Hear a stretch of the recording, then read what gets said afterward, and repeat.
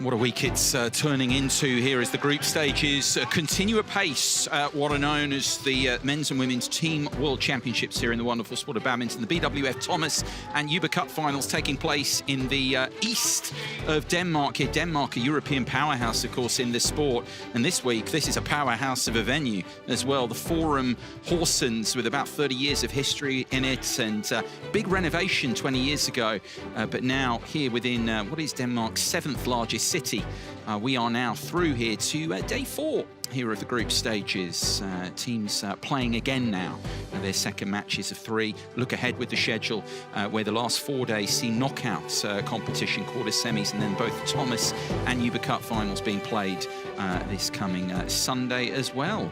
Here as well, we have 3 courts in play. We have our focus on the Thomas Cup now as well for the men. And this is how it looks at the moment. As I say, all the teams now played at least here the 1 tie and are moving through to tie 2, including here where we are in qualifying Group B.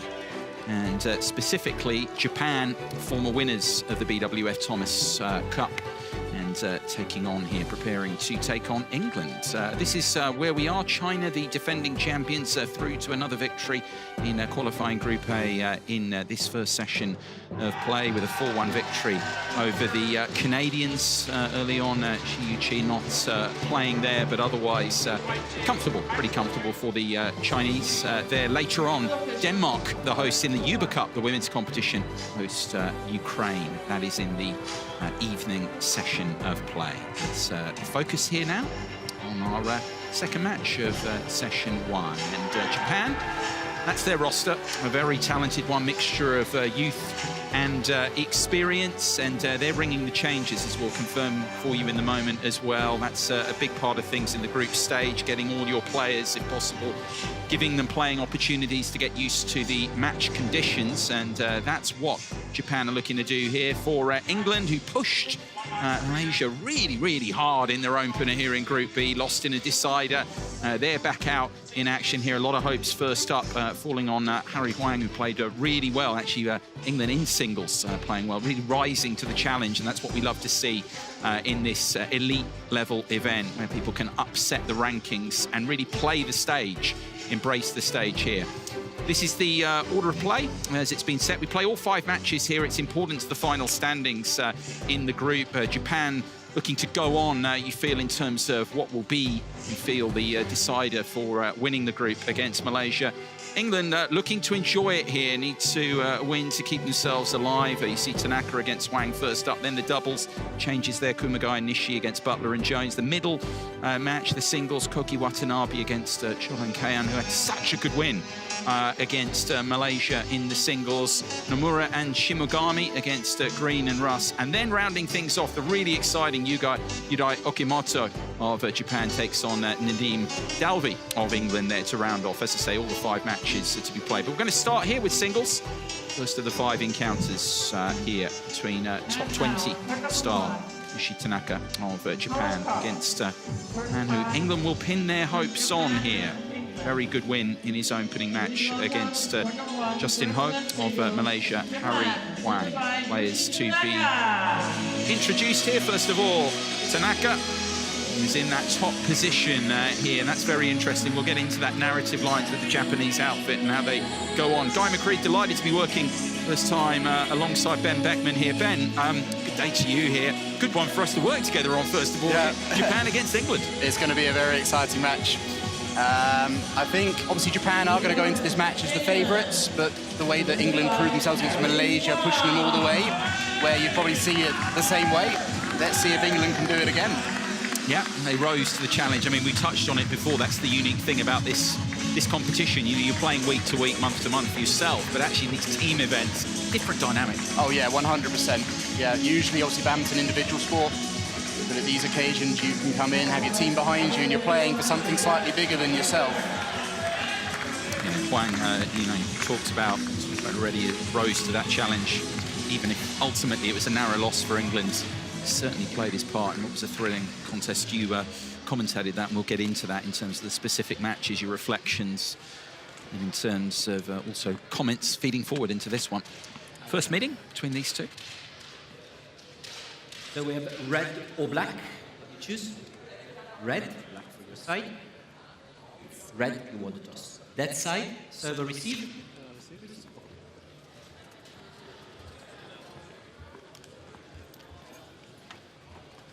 Only courts actually play here at the moment to start off with. We've got the other courts later on, but here, centre of attention, and the warm-up can begin here. Ben, we'll take a look with you first of all in profile, the two participants in this first match, starting with this super exciting talent, Tanaka.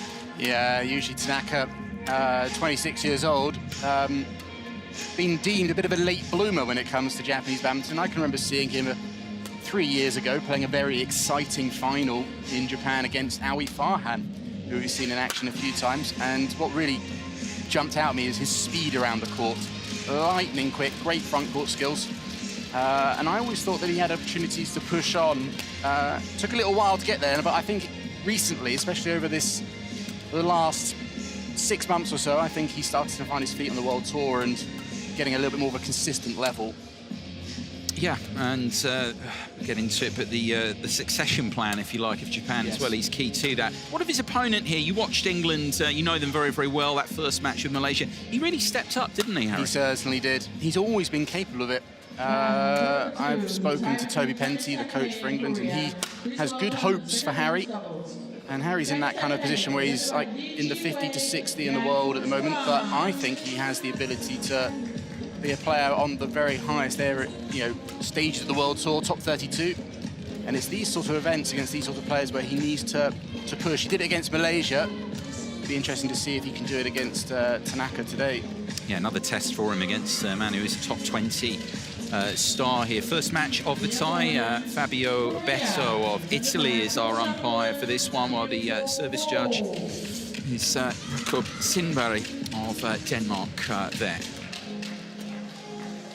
Yeah, you talk about whether, because it's rolling back. Look at the teams here; they're just below us. We have the boxes as well from our commentary position. Ready to play?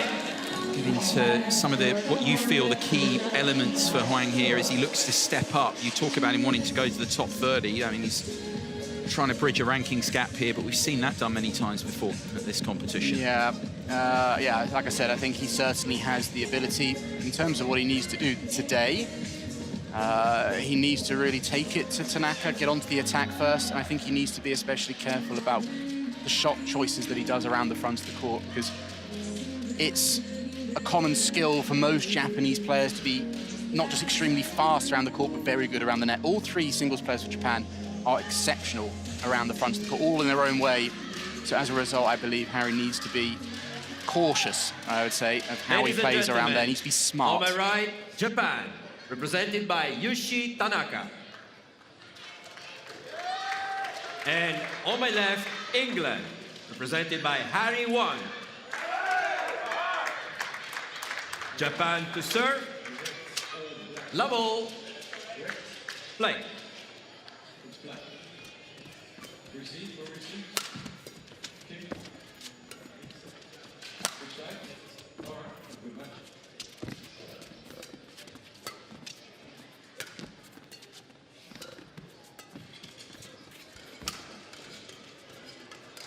It's a good lift.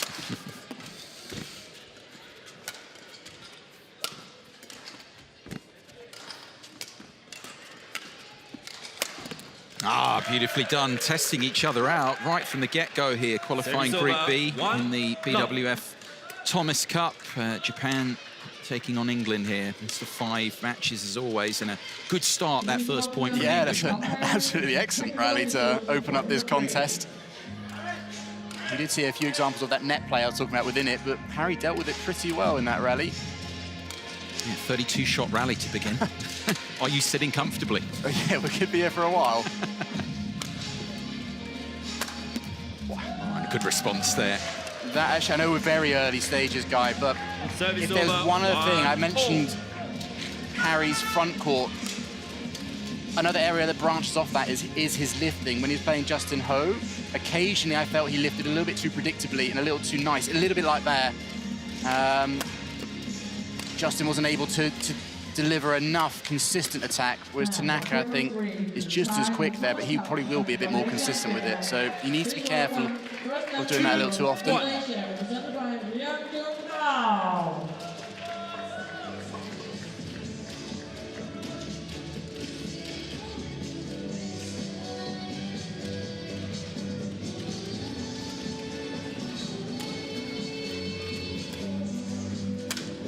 It's a nice shot again, same attack.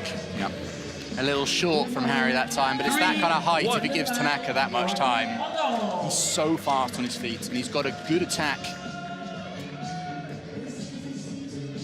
Confirmation of the speed there of the winger as well. Easy power. And it wasn't even full power from him. No. Just warming up. That's good. Fired at Wang. Yeah. That's a clever shot in singles, the body smash. Twice we've seen Tanaka go down the line, so naturally Harry's going to look for that one, leaving him a little open to the body shot.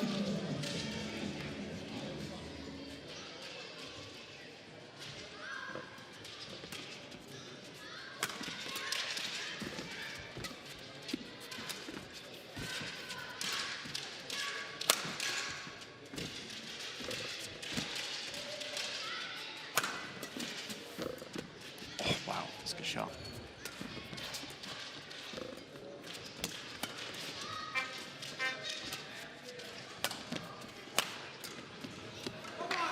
Certainly pleasing the crowd here in these early stages. These two. 2-4.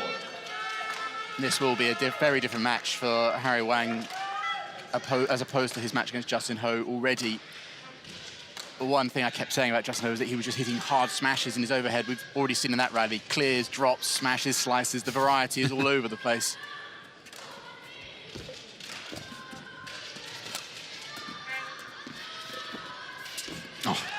Cross-court as well. I mean, it's the beautiful thing about this sport as well, because that was a great match as well. But as you say, tactically, it played out completely different to how this one looks like it's going to play out. It's the great thing about the sport. So many different ways to play it and prosper. Badminton is a sport that has many different approaches that can be taken.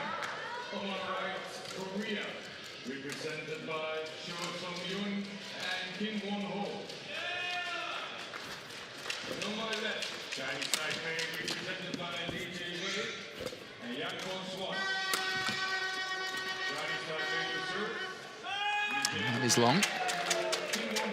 6-1. 2. Correction there from the umpire. 6 of the first 8 points for Tanaka.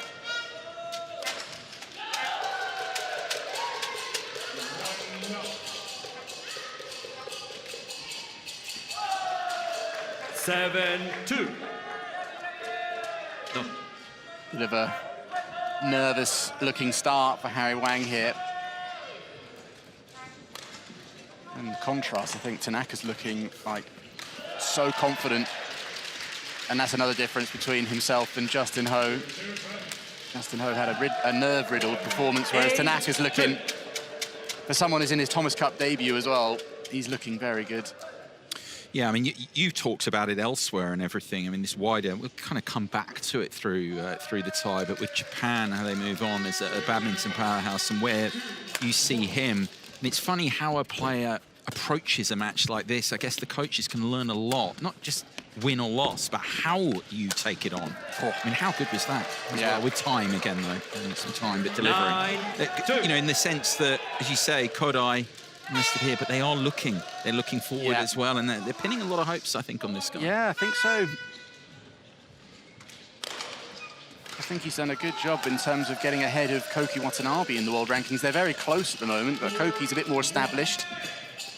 Whereas usually, like I said, a late bloomer in badminton terms.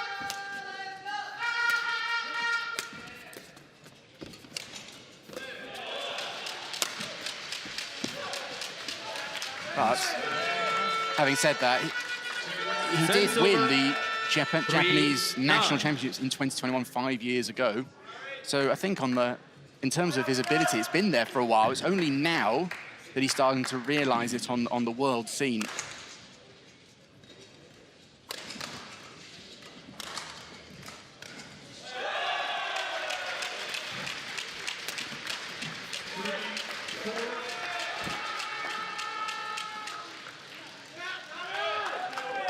Four, nine. It was good, a point back for Huang.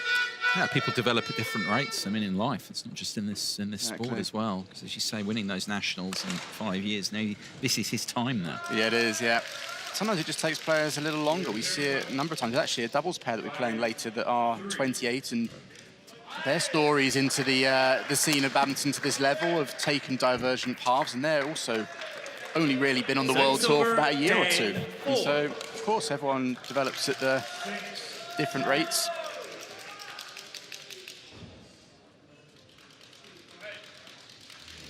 Touch doesn't make it there for Huang, and Tanaka almost at the mid-game interval.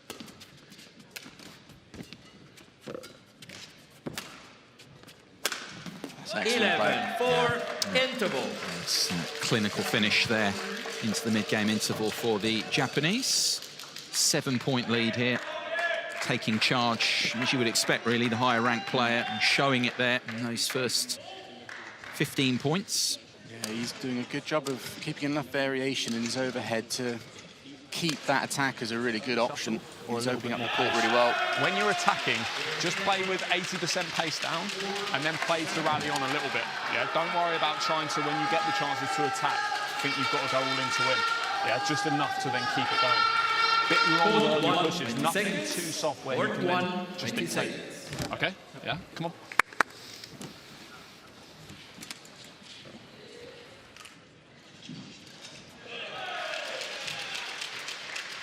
Yeah, some good advice there from Toby Penty. Don't feel you need to go all in on the attack. I think the reason behind that is that Tanaka's defense is so solid that if he goes all in, Tanaka's got the good ability to be able to turn it away and get himself in. Harry Wang's late on the front, and then he's harder to control his lifts, and it feeds into Tanaka's game. And I think the other area was similar tactics to what he said to him when he was playing Justin, is playing too soft to the front of the court. Because again, that just gives the opportunity for each attacker to get right on the court and control the rallies. So both bits of advice around how Harry can maintain his control and positioning on court and not allowing Tanaka to kind of twist and turn him all over the place. Challenge unsuccessful. Tight one on the resumption, immediately going first challenge. But, loses it. And haven't been saying many successful challenges these first few days. The line calling been pretty much on point. It has been. Service over, 5-12.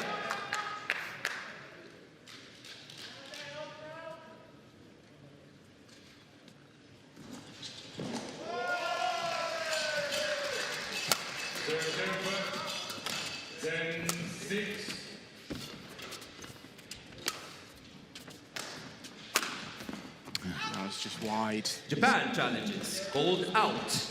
It was close. I did see it that there's a little more out than in. Yeah, I mean, it's the line, in a sense, nearest to our commentary position here in the arena. Got a good look at that, therefore, kind of behind it, just to the right of it. Challenge from Tanaka all the same. But again, Harry played that soft shot into the front court a little too easily, and Tanaka demonstrating those kind of net skills that he's got. Oh! Correction in. Well, well, well. As you said, not been many of those. 5. He's been extremely accurate from that round-the-head corner, down the line, down the forehand channel of Harry Wang. It's exactly what the technology is there for, those moments. Reaching some of the line. Good move there as well, watching it like a hawk. 14-5.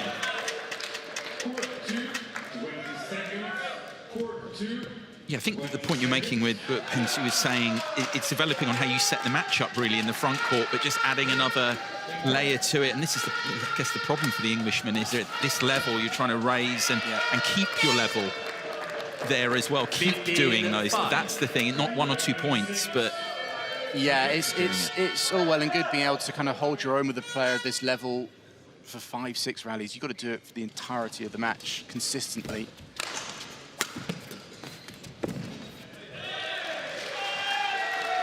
So I think that's it wasn't a full smash from Harry, but that was, I think Toby is a little bit cautious of that attack, not in a great position.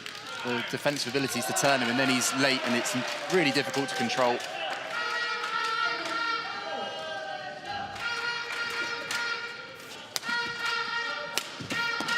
It's nicely done, yeah.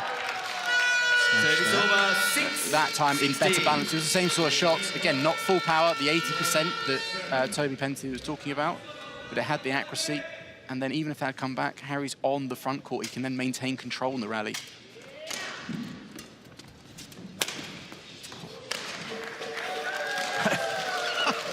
No matter which side of the court he's attacking from. Yeah, the reaction of some of the crowd was similar to you. And it's just like, whoa. So good.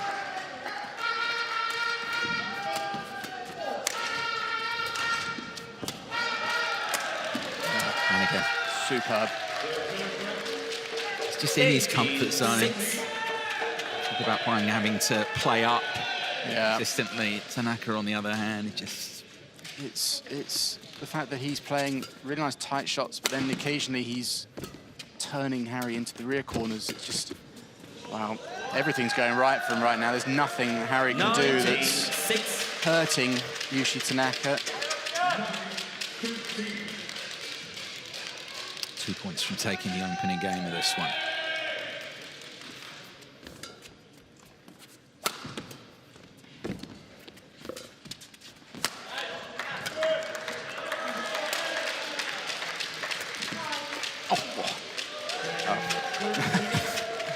That time slicing it, bringing his racket over the top.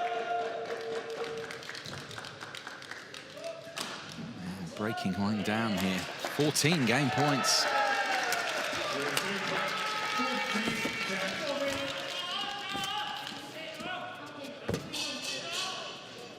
No, I thought I might be going long. Yeah.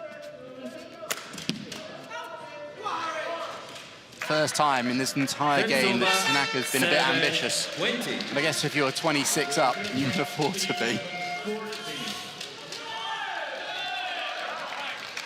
Still 13 more chances here to move in front for the Japanese.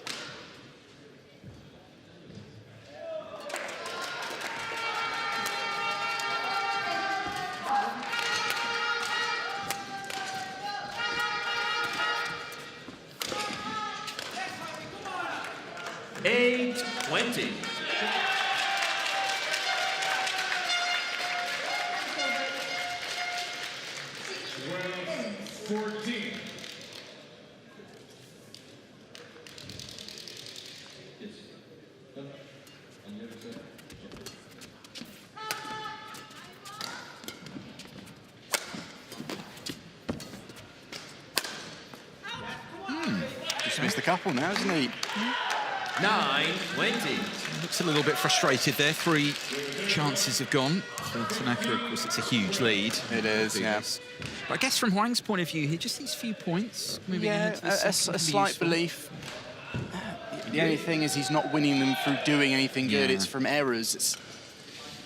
All we're doing is just minimizing the damage at the moment. It's not like he's finding a solution that's going to work for him. This won't work in the second game. No. He needs to do something a bit different.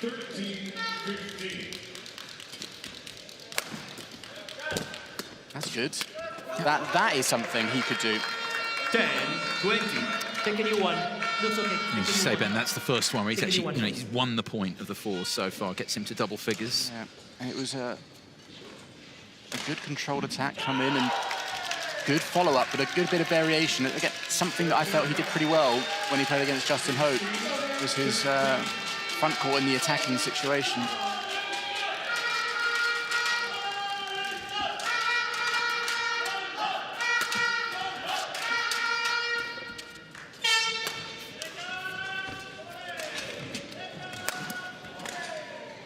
Nice shot. 11-20. Not sure whether Tanaka was thinking already about the second game. He was already Yes. Well, he's had 5 chances now.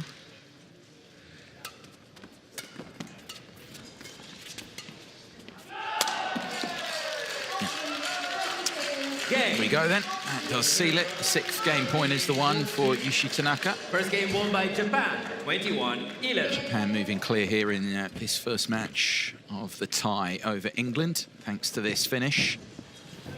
Yeah, aside from those 5 game points it took, Tanaka didn't put a foot wrong. Plenty of variation. Great accuracy, just like this final smash down the line. Plenty for Harry Wang to think about, that's for sure. Indeed. 21-11, just over a quarter of an hour here for Tanaka to move in front.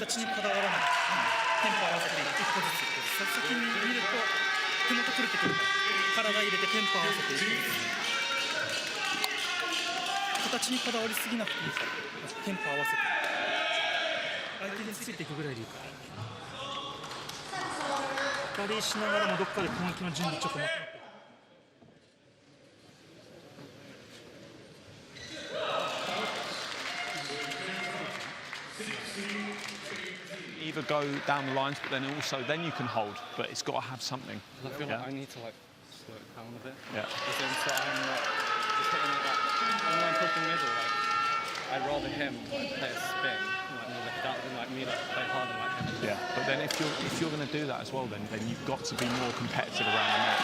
You can't be too passive on the net, yeah? Because at the moment at the net, it's like either you're unwilling to play back to net, or that lift up is just too easy for him to get a really Court sharp 1, attack on. 20 Okay? seconds. Yeah, but you've got to be Court really 1, tough. 20 Forget about seconds. the technical stuff as well a little bit. The fight, yeah? Okay, come, yeah?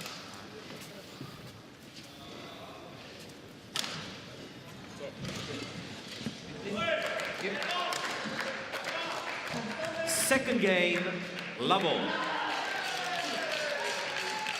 Play.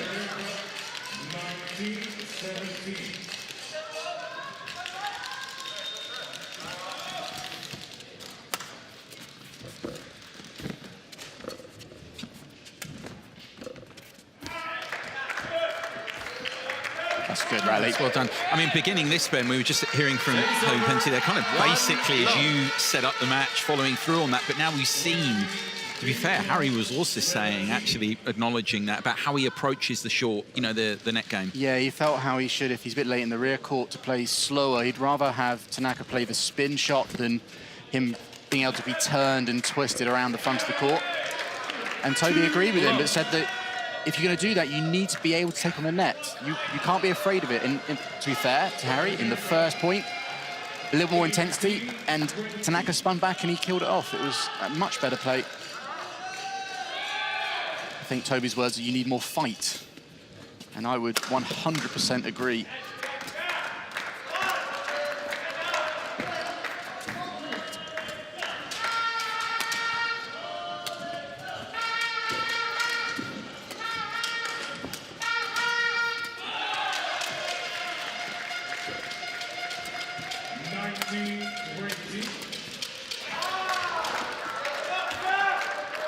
That's good. Yeah.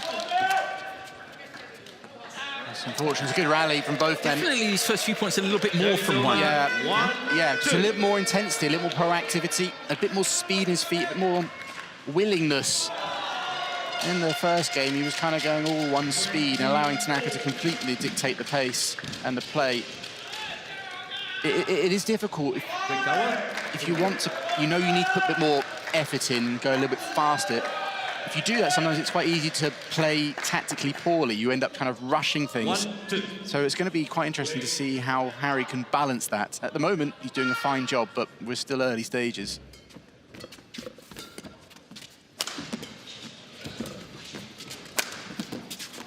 That's a shame, but that's the situation that Harry is saying I'd rather not be in, is when he gets pulled out of position like that.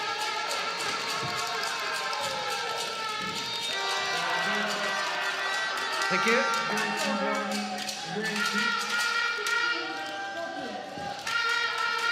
He is a beautiful mover, isn't he, Yushi Tanaka? I mean, he's got a pretty good coach back home.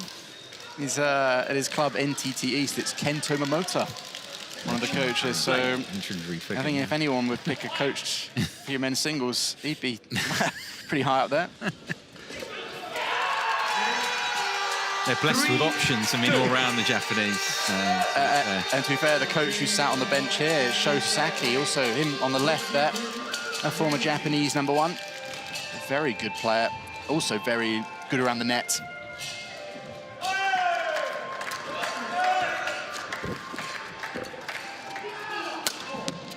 That's twice he's got. 4-2. Doesn't need the good fortune, frankly, but he'll take it. But that's how all the same. accurate he is. He's not just hitting lines, he's hitting chords now. Yes. That is a carbon copy of what happened almost 2 points ago.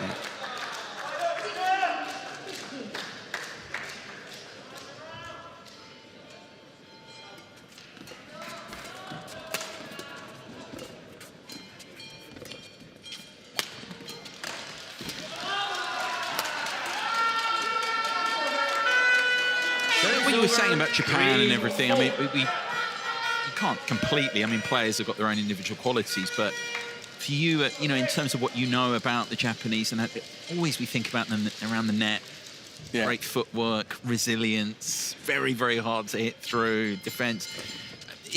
Giving an insight into kind of training and everything from being very young as well, just for picking up the racket. Is there something in that? I'm not quite sure how they're trained and coached in terms of what they focus on more, but whatever it is, they can clearly produce players that do have fantastic touch around there. I think they kind of have to, because generally speaking, they're on the shorter side, so they're not going to be the big, powerful, bruising athletes, but so they need to rely on their guile and their touch to kind of create opportunities. And usually, if you have to kind of create something through where you're trying to kind of limit a potential weakness like this, then obviously they develop these really strong areas, and so in their case, it is the net.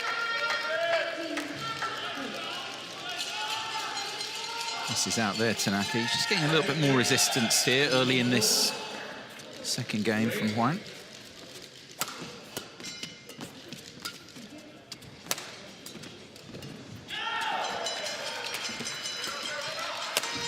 That's nice.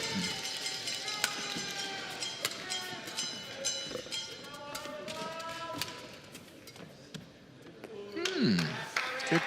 6-4. He's not going in tight too easily, is he, Harry? He's pushing a lot of things through the front service line. Interestingly, he did say he'd rather have Yushi play spinning net shots than, which would mean you'd want to bring it into the front area, but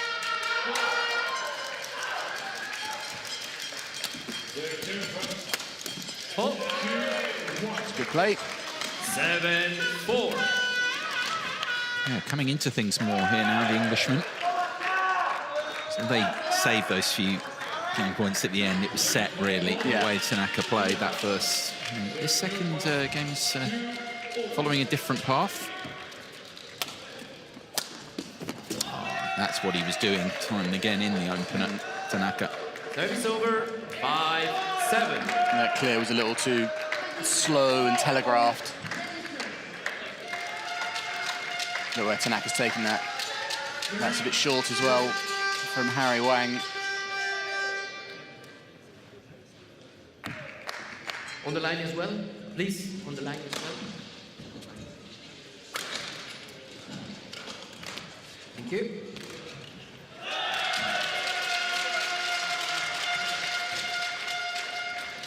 Wait. 5-7.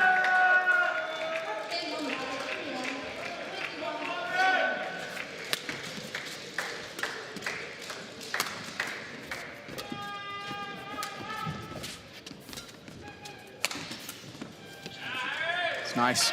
I like the shot before, the one where Harry Wang stepped into the front of the court.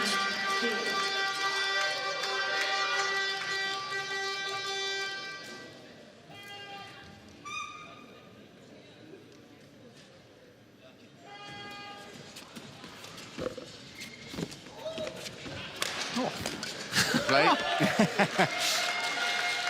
Harry Wang's not too bad around the net as well, is he? No. More than matching Tanaka for touch.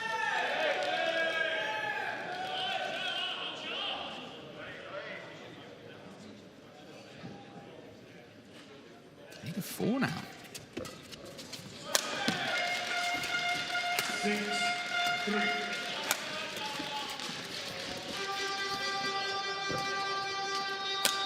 Such a good point, isn't it? Yeah. Just touch shot and then back. Yeah, over. that's the sort of lifting 9. that Toby said to be cautious of. It's not got enough deception. It's too easy for Tanaka to get up.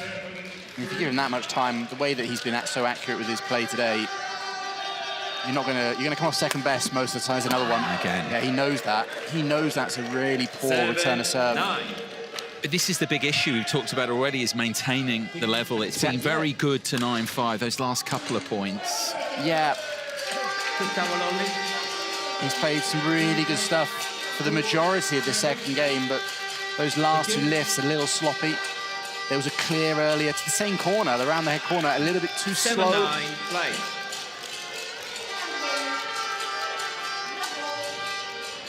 So when he uses the back of the court, he's got to be ultra focused in what shot he's doing and the quality of it. That's not good either. 8-9.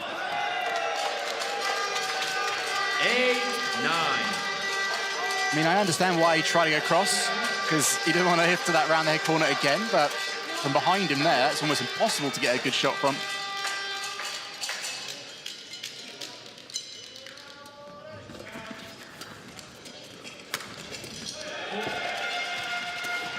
Nice. Yeah. Service over. 10-8. Chances for him to lead at the mid-game interval here, the Englishman.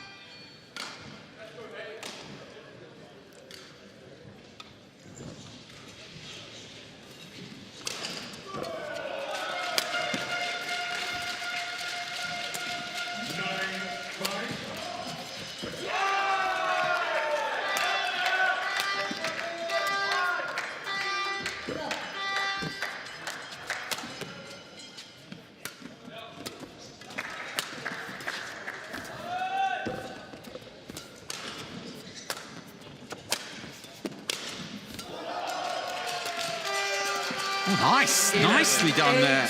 Slice laid across that as well from Wang, and it does give him the lead at the mid-game interval in game 2. I think those slices could be very effective shot to use because they come down a little deeper.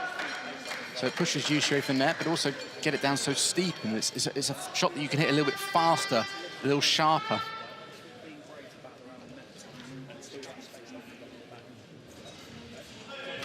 Much better from England's perspective here in this second game. Wang leading Tanaka in it 11-8 at the moment. Can't get that quick change of pace and clip, yeah, especially on that cross one. Court 1, 20 seconds.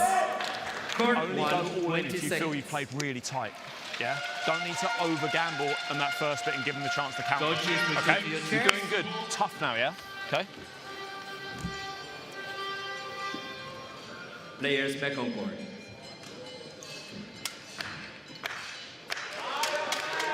(11-8). Play.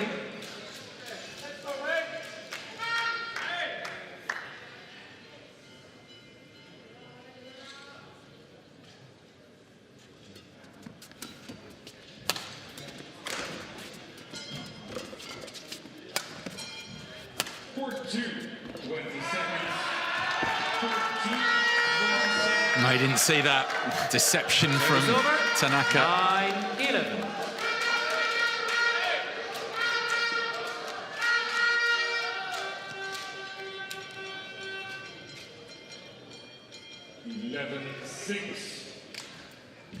Late.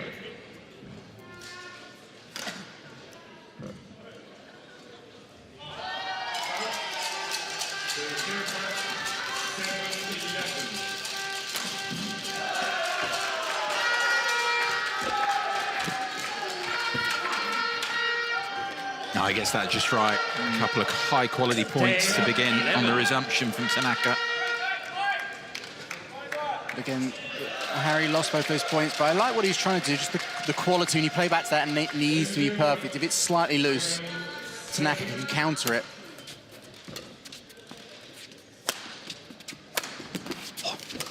Good play. Just got a bit caught there, Tanaka, in the back court. Service over. 12-10. 13-7.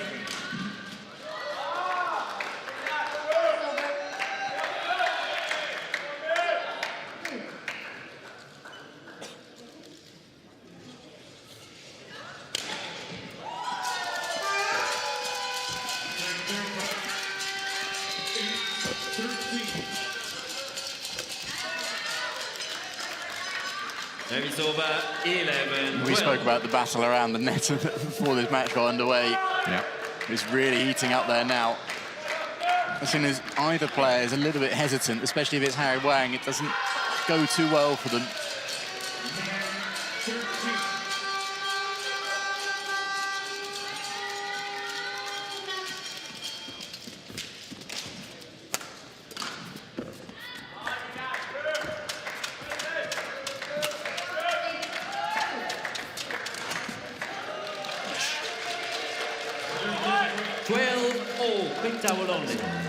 He's been leading pretty much through this second game, Huang, but now Tanaka here back to parity. Thank you. Thanks to this.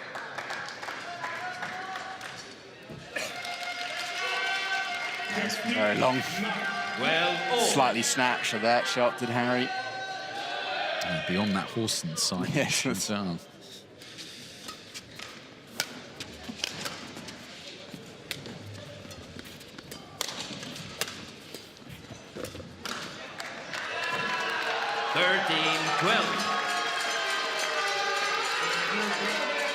Five of the 6 points since the mid-game here for Tanaka.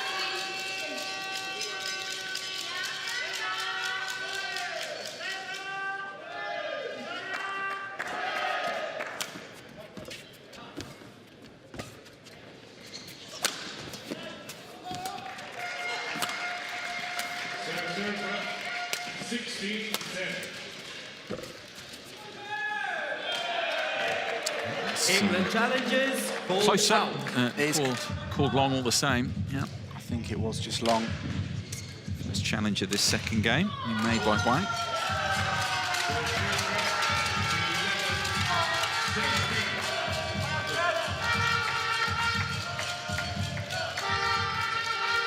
There we go, confirmation of it. Unsuccessful. One challenge remaining. Trying to get my eye in for these line calls. Yeah. Now, the more I watch this badminton throughout this competition, first day or two, I thought, thought a few were in, they were not. We're getting towards the level of the judges themselves, which has been immaculate. I've just gone and jinxed myself now, no doubt.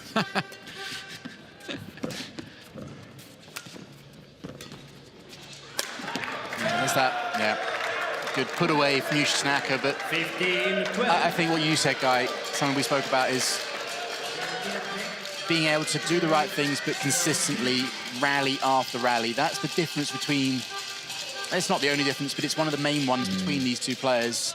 For the vast majority, Yusha Tanaka has not put a foot wrong. And I guess in how we framed it from Harry's point of view, those goals, top 30, you know, it's individually, but you see it here, this elite stage of the Thomas Cup.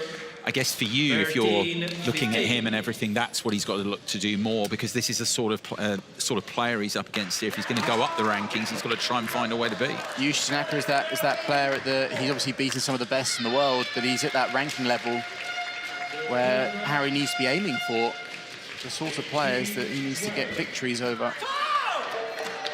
Service over, 16-13.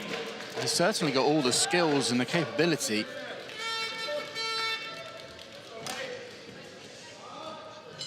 I think the same could be said for Yusha Tanaka in terms of his own jump up, because I can't quite recall where he sits in the rankings, but I believe it's somewhere between 15 and 20. 19 career high. Yeah. 14, so career high, so he is kind of getting up on the way up. But he's got the same, you're always looking at the next section. Exactly, he's in the same position, but just 1 or 2 levels higher than Harry. He's clearly going, well, what it takes for me to get to the top 10.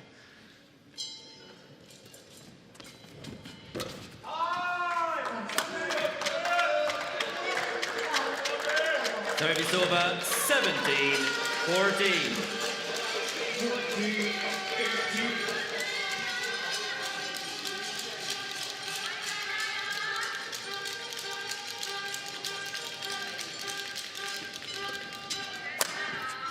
That's a nice attack. Yeah, really good placement. 14. Since the mid-game, 10-3 to Tanaka. Yeah, this is where like top players are so good. They come out the mid-game interval and they just know when to put a little push in and to tighten up their game.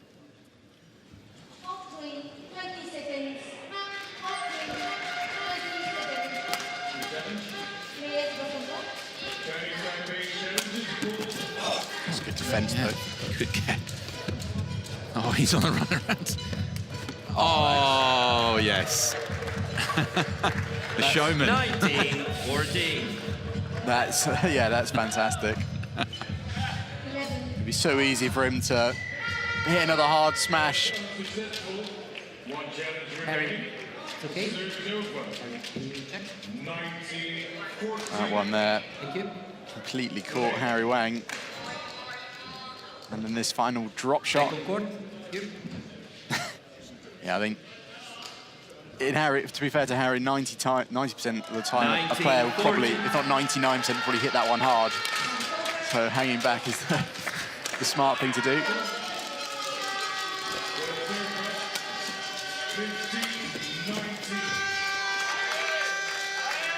Takes that point, Tanaka. It's over, 15-19.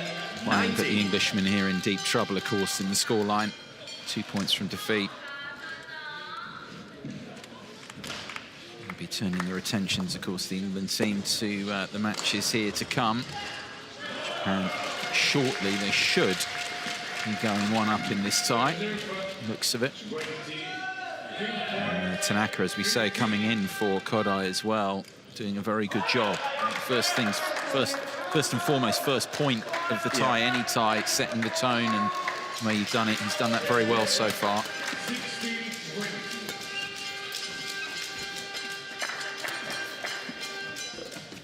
Dealing with Huang's good start to this second game. 20. And that'll be a huge point. positive 15. for the Japanese coaches in the team.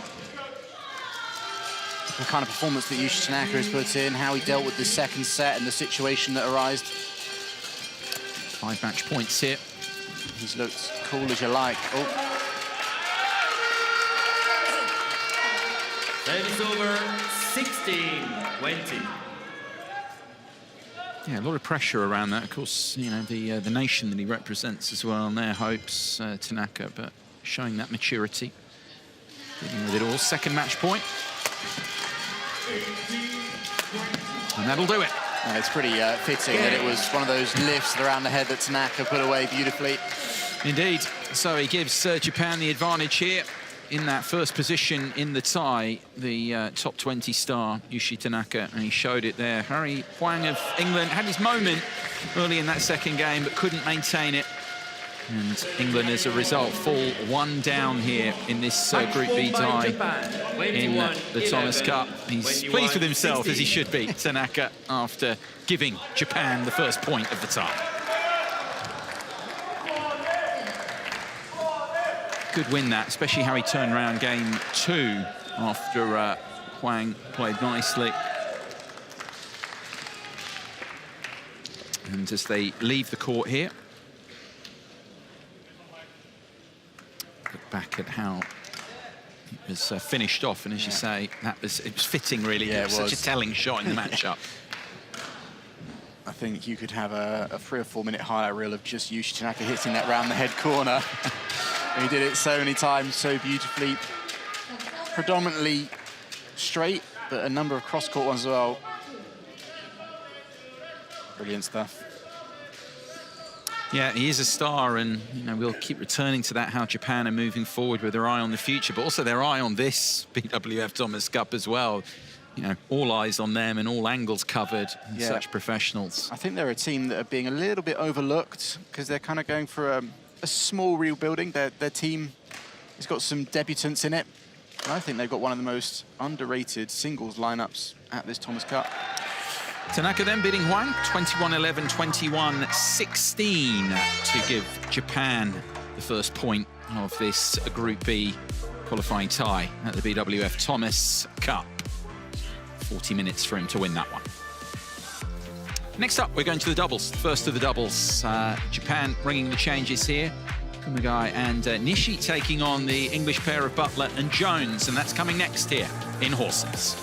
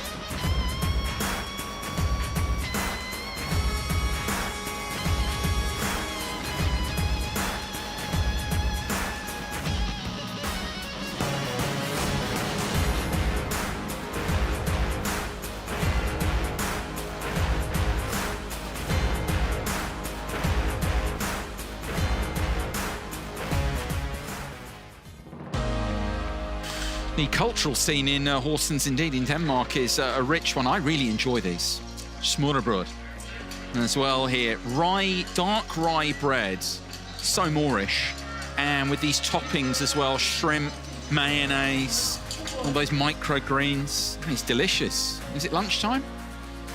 I had one of those a couple of days ago. It's delicious. But they're good, aren't they? So good as well. You can get some of that if you come down to the Forum Horsens as well. Sell them here. And pretty delicious offerings here that we've got for you in this Group B tie. Yushi Tanaka's a star, and he showed it in that first match, giving Japan the advantage over England. We're turning to doubles now. Kumagai and Nishi. Japan looking forward, taking on England's Oliver Butler and Sam Jones here, who were involved in their first match with Malaysia. Here it is, our focus. Remember, 3 singles, 2 doubles matches in each group tie. We've had the first singles, now going to this first doubles here. Top 25 ranked pairing, and Butler and Jones inside the top 70 as well. England pinning their hopes on them to try and get them back in this Group B tie with Japan. 1 up at the moment. Here they come out onto the court. Takeru Kumagai and Hiroki Nishi, to say, who have been part of Japan efforts lately. Just the transition going forward, Ben, as well for them. They've got such good depth as well, options as the best nations tend to do. Here they are, and behind them you can see there the English pair. Focus on in a moment.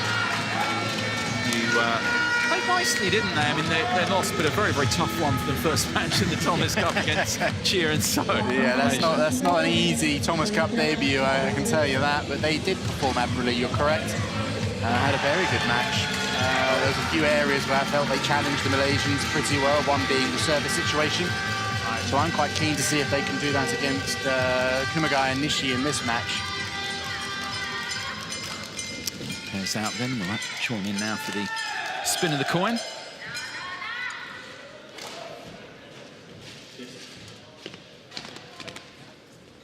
Hello. Hi. Okay. Okay. Black or right? Right for you. Good right. Good toss. Sam to serve. Who receive? Okay. Receive. Return. Yeah, those formalities all important, but out of the way all the same.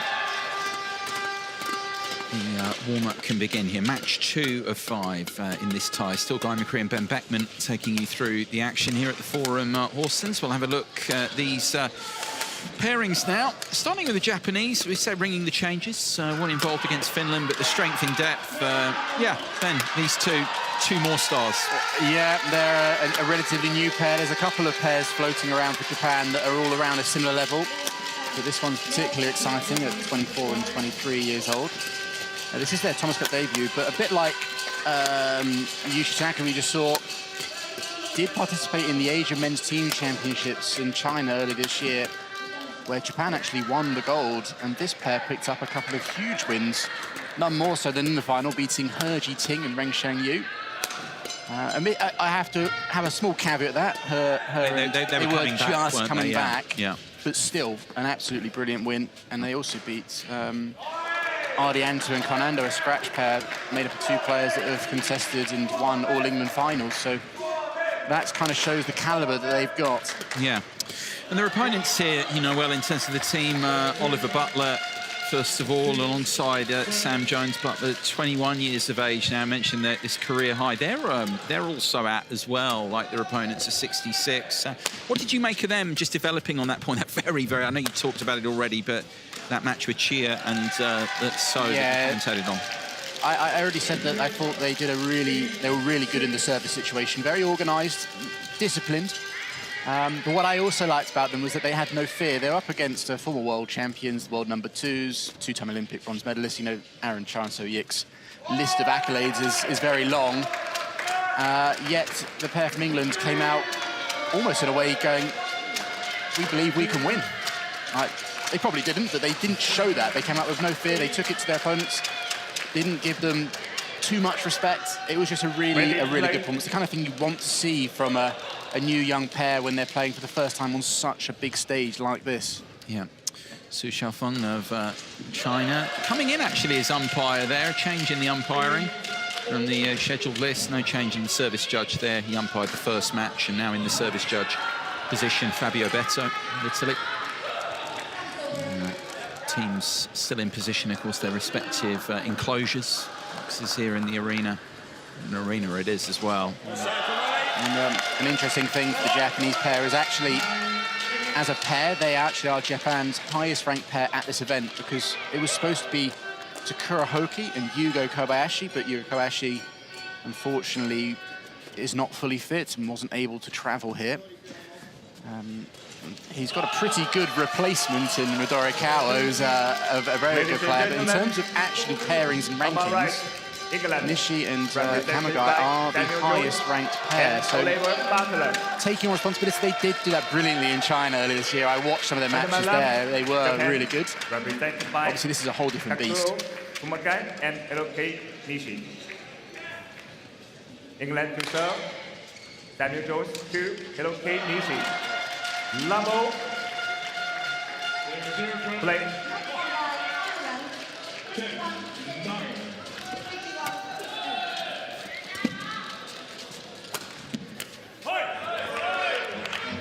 That's a heavy slice from Oliver Butler there. Yeah.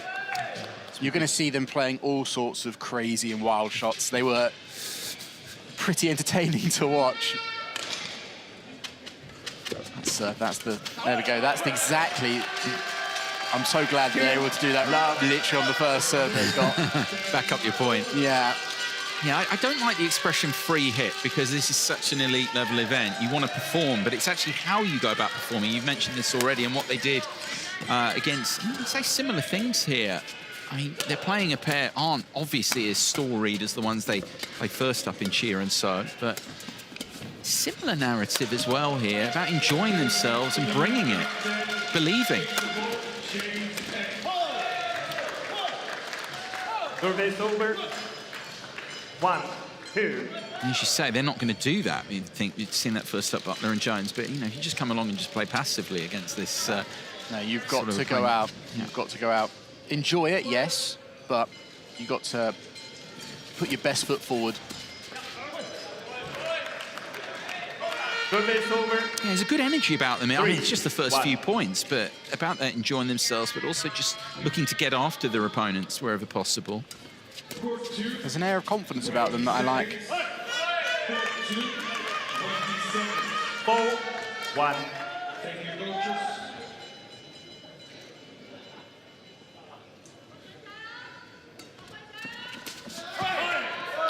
Also, I'd say slightly lower in terms of both sides, but a similar narrative to the previous match we just saw.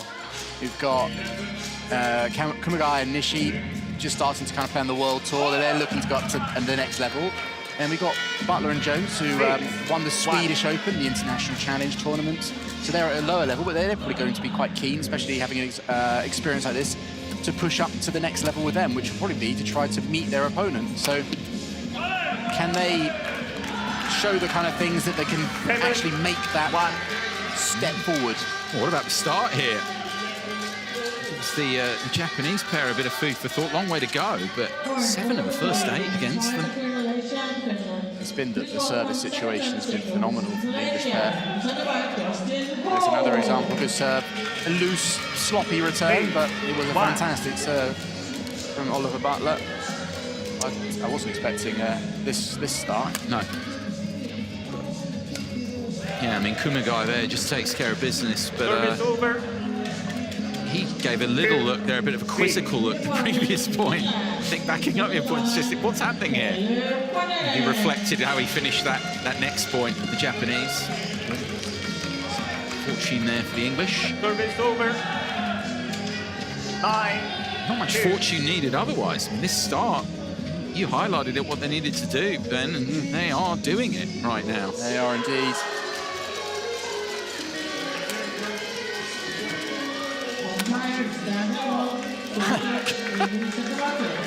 And 2. Like I said, just just going for it.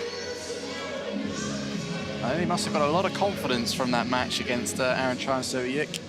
Well, you would do as well, against an elite pairing like that and how they push them.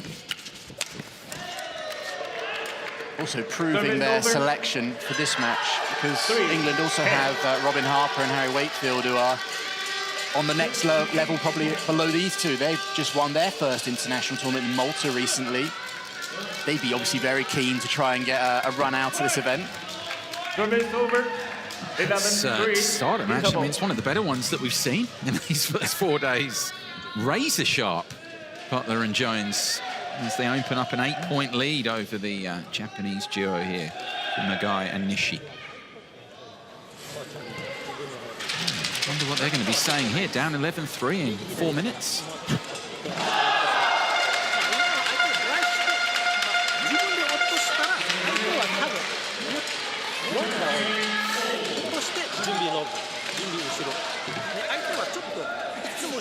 Got 20 seconds.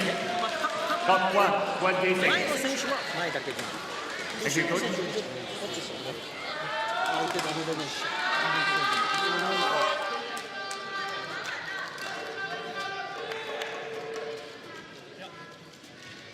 Eleven, 3. Play.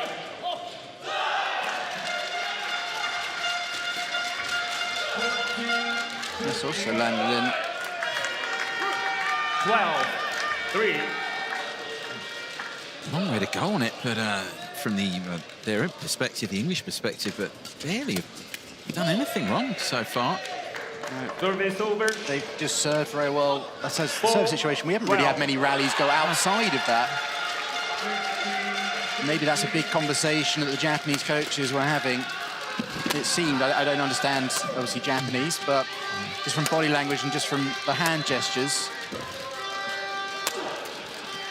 Extending these last couple of points, because as you say, they were excellent in that element, key aspects of the game in their previous match, the English, and they started that way again. So the Japanese just want to build some rallies here. Yeah, I'm sure the Japanese got some really good advice. Their coach is Liu Anwar, a former, I can't remember if he got quite to world #1, but with Chun Sang-fu, I know that they reached 2 All-England finals. Very successful pair. But they've got to find a way to deal with this serve situation, whether they just need to be a little bit more hot on it, or don't be afraid to lift out. If they feel second best, just send it away. Being dominated there by the English again, taking away the net. 14-5. Full of confidence.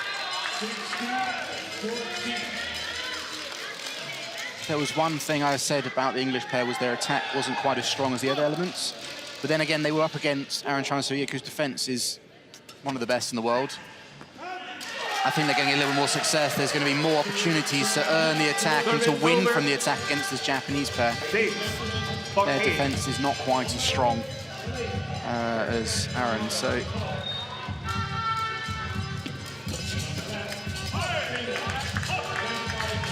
Service over. 15-6. No short, sharp points. They are absolutely bossing them. Out. Serve doesn't make it. 7-15. Long way back from here, though. Kumagai and Nishi.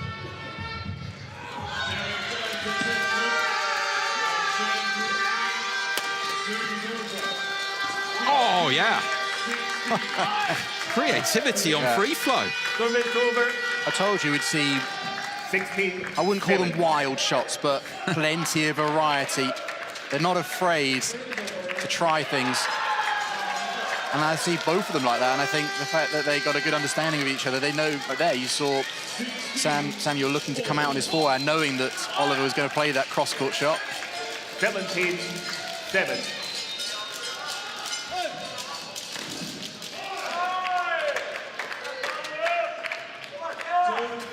Out.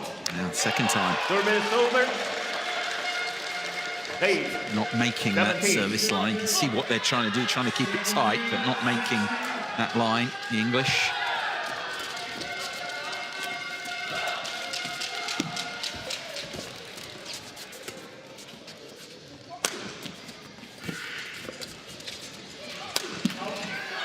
Great placement and power as well. 9-17.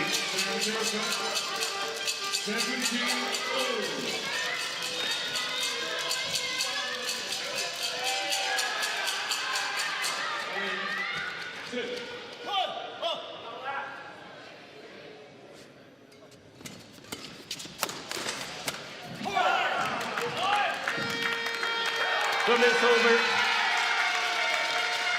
18. Another one of those out of the serve return. I mean, they've been Yeah. so efficient.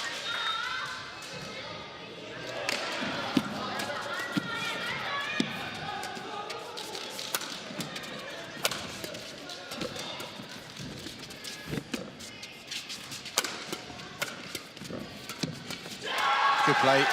They're just on top of them, aren't they? Yeah. Japan doing really well there to stay in the point. And just under pressure consistently here in this opening game 19. from England. 9.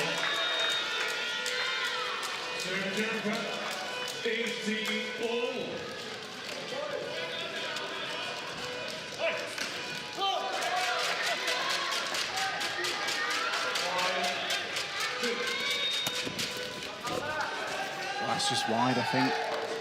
But again, they were on top of the rally. Service over. 10-19. Keeps them 2 points from taking this opening game, Butler and Jones.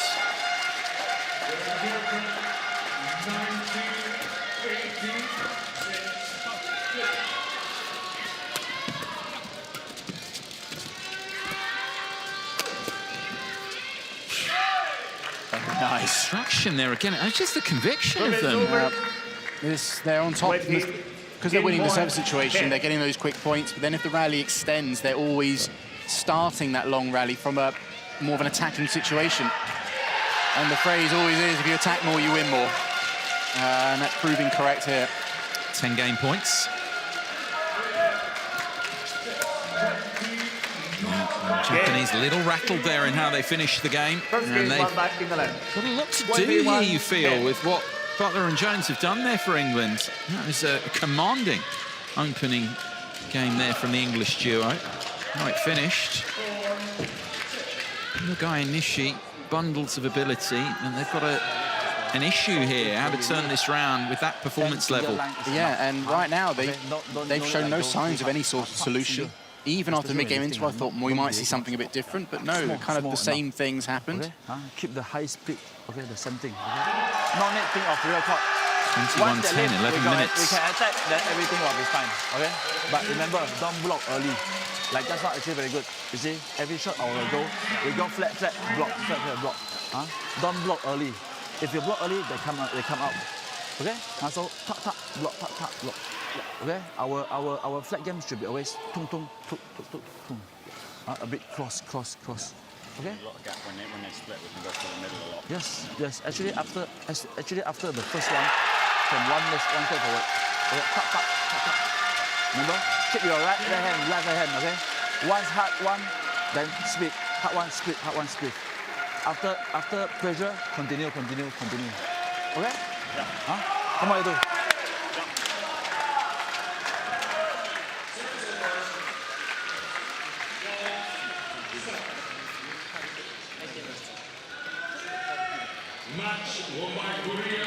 Got 20 seconds. Got 20 seconds.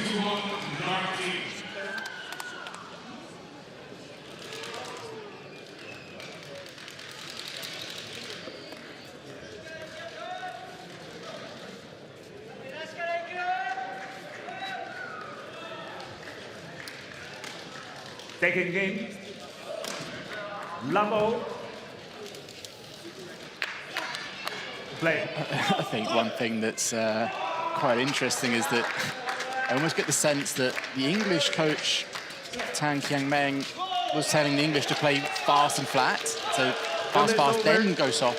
Whereas it felt like the Japanese were saying, guide it more, play soft, play lift. It's almost like the reverse of what you'd expect from European versus Asian matches. Yes. Usually the Asian pairs are the ones that want to go fast and flat all the time. Yeah. And the Europeans want to take the pace off, but it's almost the opposite. Yeah, it's credit to the English pair as well, what they're doing. I mean, you often set up, as you say, danger of generalisations, but as you say, that is general way you've got to play up, be more aggressive, go out of your comfort zone. But actually with Butler and Jones, and we lost the first couple of points here, but that first game we saw, they were comfortable with playing that way. Exactly.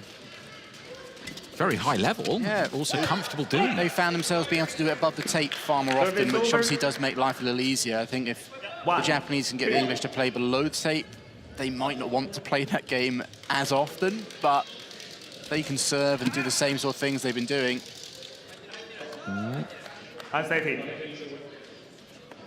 Unsighted there is the call on the line.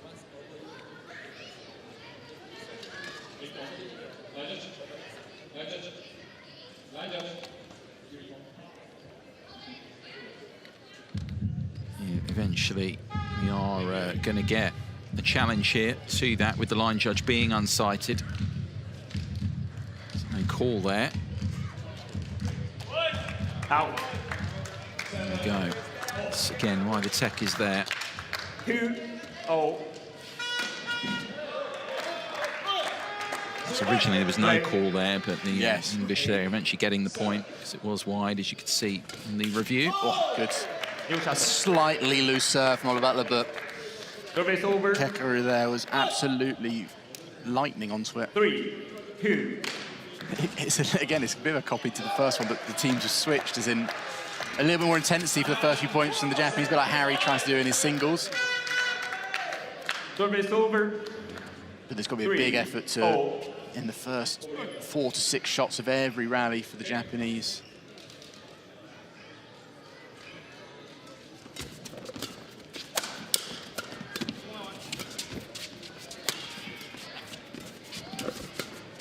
Go, go.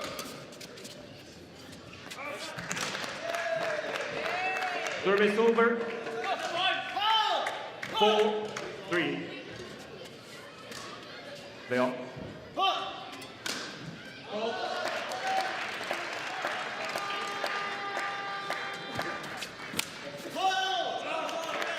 Clever serve. I know they didn't get many opportunities to serve in the first game, but I don't recall them doing a flick serve.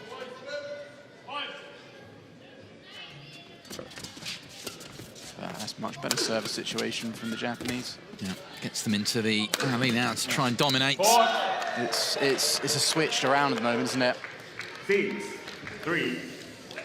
It just shows you the importance of the service situation. It's something that gets repeated over and over again. And even if you coach players of any level, from club all the way up to international, service situation, it's something, it's just insanely important in the world of doubles, especially the men's game. Good play. Service over. 4-6.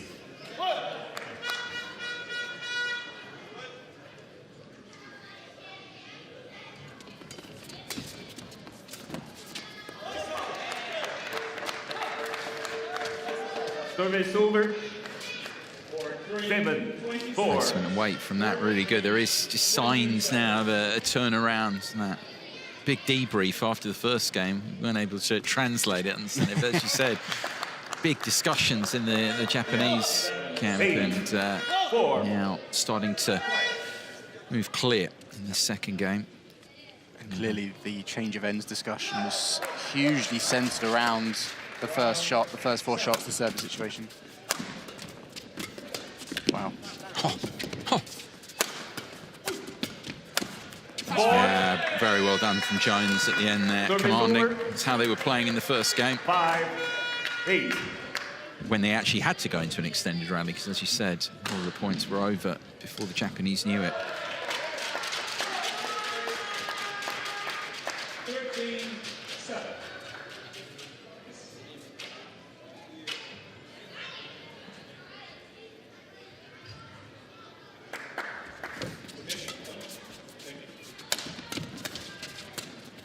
Please welcome the technical officials for court number 2.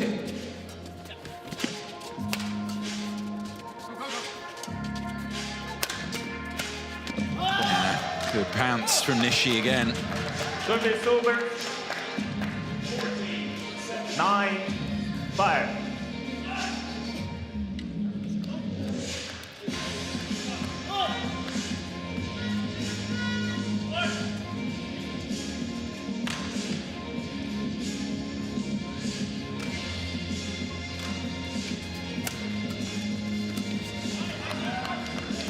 Yeah, the flick's been quite an effective tool. I've seen a couple of those in this second game. You might think that if you're flicking it and as a result hitting upwards, you're putting yourself in a defense situation, but it's actually used in doubles as an attacking option. Because players are looking to push forward so much, you can sometimes get them to hit it from behind them, and it can create chances for you. And now, court number 2. Tie between Chinese Taipei and Korea. Mid-game interval arrives, and a turnaround is happening here in favour of the Japanese. Lead of 6 over England in this second game. And Jones, of course, still a game up here in this one, trailing 11-5 in game 2. So, and remember, our game should be a lot of have to. It's 70%. Okay? Keep the shot, keep the shot. One skill event, move forward. Play a little bit like box. Okay? Play a little bit like box. Got 1, 20 seconds. Okay? Once partner move Got forward. 1, 20 seconds. Another side, cover faster. Okay, this time do faster because partner Notice, you to there. don't stop.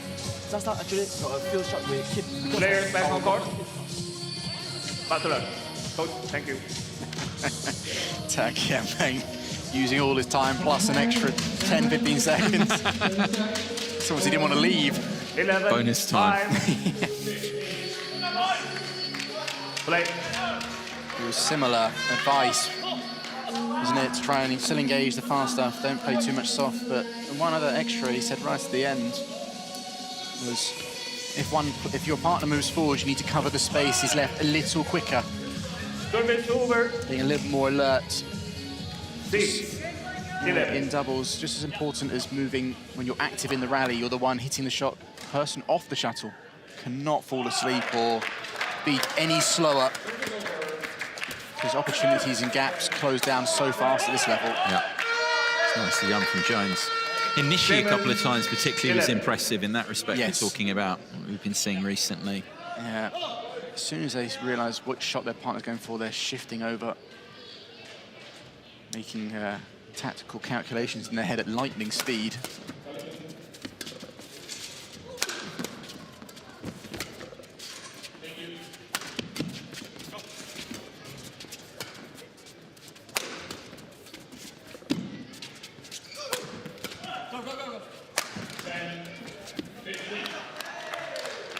Service over. Extending the rally there and very durable. 7.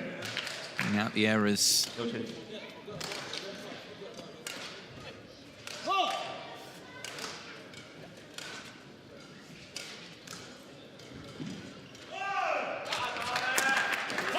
That time, Sam Jones was alert to the flick. 8, 12. No, it's not a particularly good flick, or it was telegraphed if a player's in that good a balance off it.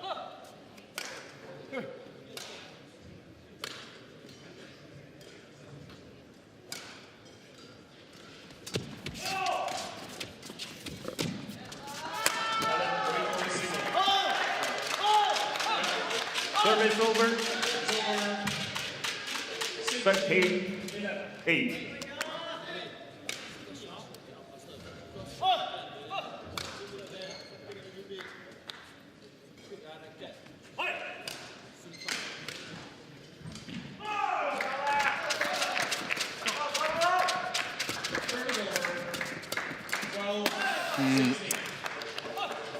The coaching from Tak Yan-Meng, I like the fact he said to keep the pace in, but what I said earlier was it's all well and good, it worked well when they were above the tape. That last rally, they were doing it from slightly below.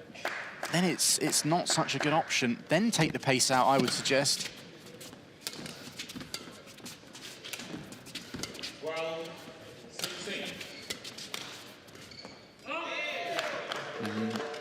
Yeah, I see where you're going there with that. It's just the options, just harder to execute. Yeah, it is. By the height of the net there. Because as soon as the shuttle's playing from below tape, it must come upwards. Your opponents know that, so they're more ready for it. If you have the option where you can hit down or flat or more options, basically, it's harder to... Oh. Both jammies thought it was going to go wide, I think, but a little wry smile there. 9. Yes, we're going to get a replay. Look, you can see on the corner of the screen. Nishi's already, he's walked off. That's brilliant.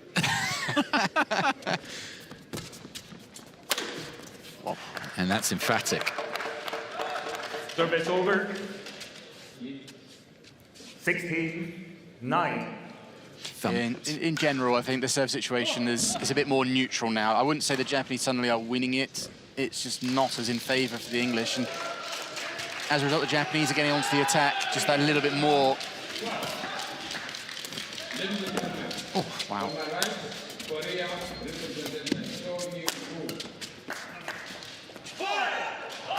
Just long there. Wonderful bit of athleticism here in that exchange. That's why the court is needing to be dried here. This is it.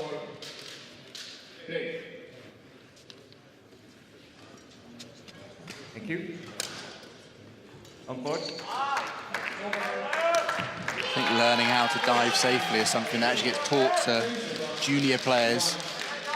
It's been around for a little while, maybe the last decade or two, or decade, 10, 12 years, but yeah, I think it's more prevalent now, like juniors actually being taught how to dive properly and safely.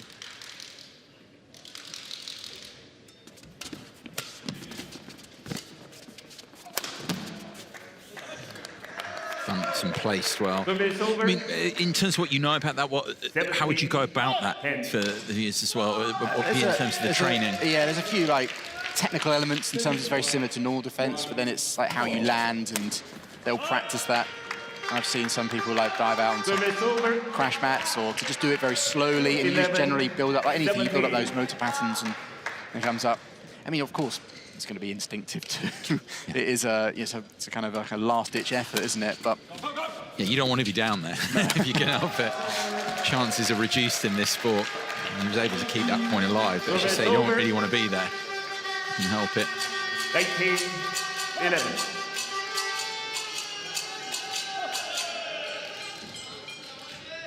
Japan closing on this second game.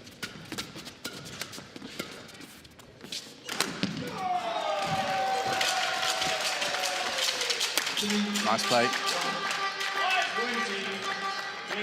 Service over. 12-18. That one there. Big effort to challenge the net from Oliver Butler. 4-1.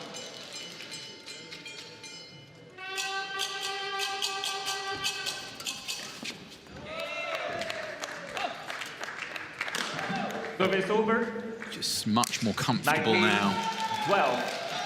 And the guy Nishi. It's not the match is gone for Butler and Jones. It's just it's not gone one way like it was that excellent first game they had. 13. The thing is, they don't need to try and find necessarily a solution. They know what it is. It's going to be that's the serve situation and getting onto the attack and maintaining it.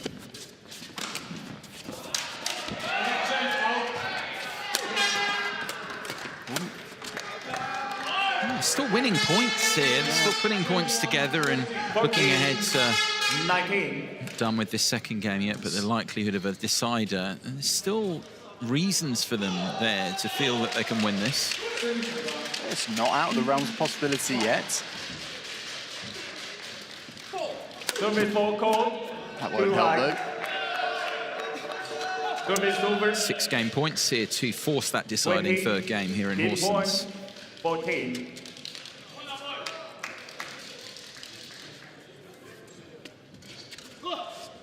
Very good this from the guy Nishi out. Not being flustered by the quality of their opponents, how they won that first game. It's a very good response by them.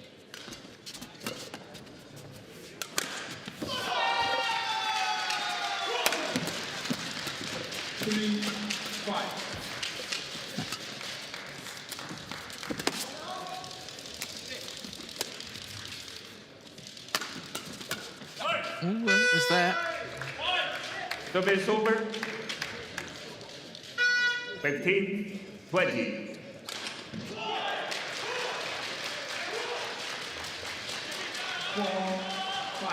Second game point.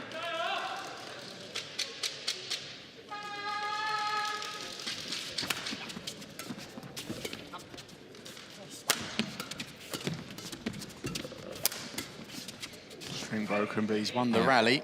Heard it. He got the job done, as you say. Change the racket now there.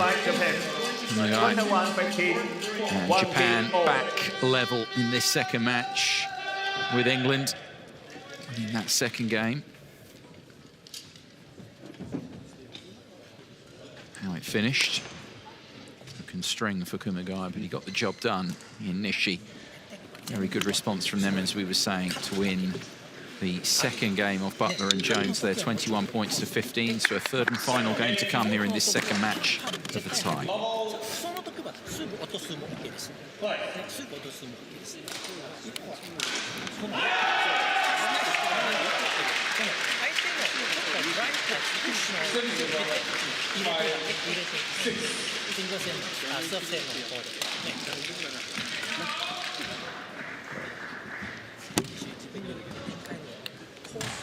Slow one.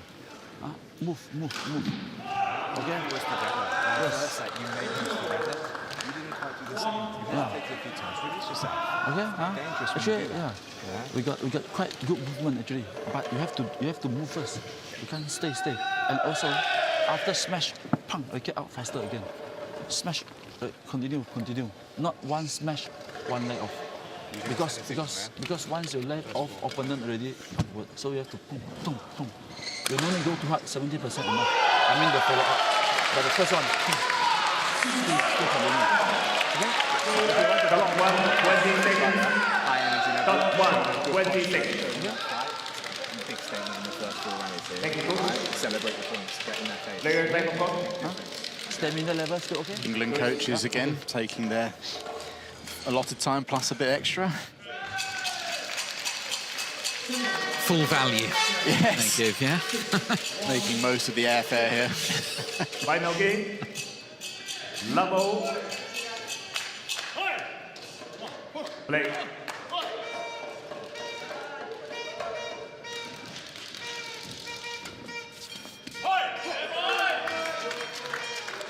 Service over. Deciding for the game. Anything standing out for you, I guess, from the English coaching situation? Because, I mean, they're the ones now, they're one apiece, but, you know, the response from the Japanese, wondering what they're thinking here ahead of the decider. Yeah, it's going to obviously be trying to get onto the attack, try to get a bit more of an advantage out of the service situation. They're probably unlikely going to get as much advantage as the first, because the Japanese have kind of got a bit more aware and alert to what's happening, but they can still get a little more advantage from it. I think what Coach Tan Kiang Meng was saying was to keep the pace in the rally as much as you can. It's too easy to play the soft. The Japanese are ready for it. I would add, if you always have to, sometimes occasionally you would have to lift. It's going to happen. If the English have got an opportunity to lift, I would say if you can lift it to Nishi, that's the choice. I think he's slightly weak from the back. And for the Japanese, I think if they can lift Samuel Jones to the back, it's not that he's got a worse attack than Oliver Butler. I feel like his movement around the back's a bit more something that can get exposed a little bit easier. He's quite tall and covers the court well, but if he has to move side to side, he's not as strong. So here he is at the back, and he's trying to work his way forward. Oh, he's broke. Oh. Placed that one centrally. Yeah. 2-0. It works out for the Japanese. 4-3.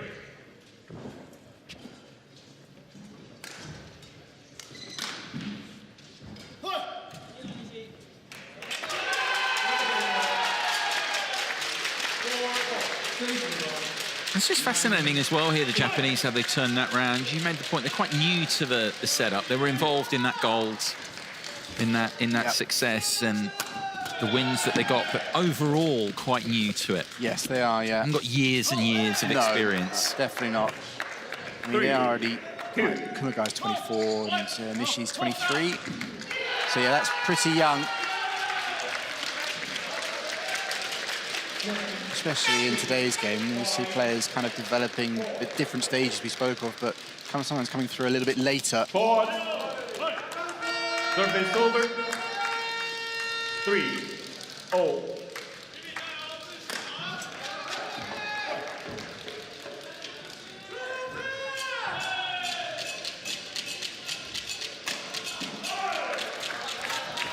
It was a nice serve. Service over. 4-3. It's back from the English pair's point of view, lower ranked, trying to impress. They've certainly done that. But opportunity for them here. Yeah. We spoke of the Japanese 5-3. top pair not, well, one half of them being here. It's the same case for the English. We have Ben Lane and Sean Vendy, recent European champions, elected not to travel here. Obviously, this has given a great opportunity to the 3 pairs that have, and one of them being Sam Jones and Oliver Butler. In fact, at the European qualifiers, they played because Lane and Vendy didn't play there. That's the qualifying event for the European Team Championships, but then kind of qualifies you for this. It's kind of the first one. And they played and they won both their matches there. So they stepped up in that environment. Now they're stepping up in a much larger one. Oh, this is the biggest in terms of team stage, biggest of all. This is the biggest. Once every 2 years. BWF Thomas Cup, otherwise known as basically the Men's World Team Championship in badminton. They are embracing that stage. Just a question here of talk about the talent of the Japanese duo, top 25 in the world, whether it's just a bit much in the end. Yeah.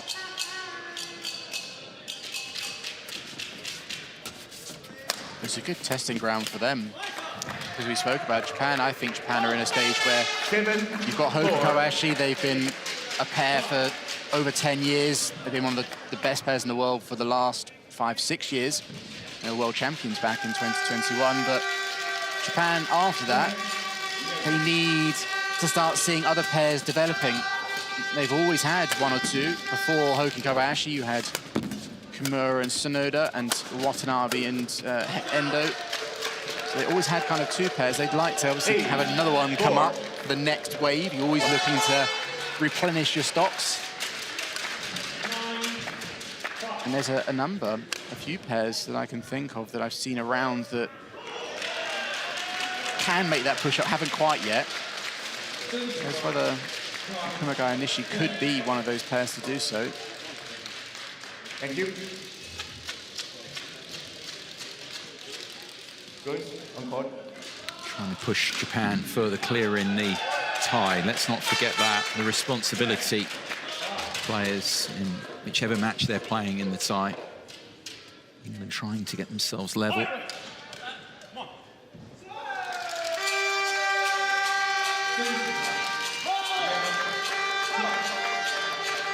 Nine, 4.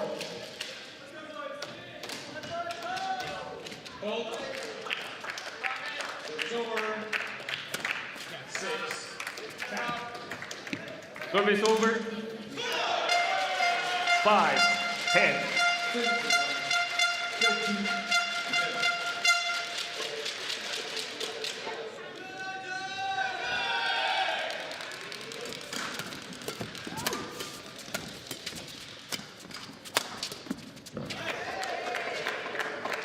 Service over. 10-5. Close to the mid-game interval in the decider, and similar here.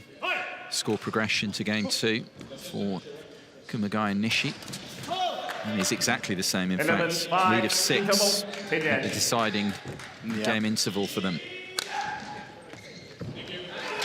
Exactly the start they would have wanted to this 3rd and final game. And there's signs to me that the bubble, I guess, could be slightly bursting for the English.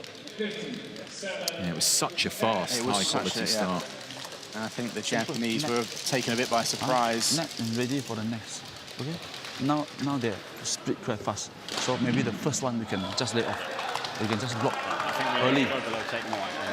Be really Yes. They're battling us flat. 20 seconds. Because now they get ready split flat game faster. So maybe the first one either we can block or go over is fine.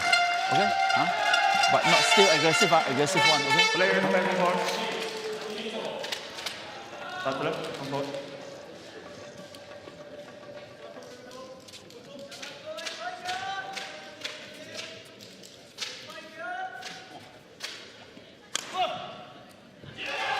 11-5. Play.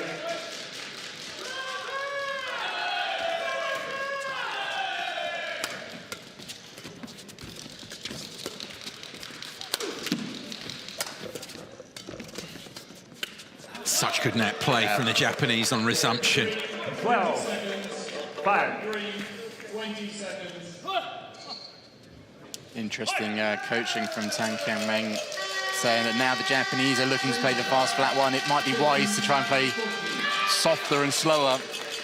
I think even Samuel Jones said they're now really challenging us there, and we don't feel too good. So now's the time to change the tactics. It might be a little bit too late, though. That might have been something they could have tried to implement in the early stage of the third once they realised that was happening, not waiting to the mid-game interval.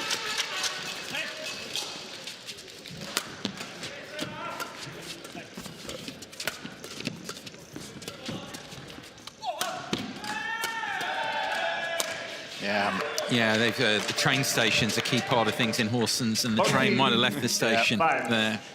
I also have a feeling, like I was thinking this a little bit towards the end of the second, is that at the start, the English came out so fast and everything was coming off for them. But their attack was wild. It was kind of like hitting this shot, that shot, just playing everything. And I feel like the Japanese were kind of a bit struck by that. But now they've seen it a little bit. They're starting to kind of get a read on Samuel Jones, Oliver Butler, and they're now feeling a little bit comfortable in their defence. 14. So rallies that were working for the English before, they're not working as often now. Yeah, no, I think very, very good point you make as always. I think it kind of ambushed a little bit by the start, the quality and the kind of the crazy start from the English duo, but in a very good way. I think also their pace has dropped there. I mean, I'm not sure how often they get to train Ben Lane and Sean Vendy now that they're independent players, but I wonder how often they get to play at this intensity as often. So they could just be dropping a little bit physically as well. It's been a tough game. Yeah. Defends the Japanese. It's a super point, this one. Yeah. They're growing in confidence as this match goes. What's the speed on that one? Pick that one out. Service over. That was hot and happy. Yeah, they look super settled. This is it. Yeah, this last jump smash. Bang. And whereas the Japanese defense is getting a little stronger, maybe helped by the fact they're starting to see and figure out, but also I think the pace and the intensity of the English attack has dropped a bit, which those two things together. But on the flip side, the English are getting a bit tired of defense and the Japanese seem to be getting stronger. Yeah. Not a nice combination. Service over. 7-15. I think what you're saying actually about the English, the pace has dropped off a bit. 42 minutes, but because of how they played brilliantly opening game and how they're having to play now, how much they're having to defend and cover. Yeah, it was also how much energy they expended in that opening game. They were absolutely flying on everything. It's like coming out for a 5K, but sprinting at 100-meter pace at the start. You're going to hit a wall pretty quick. 16-7.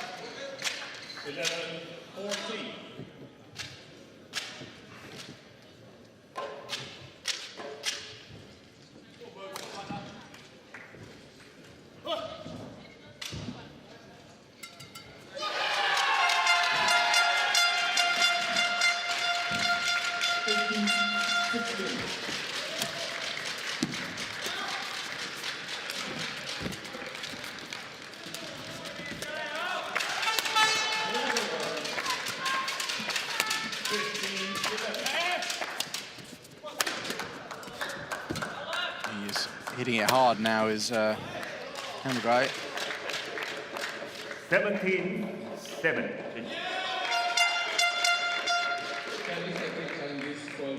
But it seems likely that the English are going to lose this match, but there's a lot of positive takeaways that they can take from their match today and their match against Aaron Chai and So Yik.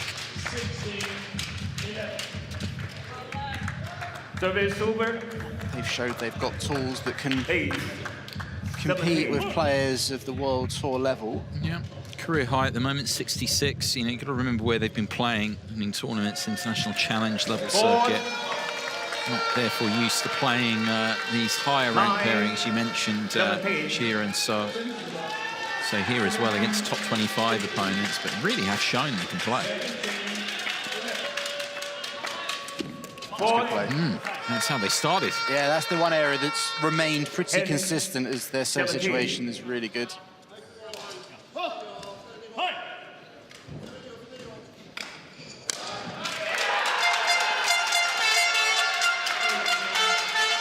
Service over. 18-10.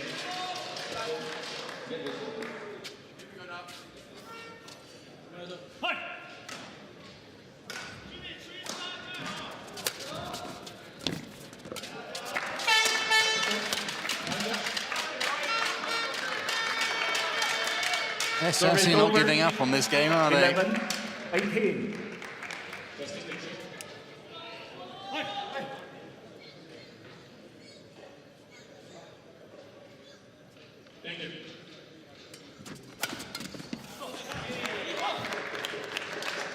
Service over.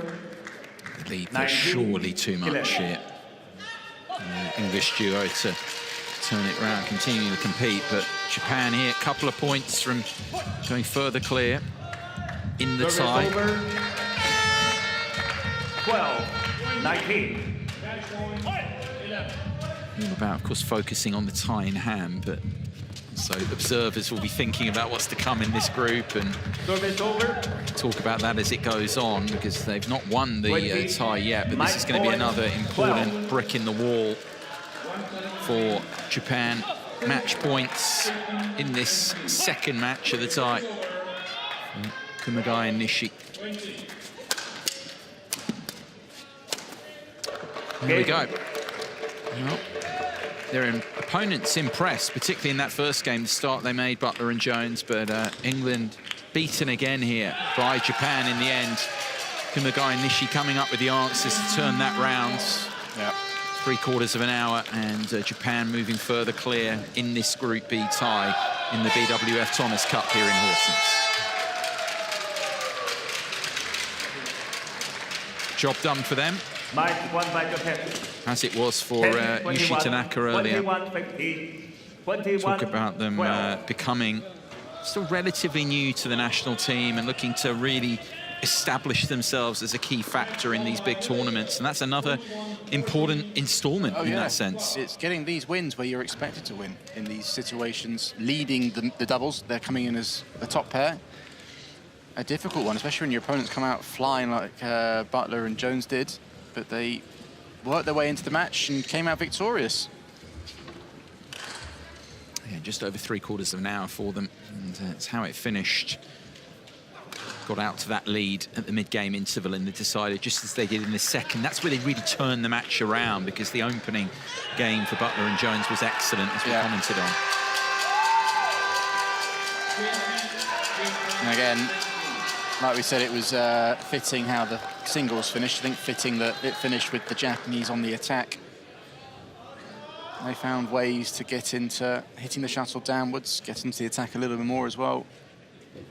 Not quite sure what this celebration is. I saw Yushi do something similar after his match. There must be some meaning to that, to their team.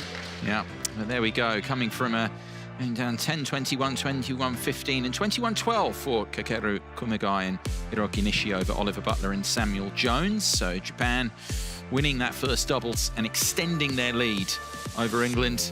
Need just now one of the remaining 3 matches. Can they seal it in the next? As we go back to the singles, second time. Koki Watanabe against Cholan Heian here. Japan against England. That one coming up very soon.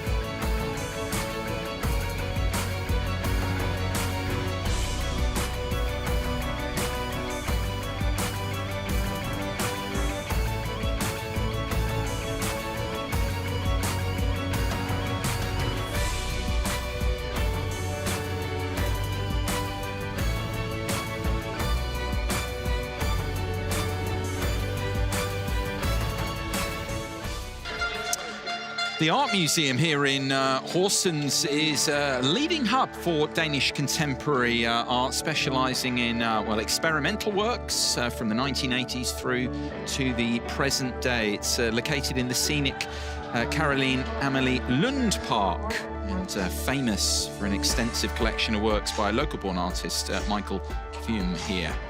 Plenty of creativity on the court so far.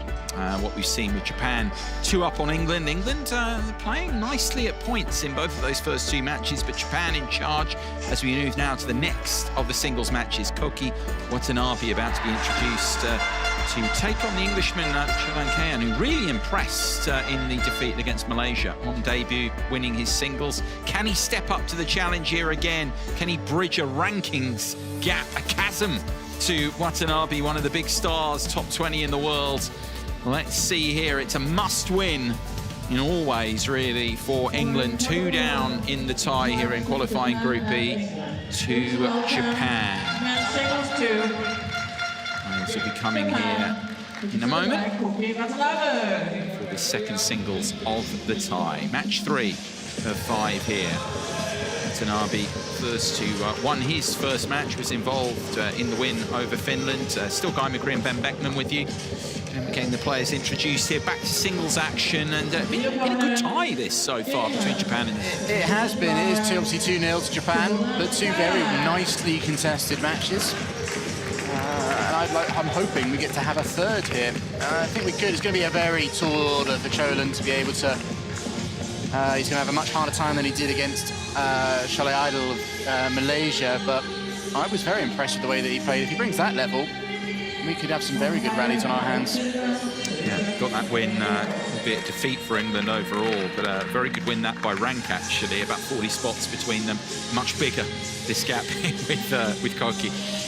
Here, some 130 spots or so between them in the current BWF World Tour rankings. That just means he's got even less to lose. Your choice, red or black for you? Red for you? Red. That time. Receive. Cholan choosing the end, and Watanabe choosing to receive here. Formalities out of the way. Change boxes there, and seeing whether, as you say, the free hit language again, just the opportunity here to test himself against one of the best here, one of the members of the top 20 right now. Yeah, he's going to take a lot of confidence from that first win as well. So he's probably pretty excited to come out. Had he lost, yeah, I think that would have been a different story. Yeah, his opponent here, Watanabe, won his first match against Meleri, Neil Meleri of Finland. There, 34 minutes. We'll confirm that for you in a moment. But yeah, being a former world number 11, been another really exciting one, isn't he? His kind of patience and precision that he brings to the match court. Yeah, he's a little similar to Yushi Tanaka. Like I said, all these Japanese players are slightly short in stature, but have phenomenal foot speed, great court craft, and it's the front court. Koki probably the best out of the 3. His shots from the front of the court are absolutely phenomenal. There was that win in the 5-0 win over Finland. 34 minutes, 21-12, 21-10 there for Watanabe. Back in action here, looking to seal another tie success here for Japan. His opponent we've touched on already here, the world number, as he is outside here, look at his numbers, Cholan, for you in a moment. 153, around his career high rank, broke top 50, 150 in the world, 23 years of age now, and yeah, exciting, isn't he, as well, in terms of how he takes on points at his best, Cholan. Yeah, no, he played absolutely phenomenally in the his opening match. I thought he was very disciplined with what he did. I actually commentated a match of his at the European Championships, and whilst he performed admirably there, it was like night and day, I think, was the exact words I used in comparison to how he played here. Yeah, confirmation of that brilliant win there. 40 ranking spots bridged against Cholet. Deal there of Malaysia. Debut there, such a huge win for him. Constantly talk about that for these players, lower ranked players, to show what they're about as well and play up here.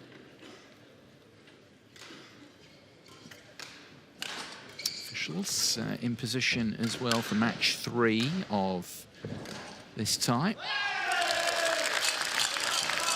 And looking to seal another success, and looking ahead, of course, their remaining group contest after this, which will be against Malaysia. Yeah, I think Koki might play a key role in that one. I could actually foresee him having to play third singles against Lee Zijia, which could be a deciding match, actually. I could see that match going down to the wire. Represented by Cholan Kayan. All that to come, of course, not the focus right now. Japan, represented by Koki Watanabe. England to serve. Level. Play. England here to begin this one, and to Watanabe of Japan. Match 3 of 5.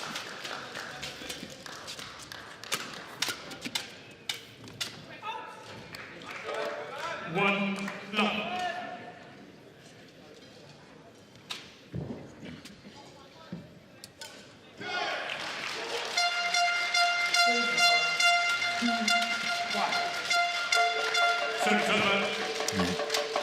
Excellent return there. You talk about Watanabe immediately highlighting for the viewers then his brilliance in the front court.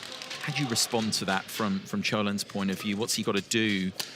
Not so much neutralise it maybe, but find a response in some way for that quality. It's not always easy. I think the first thing is always be cautious when you want to engage the front of the court, especially if you're going to try to engage anything in front of the front service line, because from that range, from either his backhand or his forehand, Koki Watanabe can spin it viciously. And from there, it'd be very difficult for Cholan to control anything. A little bit similar to what Harry Wang would have to have done in his opening singles. Serve 2-0. I think on top of that, he can't just play deep. He has to be very aware of when his chances are to go in tight. If he can get early on a shot, maybe there's a chance, then he can engage that area. But if he just plays it from a low position or not such a good one, or he switches off just for a split second and gives that opportunity, he's going to be immediately pounced upon, because Koki's one of the best players in the world. He'll be alert to any opportunity, like a shark sniffing blood in the water. I like that. That's painting picture.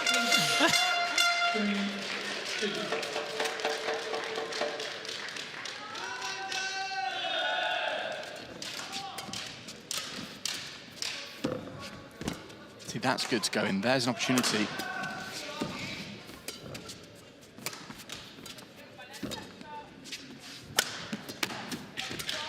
Good defense, good get from Cholan.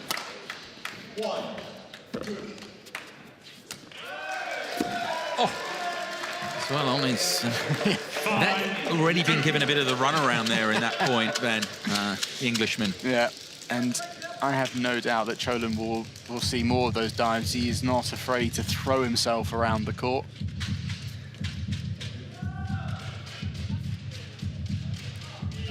Yeah, all-in commitment. Yeah.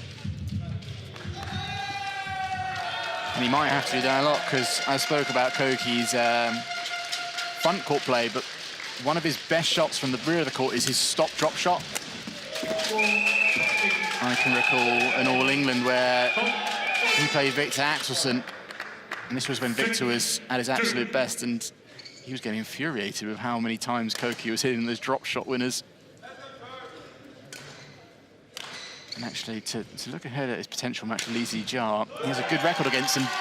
One of the reasons being that he can play those kind of shots.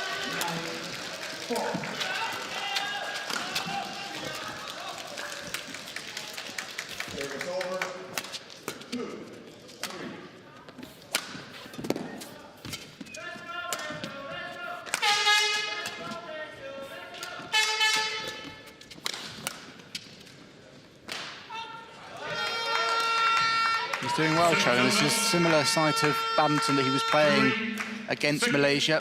He wasn't afraid to engage in the long rallies, to work hard. One thing I thought he did really well was he was incredibly disciplined with his game plan. He stuck to it the whole way through. And we spoke out in the earlier matches, especially the first singles, of Harry Wang able to do the really good stuff, but not consistently. That's one thing, actually. I'm not saying that Cholan's going to be able to do it in this match, but in his first match, I could not knock him in that respect. Yeah, the discipline. Yeah, it was from start to finish. It was, yeah. And he held his motions together as well. He's going to have to really bring that today, because I've already said it's another level up in his opposition.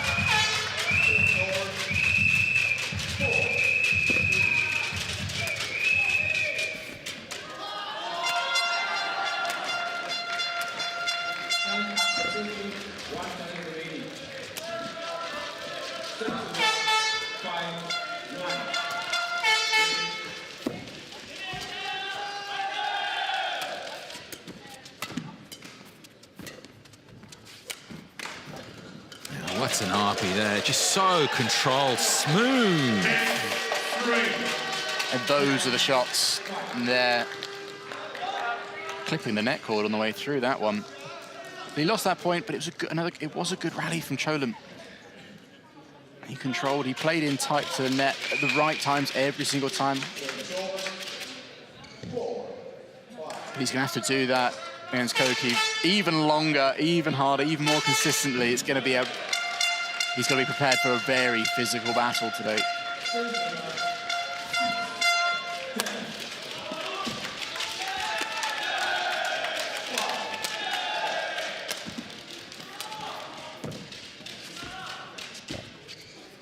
He's feeling so good. 9-3. I'm thinking, you know, you comparing, in a sense, just waiting around, sharking around Watanabe, the idea of the badminton court, the waters, and he's just swimming there, waiting for his opportunity. Such a high-class performer. I like it. And he's liking what he's putting together here now. Yeah, he's not played badly here, but it's just as it goes on, can he hurt him consistently? That's exactly what I was thinking. Is he's 10-3 down, but he can't be disappointed with the way he's 11-3. Yeah. Cannot be disappointed with the way he's playing, because he's playing good. Just against an opponent like this, it's very difficult to win points. Forget his presence. Yeah, forget. But also, like, it's always got to feel like he can go back into the same corner. Like, when you attack, don't just let him move across the court where he can just turn you again. It's got to feel like with your attack, you're turning back across him, even going over him sometimes. It's got to feel a little bit more unpredictable. It's a little bit too predictable, easy for him to follow where you're playing and then make you run the long diagonal or make you run the long distance. Yeah? You've got to try and stop that a little bit more. Okay? So pushes long, but then if he plays soft to the net, you've got to make that change of pace as well. Investment. Yeah? Okay? Come on.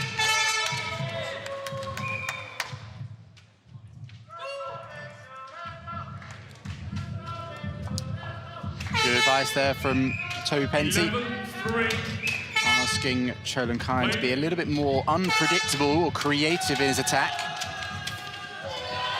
as well as being alert to the net to close it down anytime he senses that Koki might play to the tight.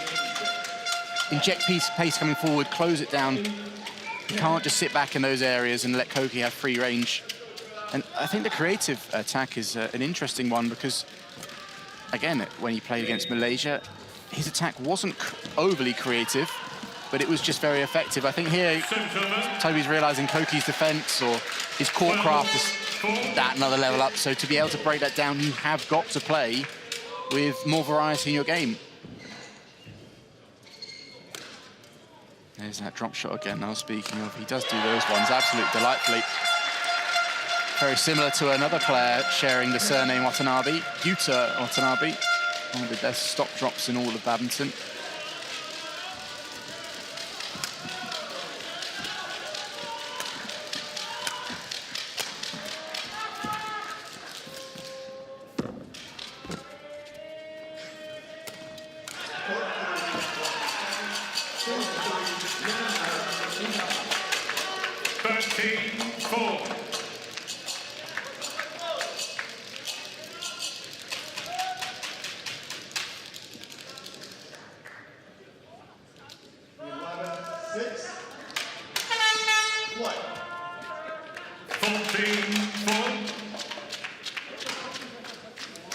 Lead up to 10 now. Already looking ominous, this for Kayan.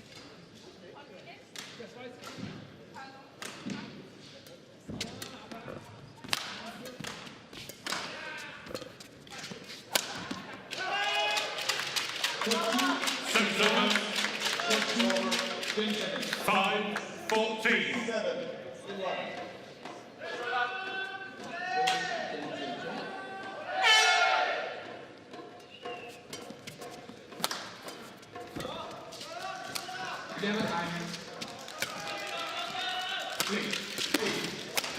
That's nicely done. That's kind of a little bit more of the creativity. 6-14. A bit more different in his attack from Cholan. Cross court there. And another one. The question is, can he do that consistently? That's a big, big ask.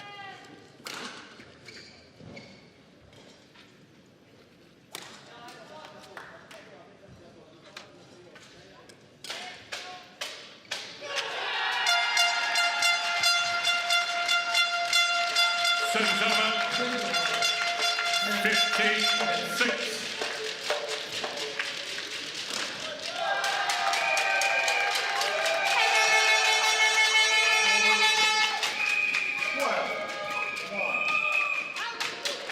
There's also another big difference between the match here and the match against Malaysia, and that is, and this goes for the first singles as well, because England won that one against Malaysia, is the control, the calmness that the Japanese players have had. They look so relaxed, in control of everything they're doing. There's no worry, no tension. Yeah. There's a real... Such a wonderful state to be in, isn't it? Yeah, they're 100% confident. Yeah, Koki's reading. That's a nice shot. Still a gap of 9, though. And this thing, you start to... I know you've had your thoughts on that as well. That likely... Well, they've got to play each other, and it's looking that way. That's going to be the group decider as well. And you just tend to give that edge to Japan, just overall. A little bit. As a group. Not that Malaysia can't win matches in that, but... I mean, just overall over the long haul. Exactly. I mean, we did see it on the court next to us. Malaysia are playing against Finland, and they lost the opening singles using their top singles player, and it was another kind of nervy performance. But against Japan, they will be the underdogs more, and sometimes those kind of players, when they're the underdogs, they can perform. It's when they're the favourites, like they were against England, where the tension is a little bit more likely to come out. It would be a really fascinating tie, Malaysia versus Japan.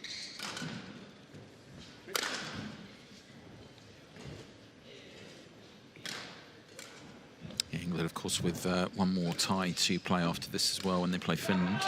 Which is another big battle for Europe there. A close match at the European Men's Team Championships. England came out 3-2 victors. I'm sure they'd love to repeat that.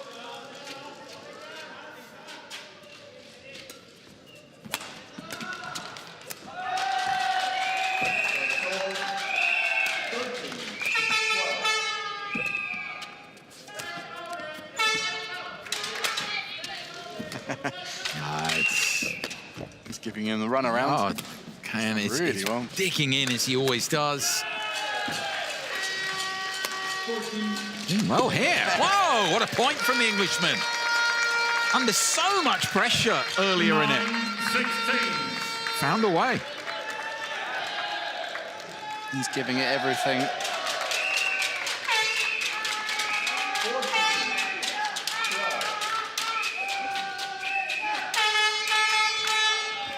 One that got away for once from Watanabe, dictating the play early on again.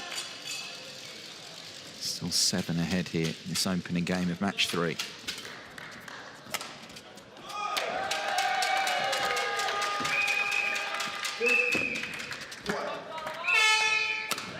That's good play. It's a nice smash. 10-16. I think he's like, clipped across it. Slight reverse on it to get it away from Koji Watanabe on his backhand.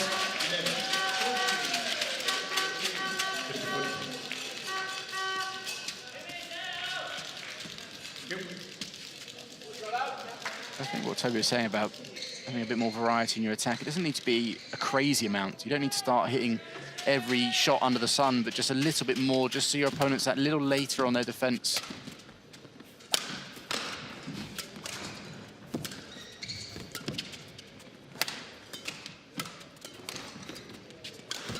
It's nice as well. Yeah, you got him, just got him out of position a little bit, and that's very, very difficult to do. 16. Managed to achieve it there.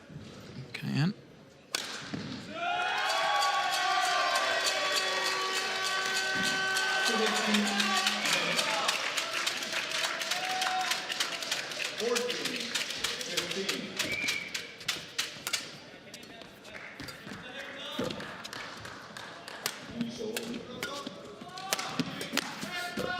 Nice play. oh, It's another bit of variety. 16. really good series of points here from the Englishman. His best stuff in the match so far. I wonder if these last few rallies will force Koki to just be a little bit more, go on the attack himself. He's looked so comfortable just knocking the shuttle around, not really having to do all too much. I wonder whether these last few rallies from Chola might get him just to kind of shift it up maybe one gear or two.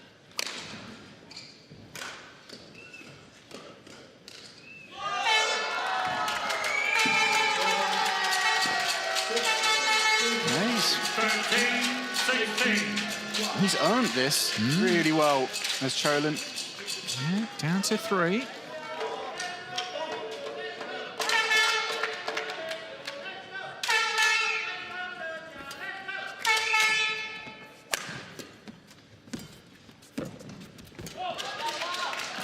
Oh. He looks across to seeing his coaching team there. I'm not sure if that's going to land in or out, actually. Yeah. There is a mild drift, I think, left to right. You've been hearing that? Last night in the match, I was down on the far court, on court 2, and there certainly seemed to be, it wasn't much, but there was a little. So I'm not sure whether on that last shot, had he just left it, would have continued to carry slightly out, but it would have been close.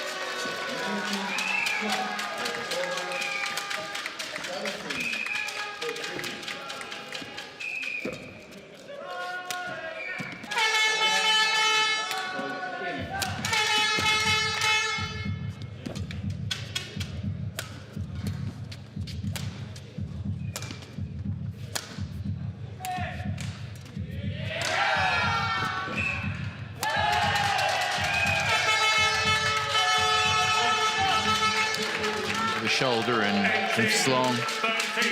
Lead back up to 5 now for Watanabe. You haven't really talked to me much about, not much drift. I mean, you think about other conditions, other tournaments as well here. It seems very, very fair. Yeah, I mean, I think the it's quite a, Jill called it an intimate arena. It is. It's not a big one in terms of what some of the players will play in, and usually, if the hall's a little on the smaller side, the drift won't be as pronounced. There's not as much air circulating. Yeah, as in the more cavernous venues. There's always going to be a little bit. Yeah. If you play in a hall that's, you know, big enough to house an international event like this. Yeah, 3 courts, of course, here. Match courts.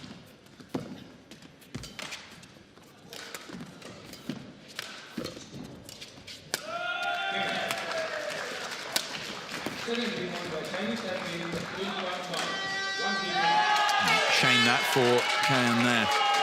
Some very good coverage and defence again.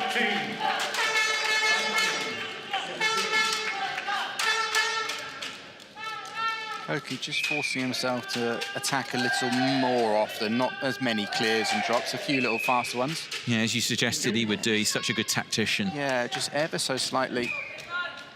And it's meant he hasn't had to push it up too much, but enough that then he's regaining control of the rallies.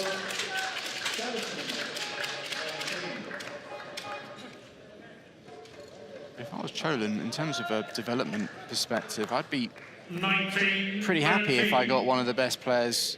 I mean, Koki's, again, he's also, I think, one below Yushi. So 18 in the world or something? 20 to 19, yeah. Yeah, they're just there rounding out the top 20. If I could get a top 20 player to go up a couple of levels, I'd take that as a huge win. Yeah. He's been higher than that, this one as well. Been up just outside the world's top 10, Watanabe. 19.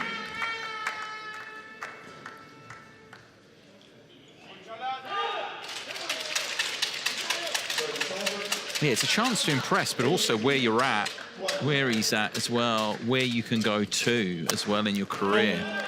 He's up and around that career high rank at the moment, the Englishman. 20, match point, game point. It's definitely not match point yet. It could be going on that way, though. This is game points, 6 game points. Take the opener in this third match, which, of course, if Japan can go on and do it, they would seal unassailable lead in the tie.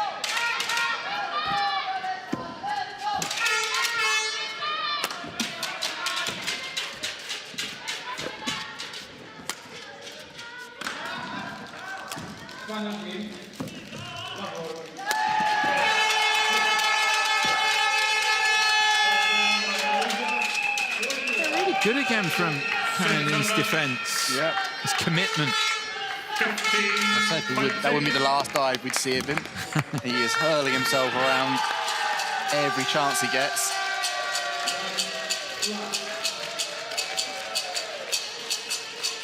He actually reminds me a little bit of his coach back up in Manchester, a former player, Colin Houghton, former national champion. Very physical player. Very intense player. There's certainly some similarities. In fact, Colin actually didn't coach me in terms on the practice field, but at a few tournaments. I have a good I haven't seen him in a while, but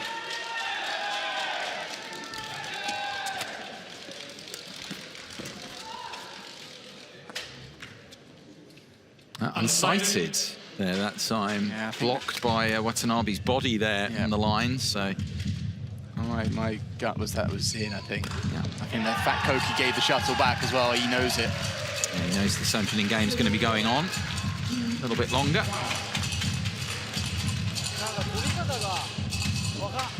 Waiting for that review here. Cool. And as you can see, it was unsighted. Have to get it confirmed, but well in, as you say. 16-20. 2 game points gone. Play. Court 3, 20 seconds. Court 3. 2, 1.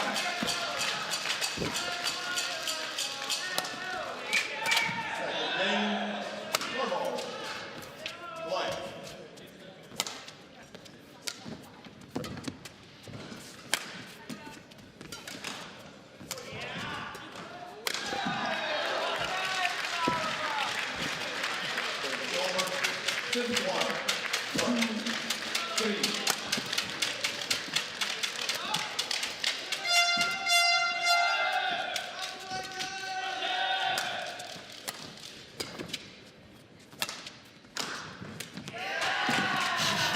Diving again. Yeah.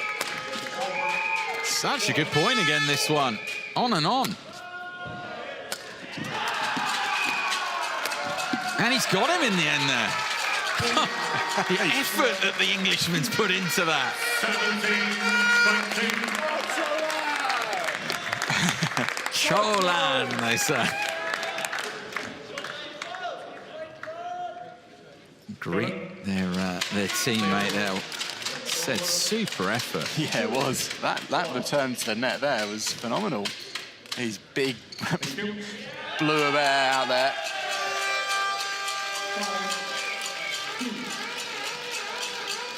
You cannot knock the effort. He's giving it everything.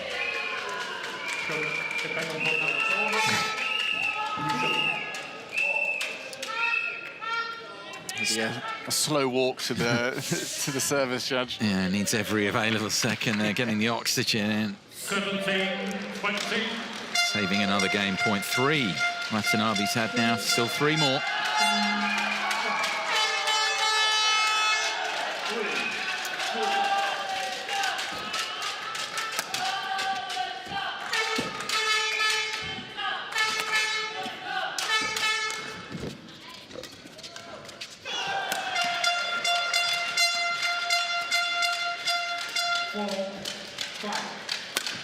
Oh, no, just not finding it quite as easy here to close this opening game, Watanabe. A slight sign of frustration there from Watanabe. He's normally, as we've been saying, so smooth, assured, backs himself, but that was a bit frantic. Attempted finish. Cholin's just getting everything back.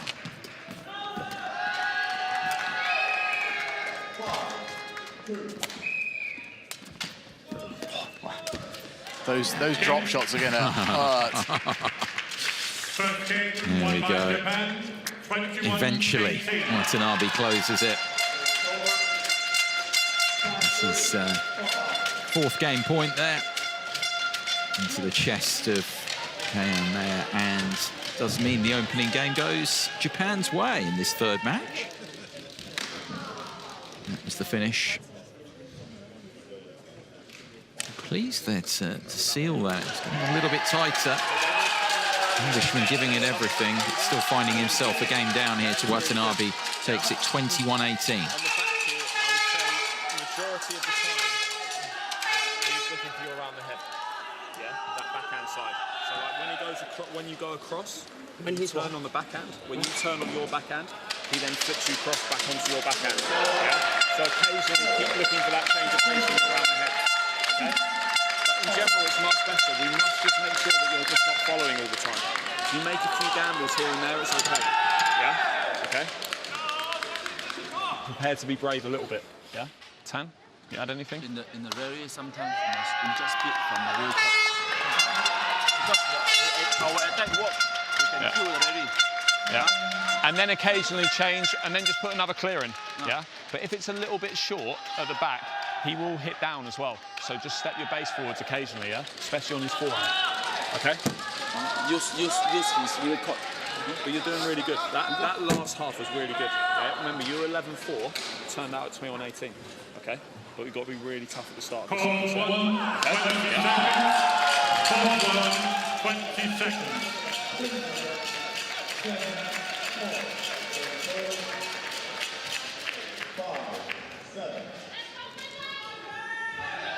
Ready on court. Encouragement there for Cholan. And there, the way Pensy was saying that, just reflecting on the score from the mid-game interval. Yeah, that's a good bit of coaching there, just to kind of tell your player, look, you pretty much won that second half. That's a huge positive to take.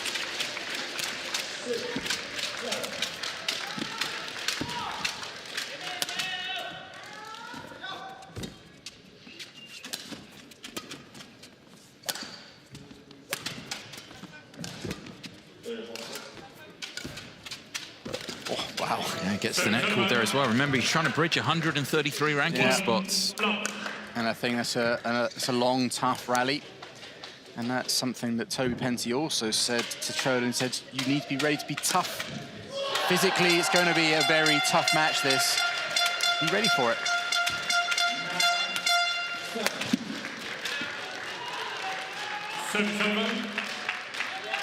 In terms of this man on the screen,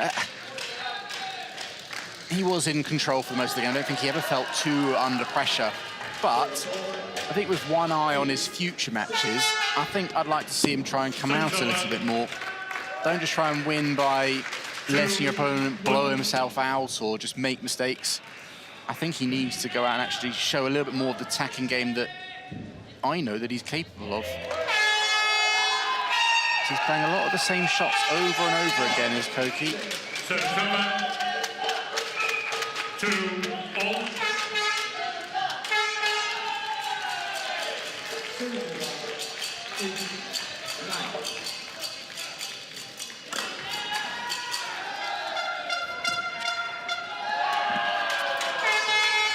Service over. 3-2.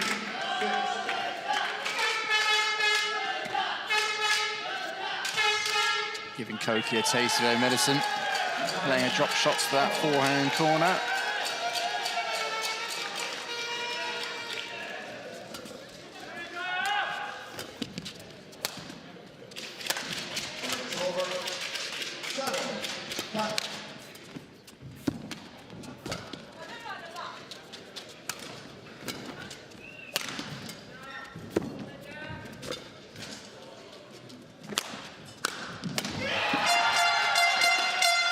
good play from Cholan. There are signs that Koki is trying to be a little bit more aggressive in his game.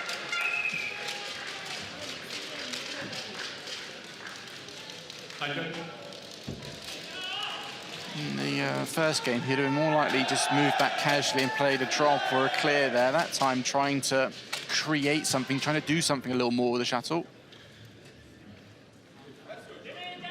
Cholan was ready for it. Thank you.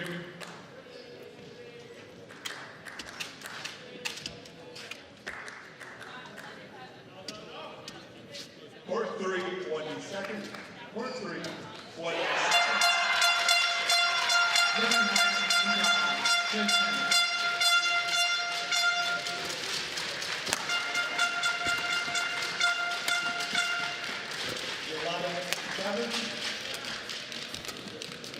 Play.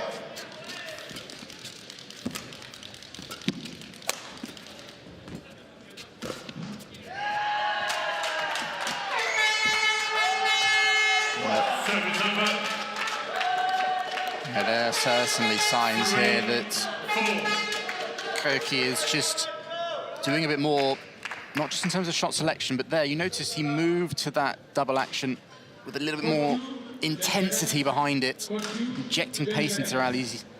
First game, he was quite happy to just go all around at one pace. There again, if you get a replay of this one, you'll see it again. He's a bit more ready.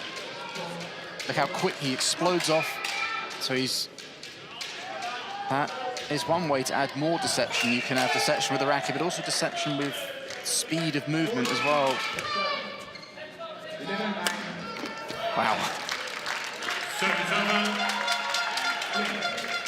5-4.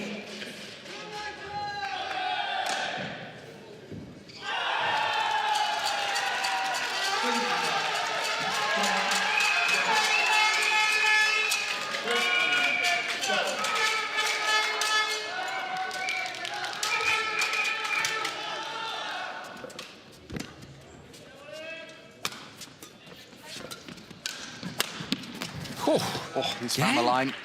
Challenge, though, from Koki. I wouldn't like to call that, unless that's the furthest point from me, aside from the back line. And the way that Koki dived, I couldn't quite see it. No, I absolutely understand. You're not putting your head on the block. That's my excuse anyway for not making a decision. Yeah, but yeah, they're really taking it on. It's been good. It is. Started in the previous game, carrying it on. There we go. Okay. It's inside the line. Didn't look that far in, but Hawkeye is obviously better than me. But both players actually playing a little bit more aggressively, trying to do things a little more with the shuttle, injecting speed. That's another example, that return serve. It was a little loose to serve, but I feel if that happened in the first game, Koki would have just blocked it or lifted it away. Now he's actually starting to do more on the court, be more, proactive, injecting speed here and there.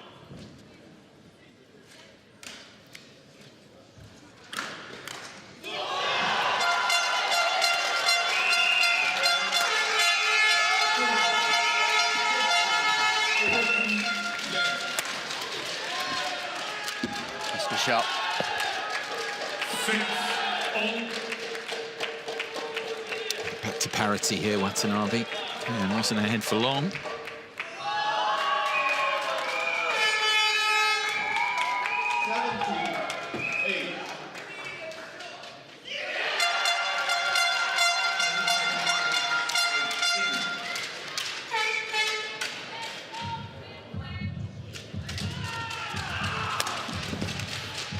Yeah. 7-6. Koki has definitely gone up a level or two, and I think that's a big part of that. The credit for that has to go to Cholan. He's forced it out of him. If Koki could have won playing the way he did in the first game, or he felt that he could, he would have done. Conserve energy. Yeah, he was saying he was just in his comfort zone. Yeah, smooth. Exactly. And his credit, as you say, to his opponent here. He's forced him to change things. Forced him to have to do something different. And I'm sure Cholin's not thinking that right now, but with the video analysis after the match, that'll be a big thing. I'm sure Cholin says, like, look at the way that you made him play. England challenges called out.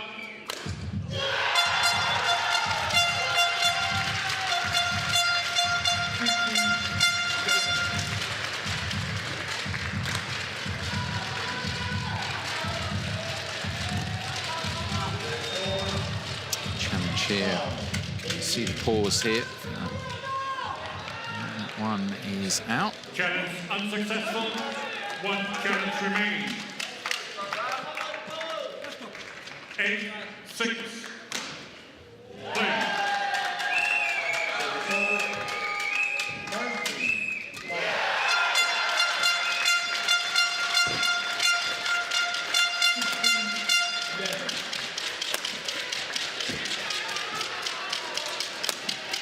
Phenomenal attack from Cholin Kran right there.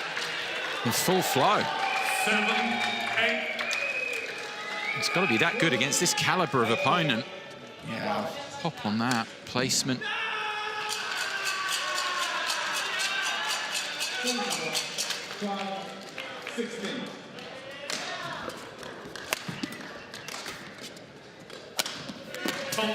And then the response from Watanabe. I mean, I said Koki, you know, for his overhead attack, his drop shots, but having watched him a few times this year, I think he has actually developed his power.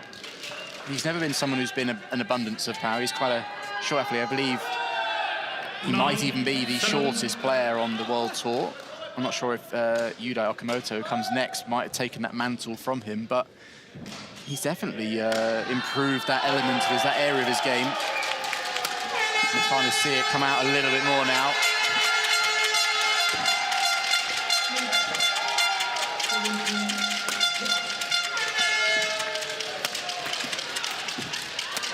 That's a nice play. Run of points here. Watanabe.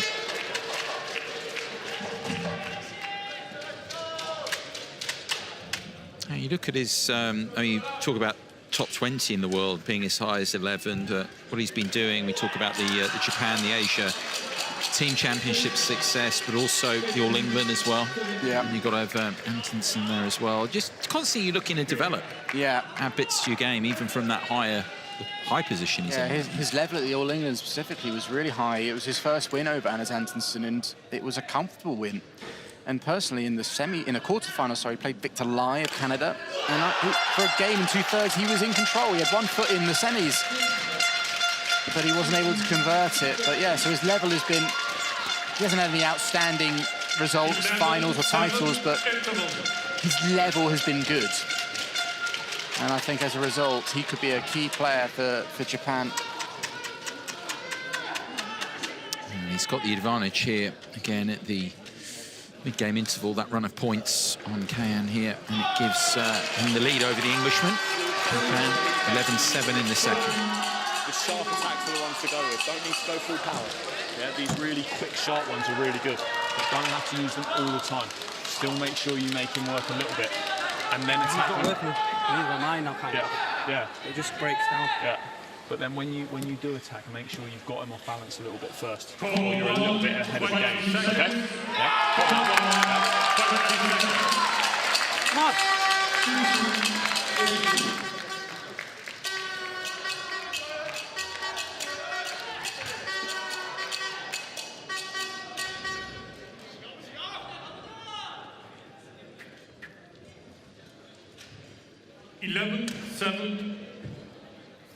Wait.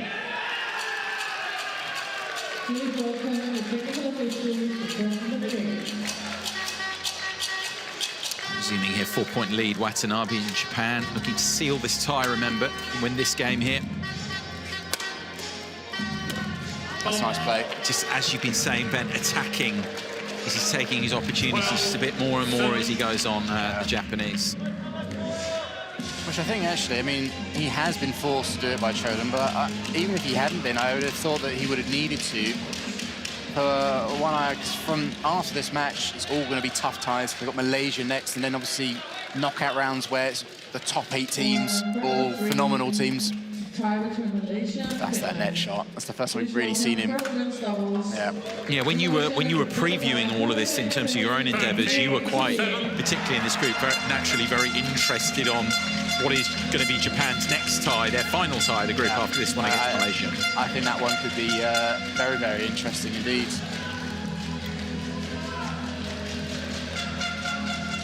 There's quite a few question marks around who will both teams field.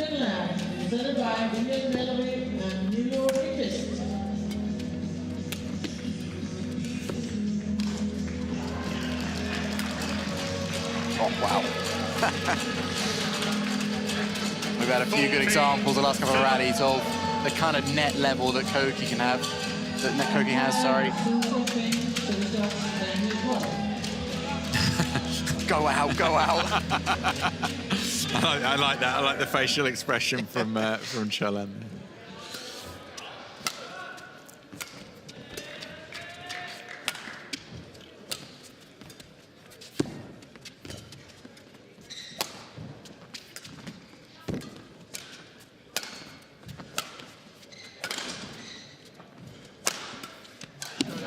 September 8-14.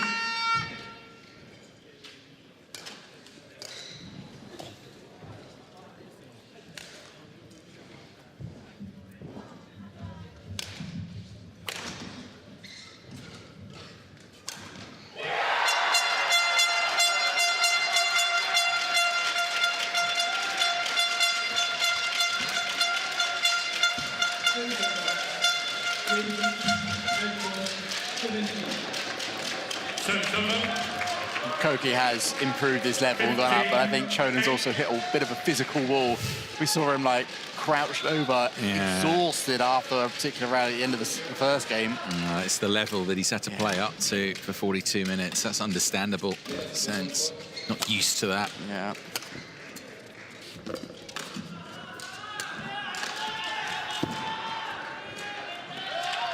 He's just fading a little bit now. He is a little bit, yeah.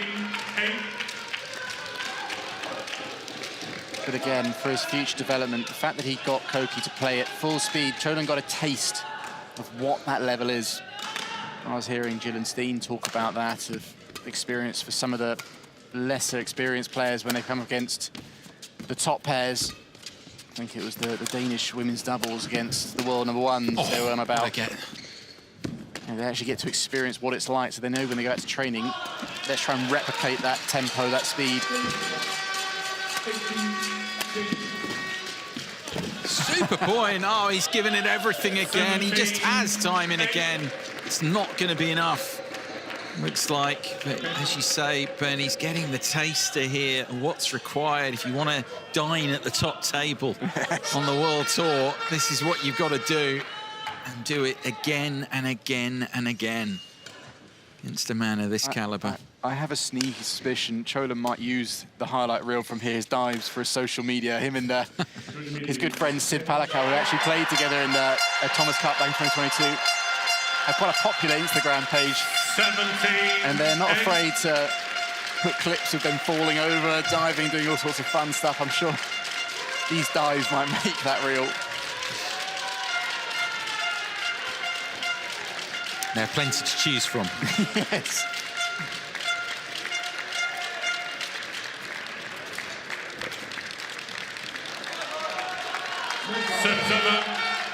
I mean, what Jill and Steen have been saying, we've been saying through it. I mean, it's the beauty, one of the best things about this tournament is the opportunity compared to the World Tour. The World Tour is obviously, through the year, incredibly important, but these events, so important in development and seeing where you need to go. And it's so difficult for the players in not just Cholan's kind of position, but even players, even like Harry Wang, who we saw, he's 50, 60 in the world.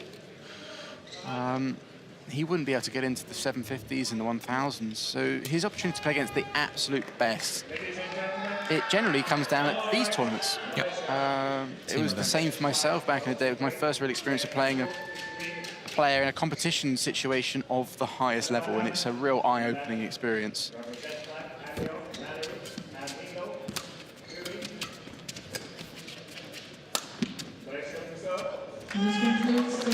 say, all the opportunity for performance analysis as well. One of the areas where the sport, professional sports really moved on as well. Just being out there. Yeah. He is giving it everything through this. 2 points from defeat though now.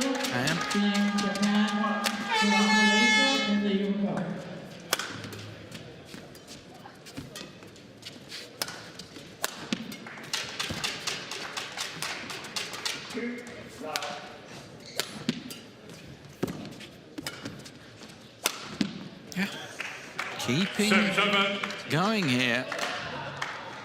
10-19.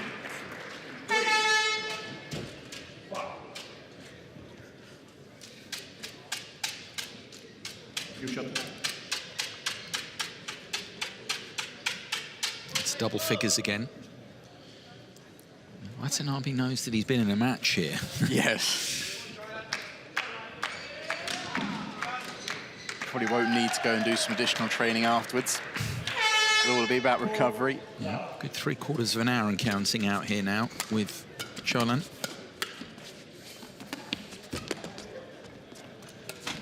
Nice. I knew that was going to happen in the drop shot. Yeah. Yeah, I just had a feeling he was going to do it again. Yeah, he's had his really good level workout here at 3/4 of an hour, just over it. But now the Japanese has they're 2 up, 10 match points, and the chance here, of course, these are tie points as well, for the unassailable advantage for Japan.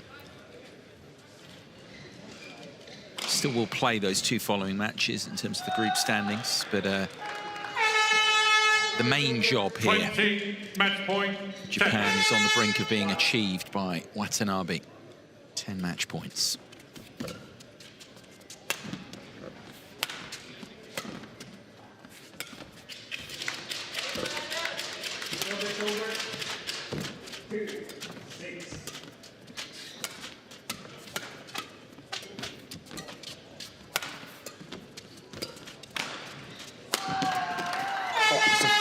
Defensive shot.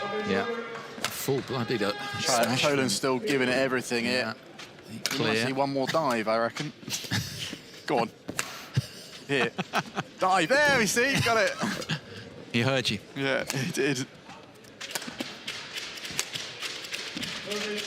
Oh, goes again, but he's out. I mean, it's a fitting finish, really. He gave it everything, but the class, the poise, the panache of his opponent, too much for him. And is beaten. England are beaten by Japan here. Koki Watanabe seals it here. Another success for Japan here in qualifying Group B.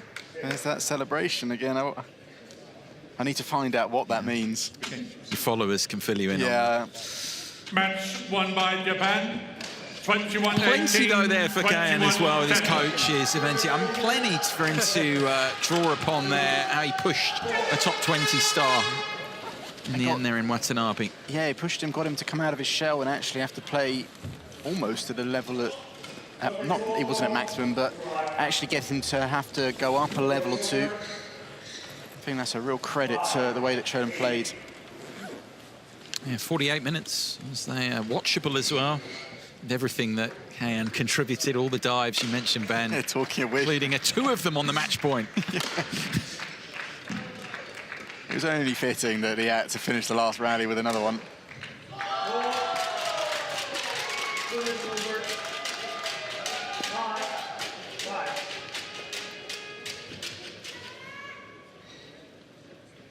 This was the finish for Watanabe to seal the tie. Unassailable lead now for Japan over England here in this Thomas Cup tie. That's how it finished. Just over 3/4 of an hour. Watanabe will be pleased for that. He took 34 minutes to win his first match of this group. A little bit longer here. But a win all the same in straight games for the Japanese, and it does wrap it up for Japan here in this Group B. Unassailable advantage now over England in the tie. 2 more matches to come. But 3-0 thanks to Koki Watanabe, beating Cholanke on their 21-18, 21-10 in just over 3/4 of an hour. Another victory for Japan here in Horsens. And now we go to doubles next. The tie, unassailable lead for Japan, but match 4 sees Nomura and Shimogami take on Green and Russ. Japan against England, continuing here at the Forum Horsens next.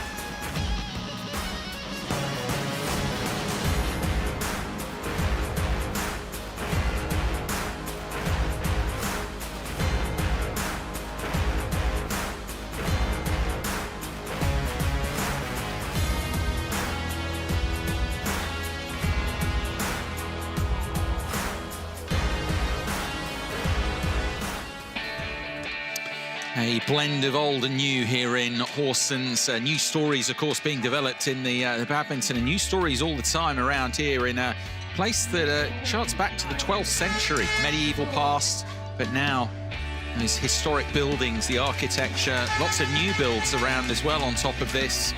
And as we say, new history always being written here in what is the men's team World Championships, the BWF Thomas Cup. Japan have sealed now an unassailable 3-0 lead over England in this Group B tie. But 2 more matches to be played. Back to the doubles now.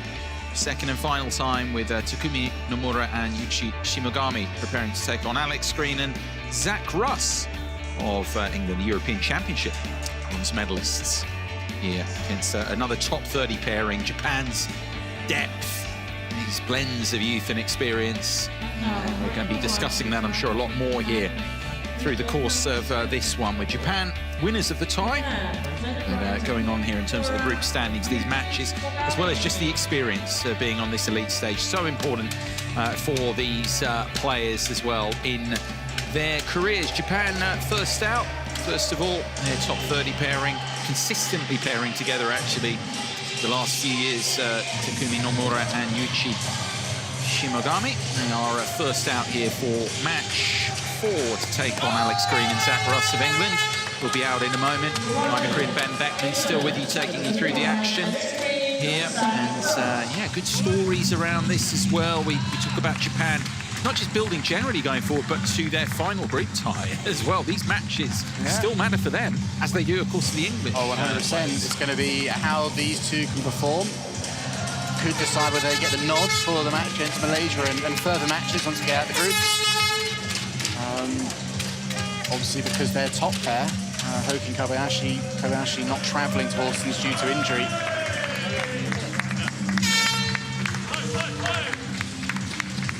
Green and Russ here, who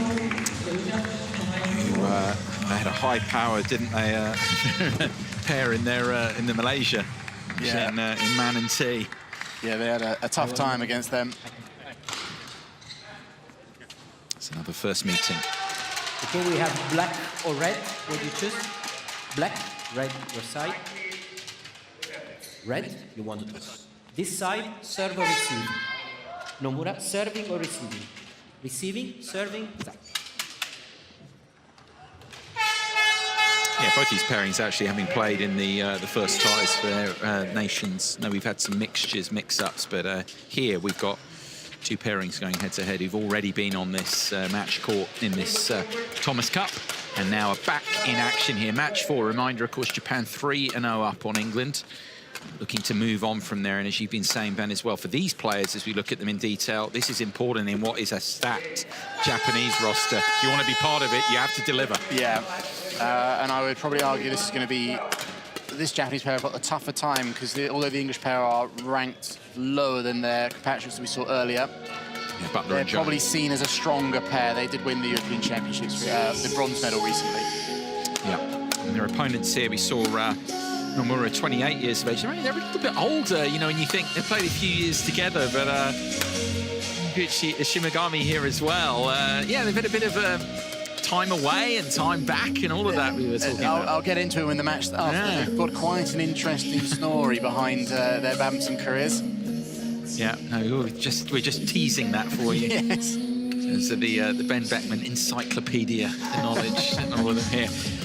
In terms of their history in this tournament together, I mentioned they've already played. That was against the 5-0 win over Finland. And, the victory there, you saw confirmed there, 17 and 13. That was just under half an hour.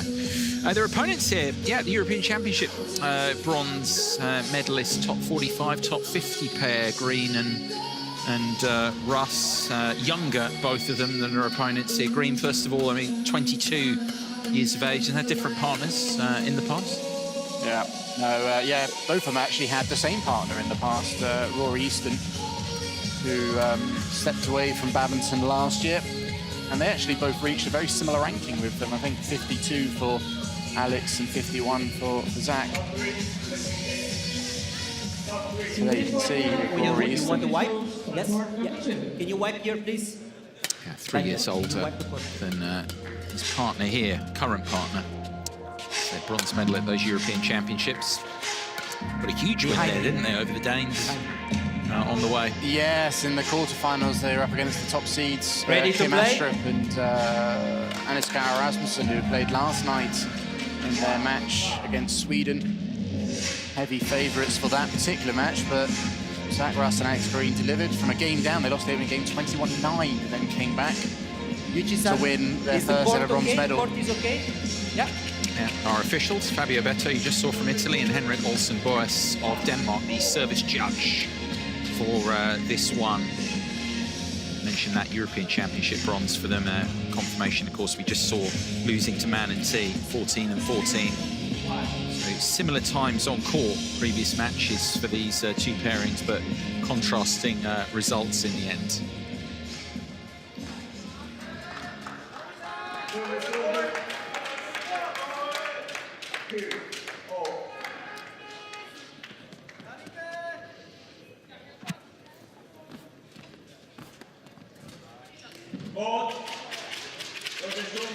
Ladies and gentlemen, on my right, Japan, represented by Takumi Nomura and Yuichi Shimogami. And on my left, England, represented by Alex Green and Zach Russ. England to serve, Zach Russ to Takumi Nomura. Level, play.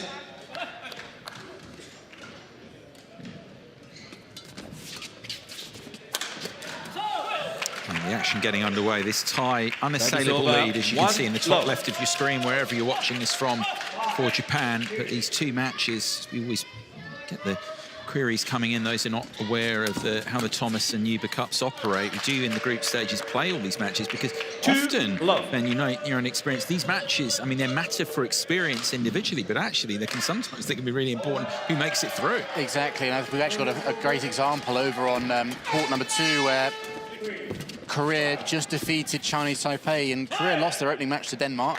And then there's a good chance that Taipei could beat Denmark. and then it could come down to some of those, if you win it 4-1 or 3-2, could be quite decisive. Yeah, I mean, here in this situation, it's not quite the same, because obviously Japan 5-0, and now 3-0 up here. England have lost narrowly to Malaysia, but they've also lost here now. But actually, we do it, and also because the matches are elite level. Service over, 2-3. It used to be, back in the day, they used to play all the dead matches in the knockout stage as well. That only changed. I can't actually quite remember which edition it changed, but it's been a while. But I'd say around the turn of near the end of the last century, they changed it.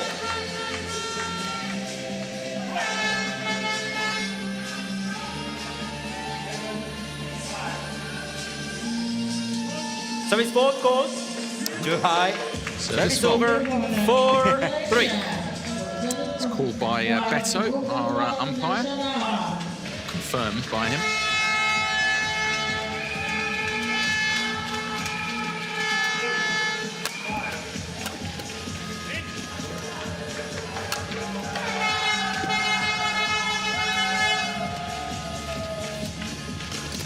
Smooth absorbing of the pace of England and then turning it around. Typical, you would say, in some ways, typical Japanese doubles play that. We saw a lot of those drop shots, not just the singles, but the first doubles as well. Like I was saying, alluding at the start, there's quite an interesting story behind both of these Japanese players. As you could see in the opening graphic, both are 28 years old, yet this is their Thomas Cup debut. And for a badminton powerhouse like Japan, you don't quite expect that to happen. You usually see players making their debut or cracking into the team in their early 20s, not their late 20s. But the reason for that is Takumi Nomura, who just played that kill, he made his debut back in 2017, but then decided to take 2 years off, played a bit, took 3 more years off, and then came back partnering with Yuichi, and they've been a pair since. So a little bit of a checkered past, not quite sure what the decision was behind that. And then for Yuichi, the man on screen there, he didn't start his international career. He played nationally until he was 24 years old. And he started it with... It's very old as well, because if you're good enough generally, I mean, we see this, you can get blooded, you can get brought in very young. That wasn't the case with him. Very interesting. Actually was a pretty successful, more successful mixed player. He hasn't played in the Thomas Cup, but he's played in a Sudirman Cup before. Yeah, it's a good partnership. I think they're still playing together with Sayaka Hobara. Oh, top 20? Yeah, top 20 in the world. Quarter-final of the India Open earlier this year.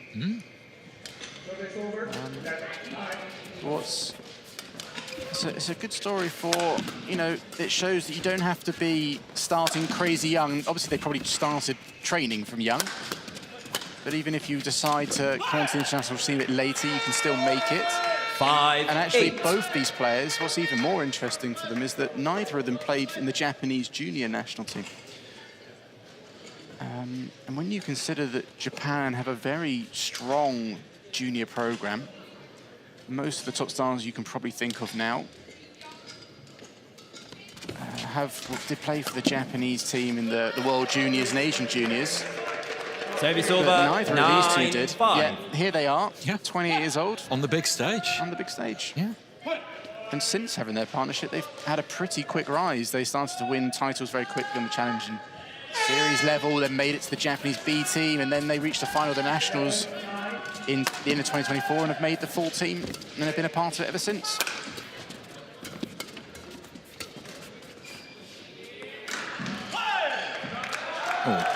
Frustrated himself. Service over, Drops, 6-9. in there, the English pair 3 down. That's fascinating, isn't it? I mean, at length you've taken that through because it's unusual. Yeah. Especially in respect to their nation as well. You think of the players when they come through, when they make their mark.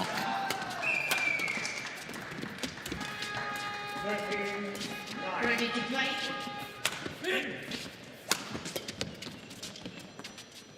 And that's the other way now. Yes. On the Service back line. over, 10, And quickly, by 6. contrast, both English players always within the England junior setup, right from under 11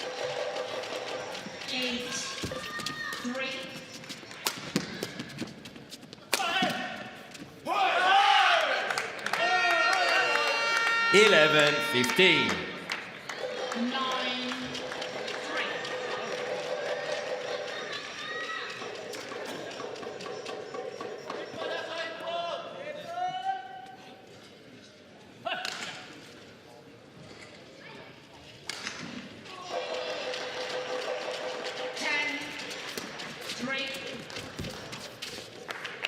Service over, 16-11.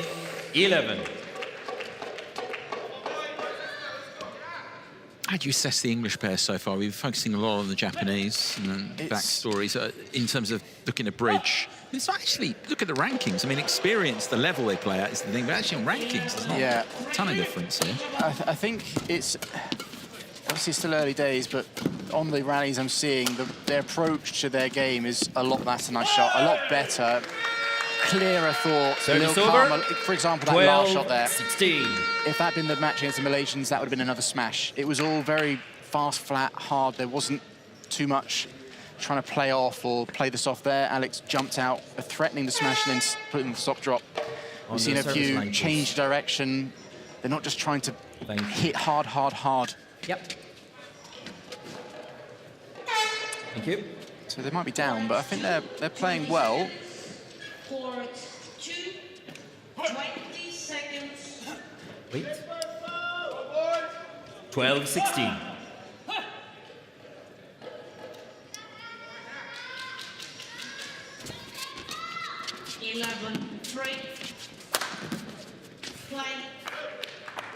Service over, 17-12. Holding on to this advantage they'd opened up really at the mid-game interval. They led by 5. They've just maintained that gap. And just managing it nicely. Japanese here.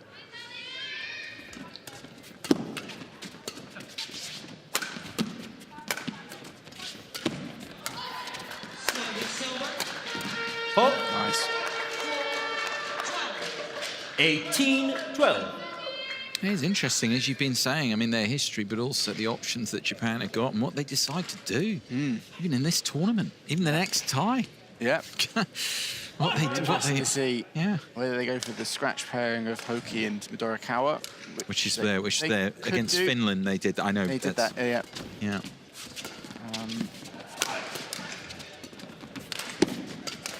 I'm kind of semi-surprised they didn't try that for this one. Because 19-12. England's doubles is a little stronger.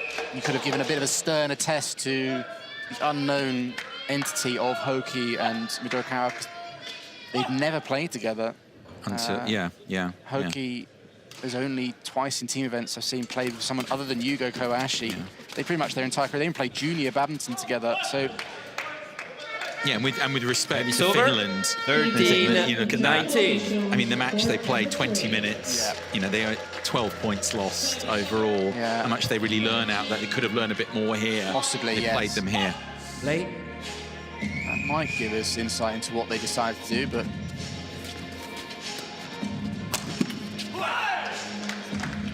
14-19. It's good from Russ.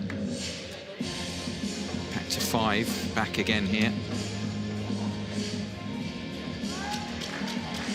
Yeah, so much better control of the pace and emotions, I'd say, from the English pair today. Part number 3, the tie between Malaysia and Finland. That's not a bad shot, that one he played. Service over, 20, game point, 14. Middle, below tape, pushed it fast and then wasn't fast enough to shift out. It would have been better to play through that one. 6 game points for Japan. Game. Just the one needed. Just continue on First their merry game way won by in Japan in this tie. 21-14. 3 matches in the bank and cashing in again here in match number 4. Nomura and Shimogami with the opener here off Green and Russ in Horsens by a scoreline here. When we go hard, that always hard. 21 points to 14 in a quarter of an hour. Going to soft block, right? Still looking for the net again. Because once you block, then they always like turn us. So after park, then still looking for the net. You don't need like park, then looking for cut off. No, park, looking for the net still. Okay?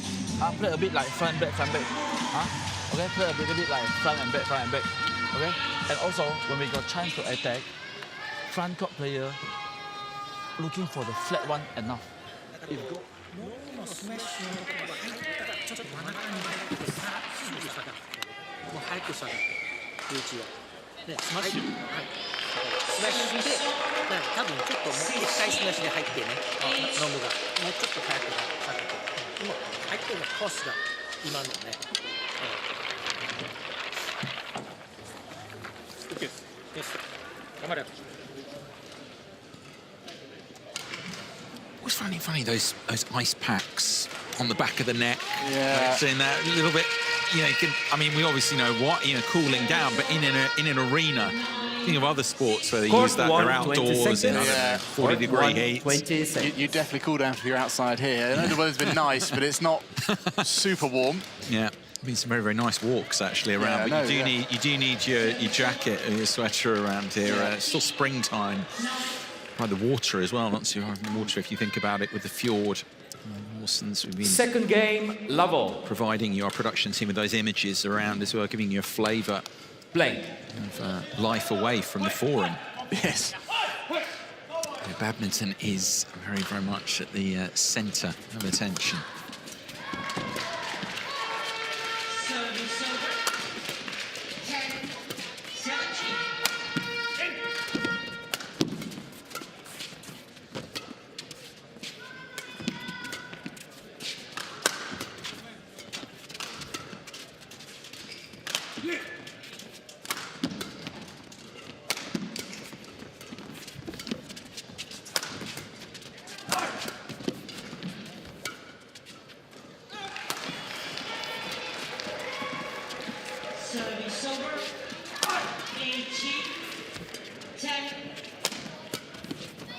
Oh, yeah, a bit of miscommunication. Yeah. I'm just wondering as well, Ben, here with England, of course, they had the chance. Have you picked up anything at all in terms of, you know, where they're at in this right now? I mean, because you were commentating, obviously, the match, you felt they were a bit one-paced a little bit in their previous match, and they've changed things here. Where you feel they go from here in this one? So it's ball difficult. Too high. Yeah, that was a long last rally. 1-all. An interesting bit of coaching from Tan Kianmeng. He clearly noticed something, that when Zach or Alex were playing kind of the net shot, they were looking for the push to come through them. You know, so you have your racket up, you maybe put your weight into your back foot, whereas he was saying if you do those shots, stay forward, because the Japanese aren't trying to play through you in those situations. Instead, if you hit those ones, move in, move in. And these, they both broke their strings. 2-1. I wish that had gone on, though. It would have been interesting to see whether, how that could have... Didn't see it too often. No. For me, the Japanese look comfortable.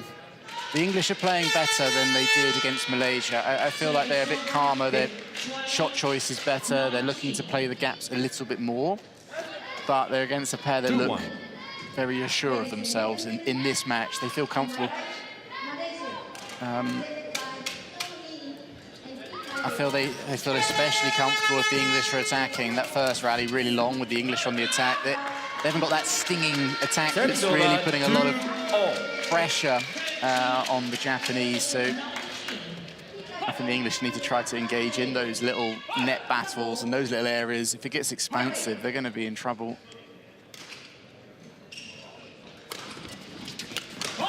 Service over. That's a nice shot. 3-2.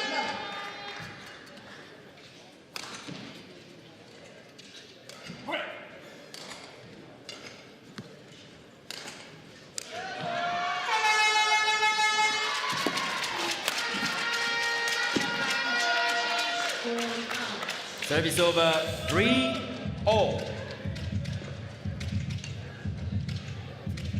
Again, placement, everything really, I mean, from the Japanese. And again, it's Yuichi at the back and Takumi at the net.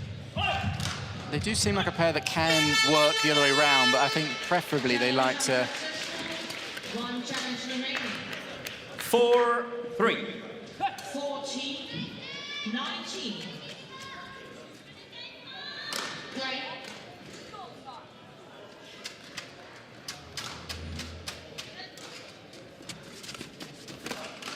5-3. A resigned look from Russ, that one. It's a very loose return of serve, and very obvious as well. Two things you definitely don't want to be doing.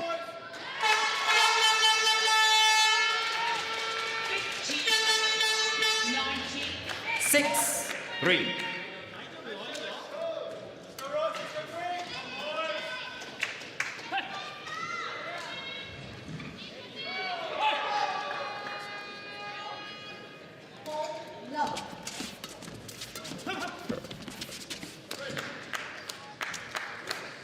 Seven, 3. Falling adrift again. Thank you. Yeah, the Japanese pair, like I said, are looking comfortable. Get ready.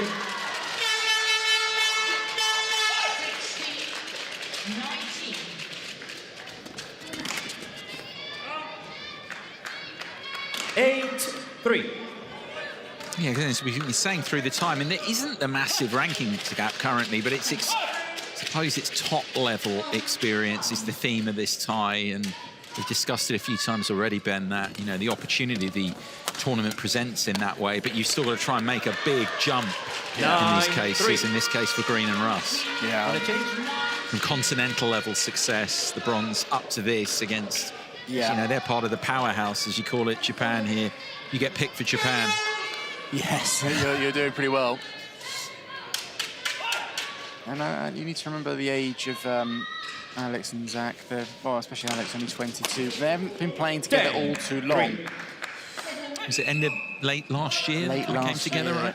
Yeah, they've had some pretty good success. Well, they won the Irish Open last year and they won Azerbaijan this year. But they haven't had much experience. I don't think they get to train with each other as often, which people listening might find surprising, but that is because Zach Russ is based in Denmark.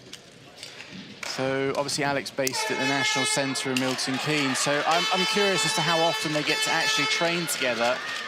And that would be one doubt in this partnership in terms of their future success. When it comes to this level, where you need to be, I think, playing together, it develops that understanding. We've seen a few times where they've kind of left shots for the other, not quite sure who should go forward, who should stay back. And I'm not going to have the verdict out yet because they're very young as a partnership, but possibly the fact they don't train together as often might limit their ability to really rise up really far in the rankings. Sure. 11-3 here, that game interval. The Japanese who want to get on with it here. Get another victory, increase the winning margin. 11-3. Overall, even though Japan, again to confirm, have an unassailable lead in the tie. 5-0 over Finland in their first tie. They'll want 5-0 again here to go on to that final group tie, which you're already looking forward to with Malaysia. Service over, 4-11. It's just that theme of comfort, really. They've been, because, you know, you contrast with the first doubles, with that first game, the English pair, really unsettled Japanese opponents. You never really feel here that they played nicely at times. They're really unsettled. Yeah. Nomura and Shimogami. Possibly the Japanese took one look at doubles and went, okay, we'll be more ready than our teammates were. It could be that they are aware of Zach and Alex's European bronze and taking them seriously.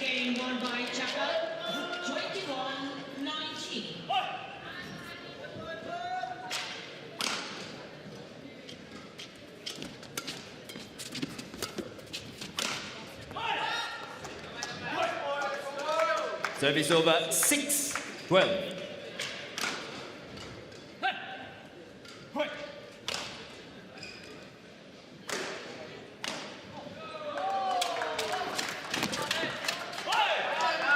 Seven, 12.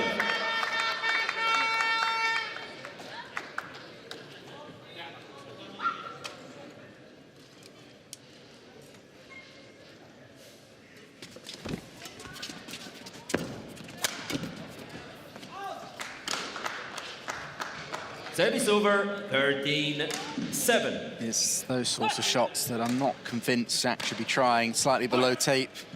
then trying to play flat through both players. They're so alert, especially if it's Yuichi. That's mixed doubles bread and butter, that is.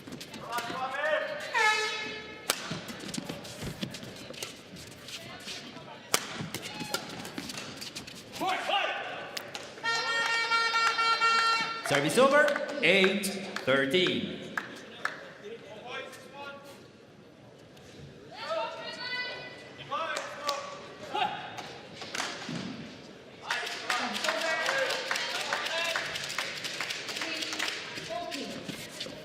Court 2, 20 seconds. Court 2, 20 seconds.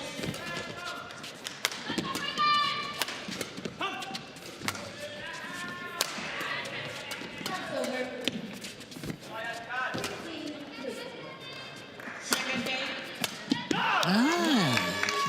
Kept the shuttle alive, a bit longer there, the English. 9-13. Again, they were being put under a lot of pressure. Yeah, they were. Probably a bit fortunate to win that point. 9-13.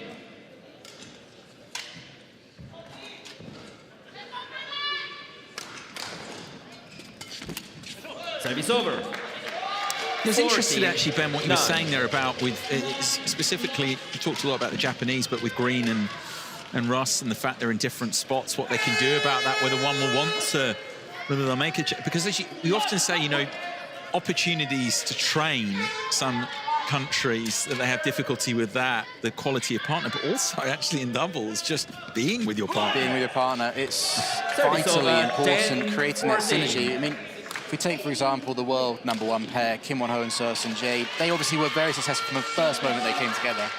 But what was interesting is 1 year later, in January of this year, I heard interviews where they were talking about how their synergy has just got so much better. And that was one thing I'd noticed as well, that they just looked like they were just linking up better. Just having more time together. Not just in tournaments, but clearly training together in the training hall. A lot of doubles is about set pieces. I'm going to serve here, you look for this, you do this. Or if this situation happens, we do this, we do that.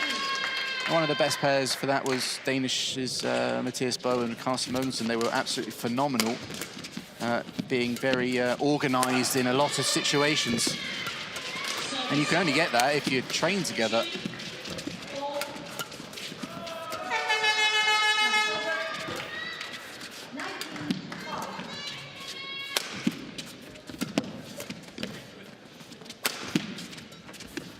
Okay, just giving them a play around now here.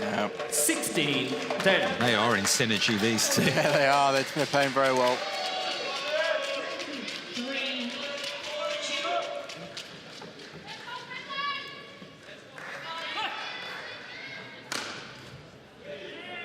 Ready?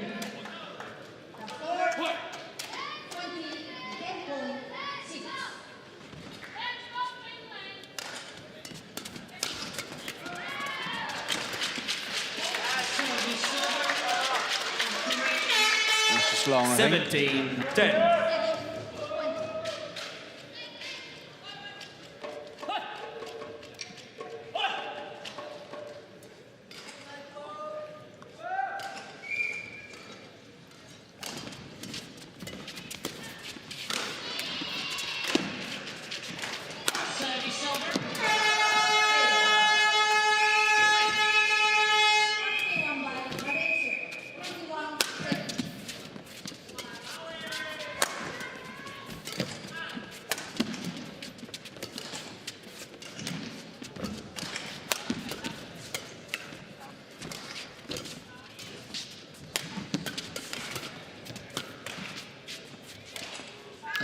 Yeah, just wide. Service over. 11-17. Defence from the English. The error came in the end there from Shimagami. Missing by much.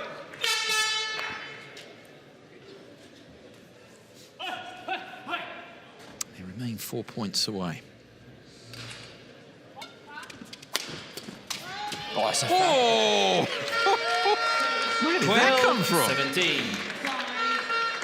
Green. That was Fabulous shot. Oh. Also clipping the net on the way through.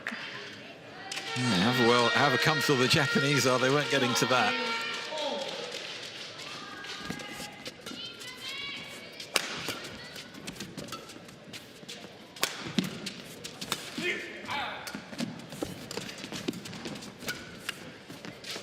Oh, a little bit of a miss hit. Yeah, well, looking off the frame of the racket. 12. He wasn't intending to hit that one as a soft. He was looking to try and hit fast on that one. Zach to receive.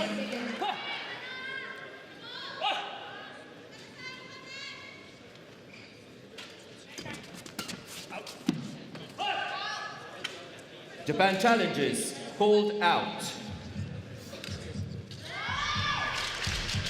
Can you wipe the court, please? Can you wipe the court, please? Challenge here for Japan, still 3 away. It's early call, I think, from Green, actually, on that, that it was going long. Yeah. And they're confident. That's why. Challenge unsuccessful. 1 challenge remaining. Service over, 13-18.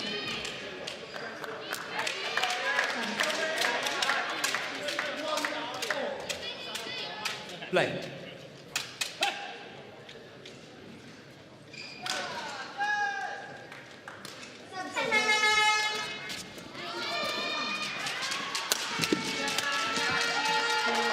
Keen to get this done now. Service over, 19-13. Yeah. On our point we've been discussing, I'm sure we'll continue through to the end of this tie. I just feel like it's always an audition for them as well. You know, the options, such a high bar. Japan, just how you finish as well, how you finish games, not just winning, I think it's how you do it. More likely audition for the second double spot. Service over, 14-19. Bet more money on that. The Japanese coaches have got to... I think they'll scratch pair that first one. Well, actually, could they put those at second? Because they're a scratch. I'm not sure whether they could, because I think both individually they're higher ranked. I need to double check on the rules on that. But regardless, I still think it's going to be, like you say, the Japanese coaches will be deciding between either this pair. Service over, 20, match point, 14. Or Kumagai and Nishi is the other doubles pair. Yeah. 6 match points here for Japan.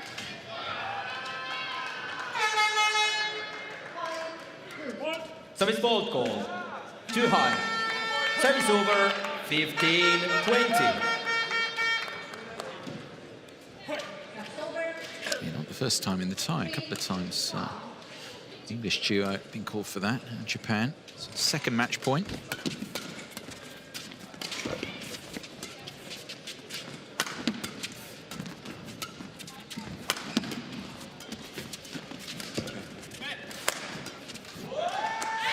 Game. That'll do nicely, extending the lead here for Japan, already with the victory in the tie, but a 4th win out of 4. Again, it's straight games. This time it's Takumi Nomura and Ichi Shimogami who play their part, add another point over England here. Alex Green and Zach Russ defeated. There's that celebration again. Yeah, for the cameras. Yeah, job done again. All business, Japan here in this one. Match won by Japan, 21-14, 21-15. Good spirits as well, building some momentum here. 5-0 over Finland. I mean, they're expected to win these ties, but we've seen upsets around. We've seen even where the favoured nation comes through, they drop a match or two. But here, 5-0 over Finland, and now 4-0 over England with that final match, singles to come, to complete another shutout. This is how it finished. Just too cool, calm and composed, really. This duo, Japan.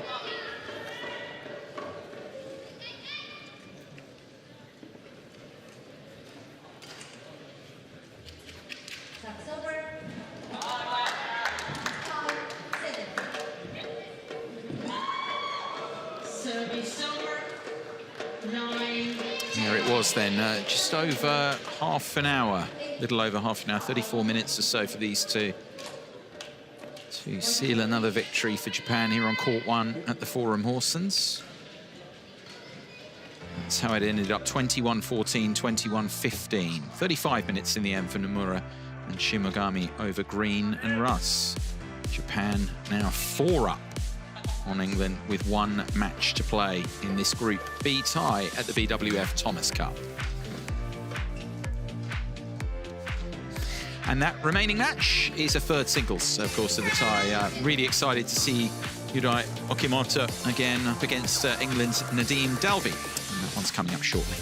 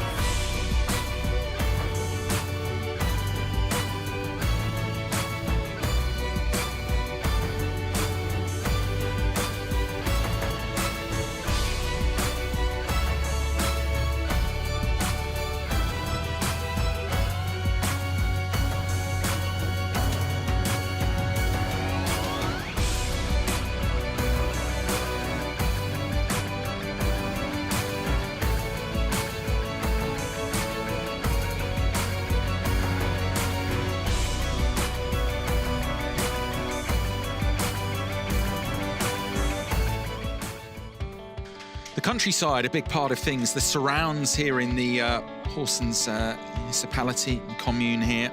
And in terms of what you can do here, lots and lots of walking opportunities around here, getting the sights and the sounds where we are, 200 kilometers from Copenhagen, but nature, a big part of things here in Horsens, and you get that wandering around, as we've had the pleasure to do. Pleasure to watch Japan put together this performance against England. See really their strength in depth in what they've done so far, just losing that 1 game so far in that first doubles of the tie, but 4 victories and now looking to make another clean sweep as they did against Finland. England trying to get a victory here to get something to take on to their final Group B encounter. Yudai Okimoto here to play Nadim Dalvi in the 3rd and final singles, the 5th match of this tie, which is upcoming. Okimoto, 20 years of age, top 40 in the world, and Dalvi outside the top 200. It's going to be a big task for him here to, as we've been saying throughout, for the English players to bridge the rankings gaps on the Japanese stars, and that's the case through to the end here. Going to get the players now here out. Still Guy McCree and Ben Beckman, 1 match with you to go here. Ben, yeah, similar sorts of narratives, talk about free hits, everything else, but particularly I think here we're interested to watch Okimoto, especially looking ahead to what's to come for Japan. Yeah, obviously we've mentioned it a couple of times that they'll have the big crunch match against Malaysia. Both teams are guaranteed to go through. They've both won their opening 2 matches. Malaysia a little bit trickier than, or less comfortable than Japan, but they're going to go through. But there's a big fight for top spot, which I think is quite a crucial battle, because you want to qualify top so that you get the quote-unquote easier draw in the knockout. So that's going to be quite a big match. It's going to be quite interesting to see who, I personally think, who Japan will field. There's a few doubts and questions over which players line up with the opposing team and how they're going to do it. So obviously how Yudai performs today could be a factor in that decision-making. Yeah, on the other side of things, of course, England eliminated, but for Dalby here, like for Okimoto, a second participation on this group at the Thomas Cup for the 21-year-old. Mainly playing his trade international challenge kind of level, and that is it's a step up here. It's a man in Okimoto, youngster, and he's a year older than them or so, but in terms of experience, ranking, everything else, it is a big gap to fill. Try and fill here. First meeting again between these two. It's been a theme, another theme of this time. Right. I have red or black. Black. It's black. You serve. That side. Have a good match.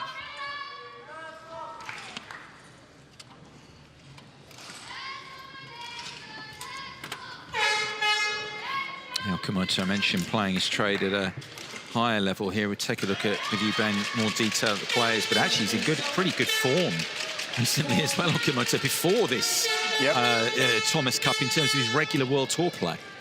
Yeah, he reached the semi-finals of the Orleans Masters, and one of his, it was the biggest win in that tournament, was actually defeating India's Aya Shetty, who recently reached the final of the Asia Championships. So that's a phenomenal win. And actually at those Asia Championships, he also beat Jason Teh. Funnily enough, a player who defeated him in his Korean Masters final from last year. So he's beaten a number of the top players. Another one he's beaten is Victor Lai, that most people watching have probably heard of. Canadian, yeah. Yeah. That win there, Daniswara, obviously down from that to Finn, but that first match, 12 and 17, 44 minutes for him. And his opponent here, the Englishman here, rounding out it for England, this 21-year-old born in Luton. And you can see he's been 165 in the rankings, down a bit from that at the moment. Yeah, he was at the last Thomas Cup England's second player, and I think Cholan was the third, and they've switched places. As we saw, Cholan's ranking is a little bit higher. But I was actually looking at his Nazim's ranking graph, and both in 2024 and 2025, he had little spurts, peaks at the end, the last quarter of both of the years. So maybe he's going to do the same this year and build himself back up at the end. Yeah, we'd like a more consistent run. Yes, we would. Because every player would. I'm sure he would too. Yeah, the officials, Van Horenbeek of Belgium, the umpire, and Simbo of Denmark, our service judge. I saw their Dalby, of course, playing Lisa Gia Saturday. Just in a couple of games there, the teams. So Koki was just giving me Yuta Watanabe vibes, because he was a little bit like that in front of the camera, just acting a bit odd but funny. It was. Well, he's played his part, done the job. Yeah, he's done his job. For England, their bench, I'm sure they'll come back in a little bit more sparsely populated. I think Huang was there, coaches there, Pinty as well. They're trying to get something out of this. Pushed Malaysia, of course, all the way to a deciding fifth. Here, that hasn't been the case. Japan have been too good. Can England get something here, or is it going to be another clean sweep for Japan that they'll take on into Ladies and gentlemen, their remaining Group B on my tie? right, Japan, represented by Yudai Okimoto. And on my left, England, represented by Nadim Dalby. England to serve. Lovell, play.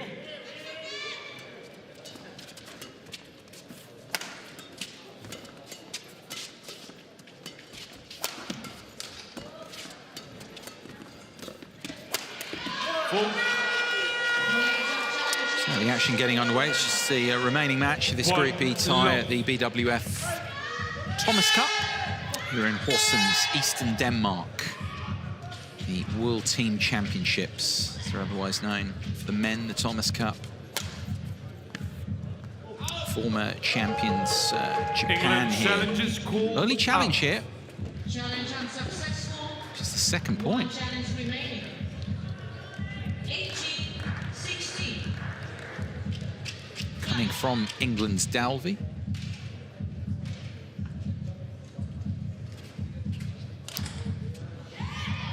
A few extra moments for this one to come. Started well there, Dalby, of course, winning that first point nicely. Together, challenge here from him, which is still waiting for. Here it is now. Oh, wow. That is as close as it gets. What a brilliant judgment call from the team. Spot on. He's been eating his carrots. Eyesight on lock.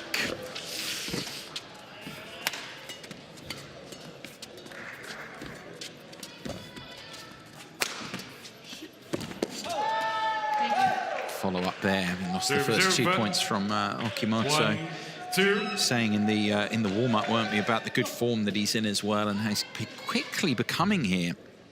20 years of age. Keep coming back to you because I'm fascinated your thoughts on it, where Japan are at. He's so important to them already. He is. His introduction into badminton is very different to the doubles pair that we had. He's gone more the traditional route. He's always been part of the junior team growing up, was national champion in both singles and doubles.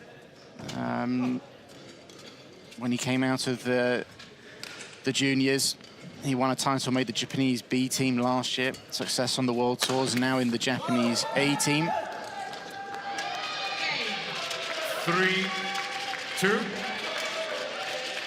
Yeah, as you've been saying, I mean, those who weren't with us on the previous match, where you were saying, you know, with the previous pairing with Nomura and Shimogami, spent time away, have come back, and in their late 20s now. Yeah. He is more typical. He is more typical, yeah. Had good success as a junior, reaching the Asian junior final. 19, 21, 17.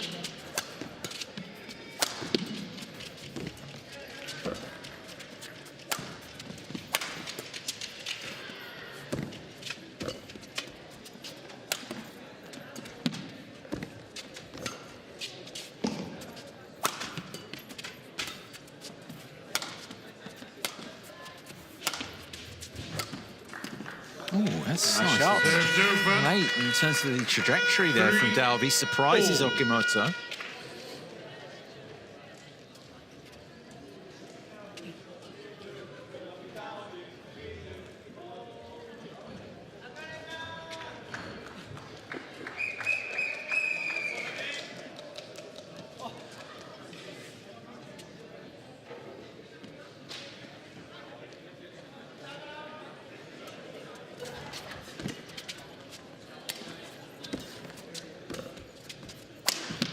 Nice play. Deep enough from Okimoto and picked off by Dalby.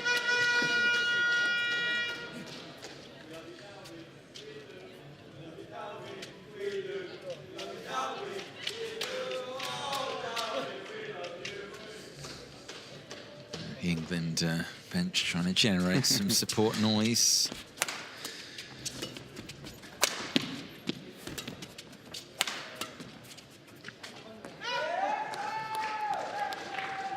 Serves over. 4-all.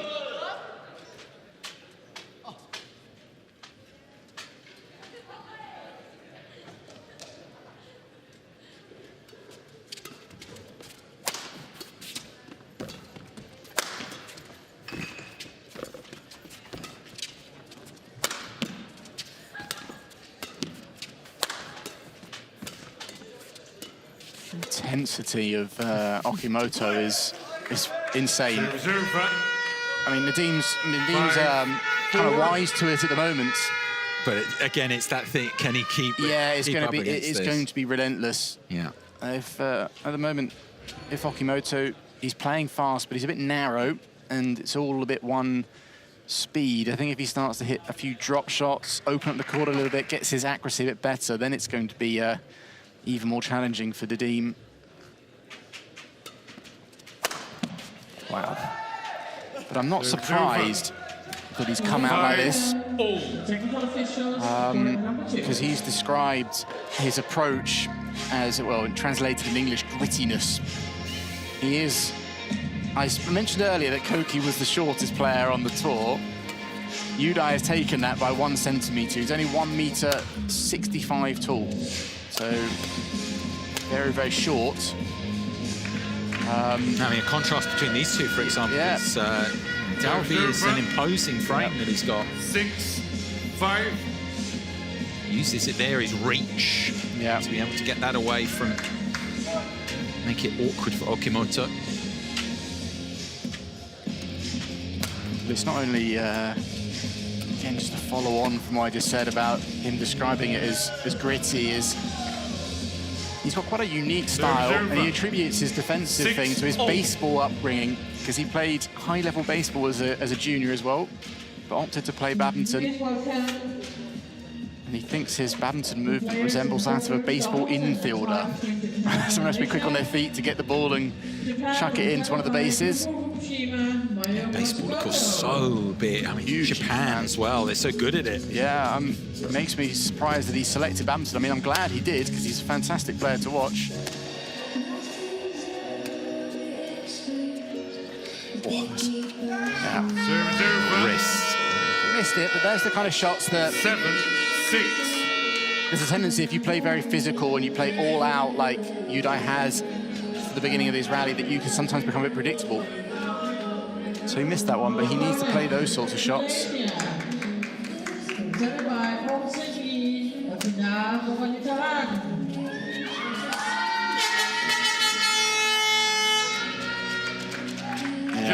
challenges. Not surprised he challenged that one. Yeah. The challenge coming in. And a very good one, of course, from Dalby. You're on in this to begin.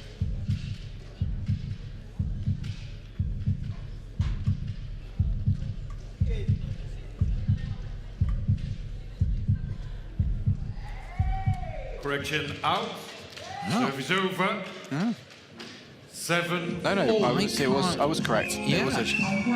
Play.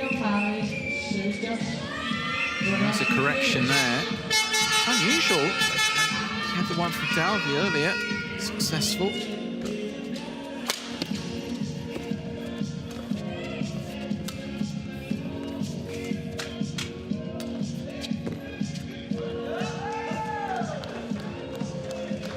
Eight, 7.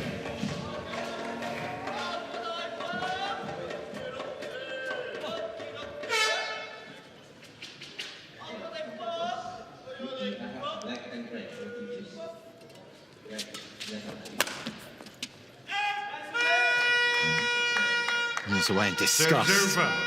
Couldn't make that. 8-all. He's not quite firing on all cylinders yet, Okimoto, by his very high standards. There's still some gears that he can go to. Performance level.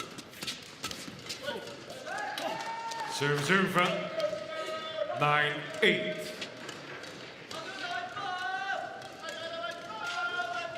Okimoto was a bit of a late comer, not quite as late as Midorikawa to the Japanese team, but the only reason Okimoto made it is because Kenta Nishimoto, who is the second-ranked Japanese player, sustained a shoulder injury at the Swiss Open earlier this year, so unable to participate.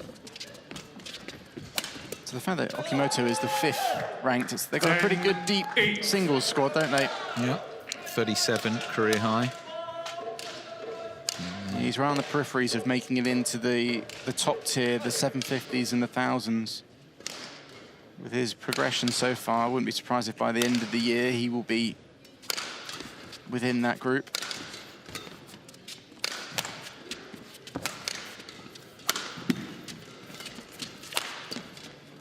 So quick from...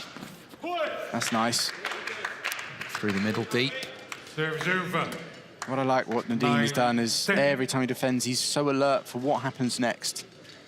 There, he was on the back foot, but he was alert for any opportunity to come.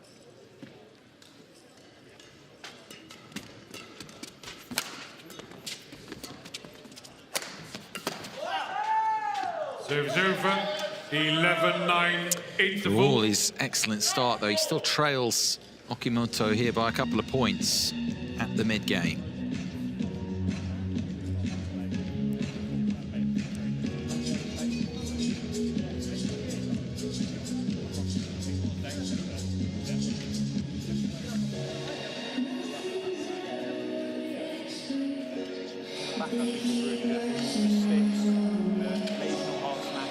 These short actions on the clear, it's really good. Yeah. But you've just got to keep that consistency to them. Yeah. You don't have to overforce. Court one. Okay? And then 20 seconds. Smash when you feel you've got really, Court really one. good advantage. 20 Okay? seconds. Again. Yeah.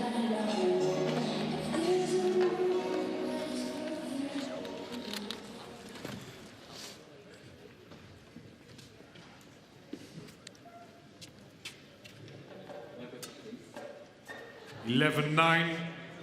Play.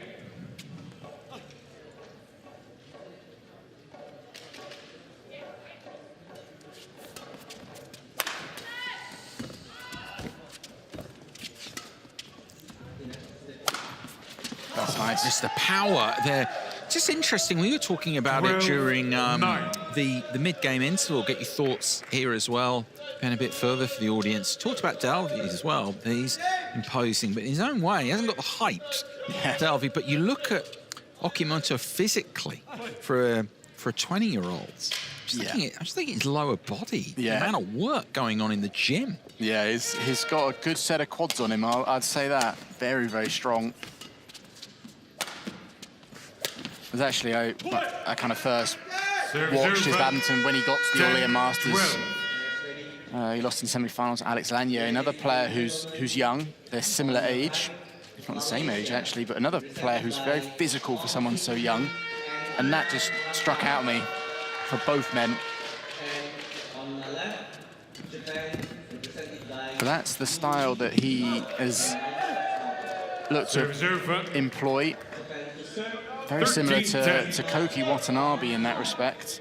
Yeah, I mean, very little. I mean, you look at just developing on Okimoto, looking at Dalby here, but the lower body, but I mean, very, very low body fat as well. Yes. Lean, how he moves around, and with his playing style, you know, that obviously assists him.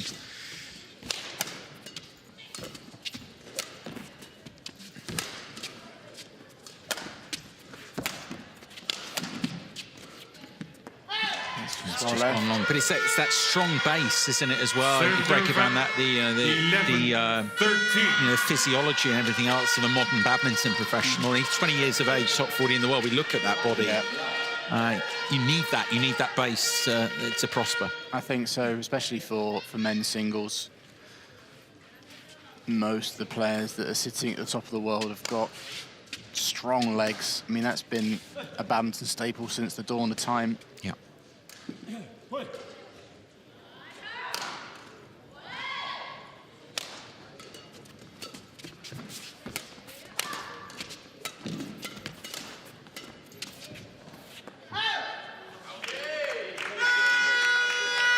12-13. This is a much better performance by Nadim Dalby in comparison to his earlier match, although it must be said he was up against the Olympic bronze medalist, former All-England champion Lee Zijia. I think maybe, Lee Zijia very experienced and good, but maybe Nadim just felt gave him a bit too much respect, a bit overawed by the situation. Serve over, 14-12. Yeah, he lost that one 21-13, 21-11, 35 minutes. You obviously watched that whole tie. And that's easy to do, though, isn't it? When you're up against someone like that, just give them a little bit, and then that doesn't exactly help you. Give away a bit too much respect. You often hear coaches saying that, don't show them respect. I just think okay, well, in reality, when you're on that court with someone like that, how easy is that? You tend to, no matter what form they're in, you see them through the light of probably their best ever performance.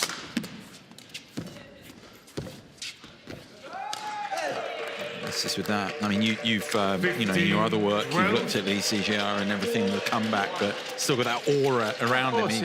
Yeah. And he was looking pretty good, actually. And I glanced over at him playing against Finland as well. He didn't look too shabby there either. Yeah, building it back. Tried to go big, but no one home there for Dalby. 16-12. On that occasion.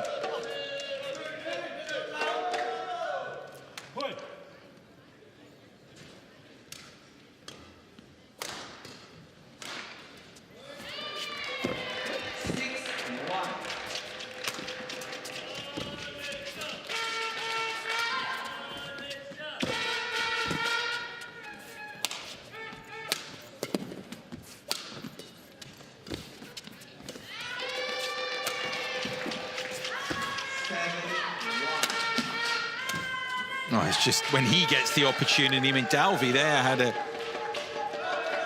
few 2-3 opportunities to win the point, couldn't. Okimoto, and he had the chance. Certainly took it. 8-1.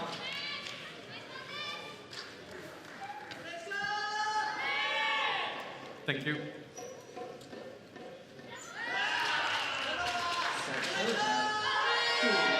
8.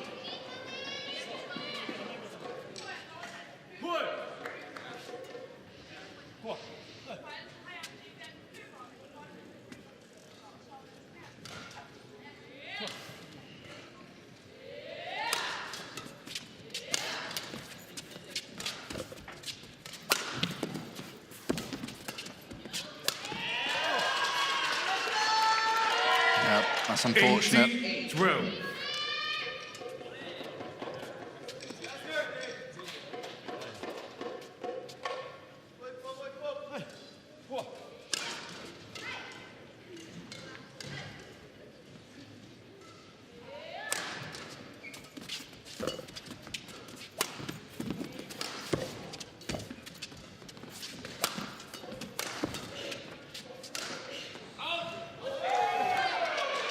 He is unrelenting. Well described. Yeah. Dalby's not played badly here in this game for large stretches. Played very nicely and still finds himself 7 down. Yeah, he's playing a good variety of shots, isn't Nadine? That was against Lee Jar. One thing Toby Penty kept saying was to use not the full power, maintain your balance and do that. And he's been doing that pretty well here, but Yudai's defense is wise to it.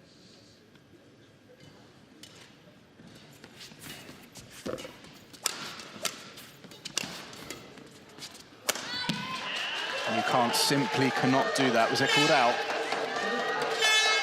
No, you simply 20 point give it an easy lift like that.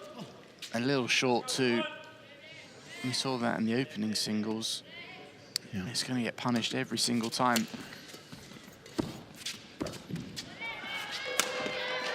No, that's wide. He really pulled away with that. There's only a couple clear at First the game mid-game. won by Japan. Ends up winning it there on his first 12. game point.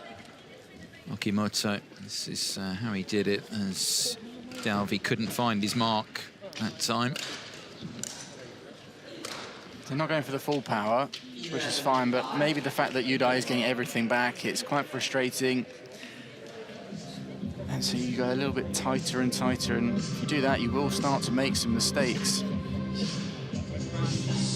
Evolving that and then mixing it up between going short and then just going long. 21, and 12, then 18 minutes. Better. Yeah, because it makes his lift options a lot harder. Yeah, not like high ones where he can recover easily. In general, his forehand backcourt is the one to go for a little bit more. But like when you do push up, sometimes poke from there. Don't always just, if you feel like you've got an advantage, yeah, not just from the backcourt, from the front and then ready again. Yeah? But I want you to make sure at the rear court, I want you to play aggressively, but be willing to play on, okay, all the time. Okay? Yeah? Come on. Yeah?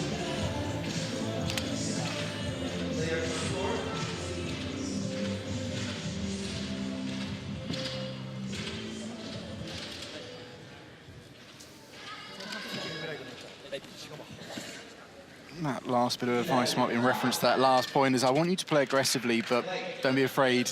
You need to also, within that, you're going to have to play long rallies as well, because of course, Yudai's defense is so strong. You can't just be going for all-out winners. You're going to give away so many points, so just put yourself into a bad position. Court 1, 20 seconds. Court 1, 20 seconds.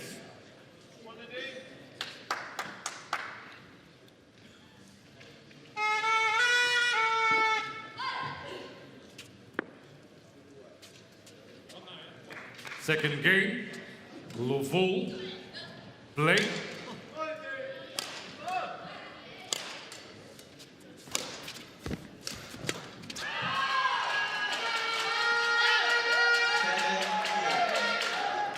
Serve. Really followed that shot to the floor, didn't he? Got down on one knee. Yeah, Good start again. And took the first point of the match, actually. Delvey.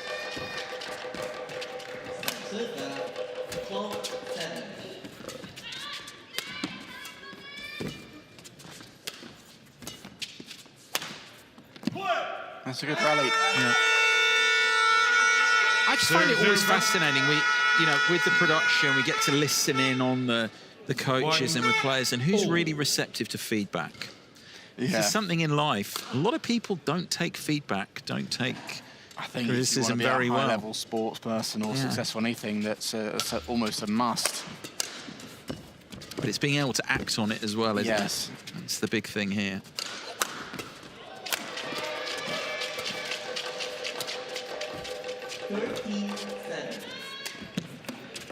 Oh, superb.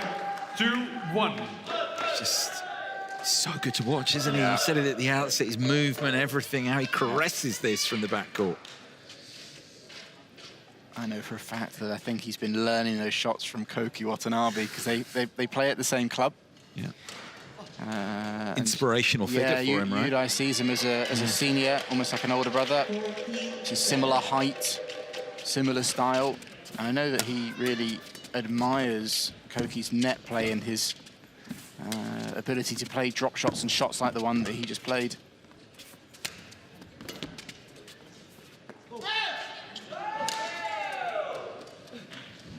England challenges called out. He made a successful early challenge in the match. Opening game, Dalby. Sure about this one this time for him, but going all the same to the challenge system.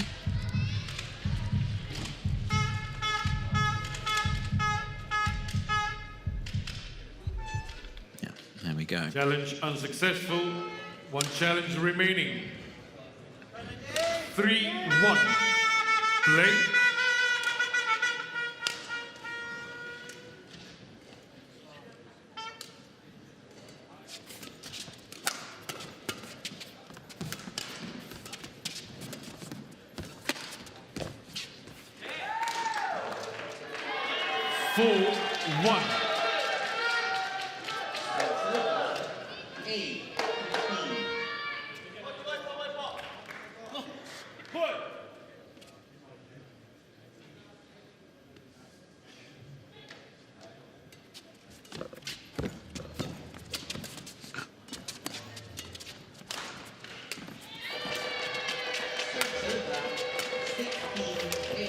He's just got everything, hasn't he? Look at this. Total deception. These kind of shots are a sign that he's starting to, not necessarily relax, but calm down a little bit, because he was just hitting everything as smashes. Now he's hitting these like reverse slices and these different variations. He's starting to get a good feel on the court now, I think.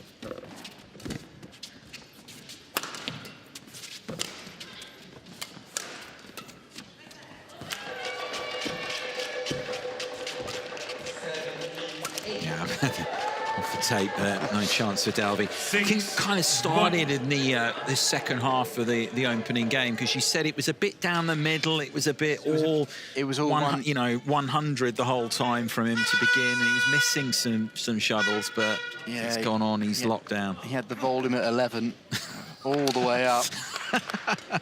He's toned it down now to 10.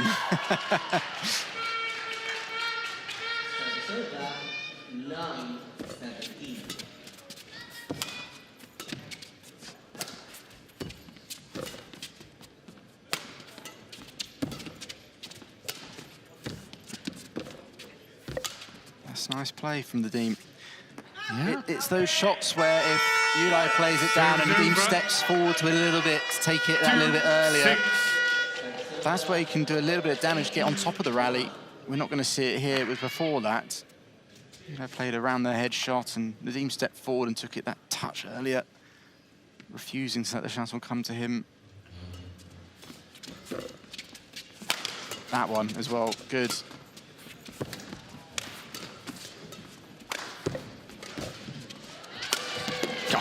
That's unfortunate, but it's good play from the team. He's doing what Toby was saying.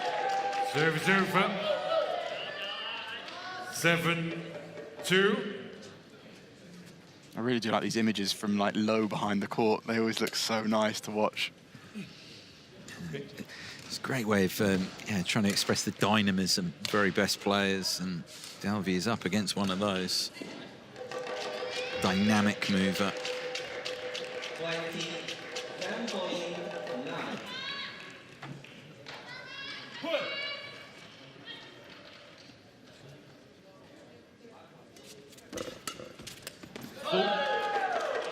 Eight, 2.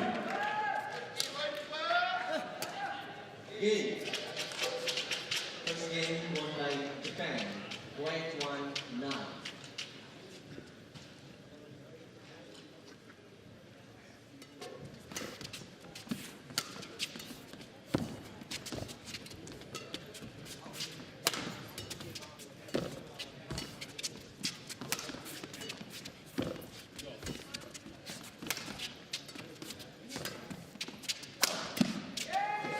Swipe.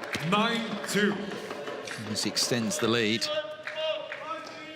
Feels a little bit, Dalvi, how he's playing, it's a little bit, this score is it's a little bit harsh on him, but that's life at the top table.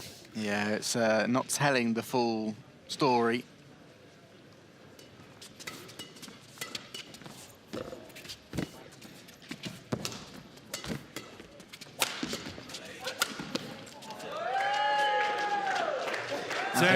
I said to you off, I think I said to you off air, guys, when I felt that once you guys started to use a bit more of the full court, that it could spell a bit of trouble for Nadim.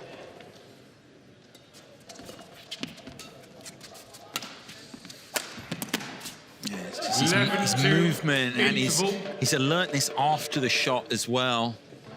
Up as well, it's just so good to watch here live. Privileged to see this.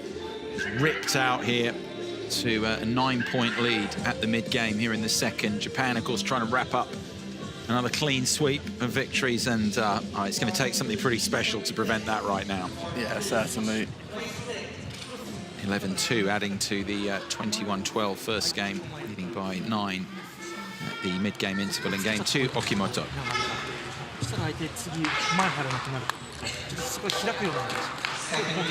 外に外にちょっとできたらトライしたい。 Court 1, 20 seconds. Court 1, 20 seconds.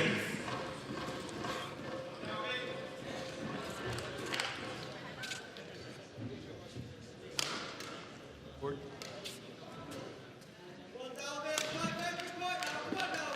(11-2). Play.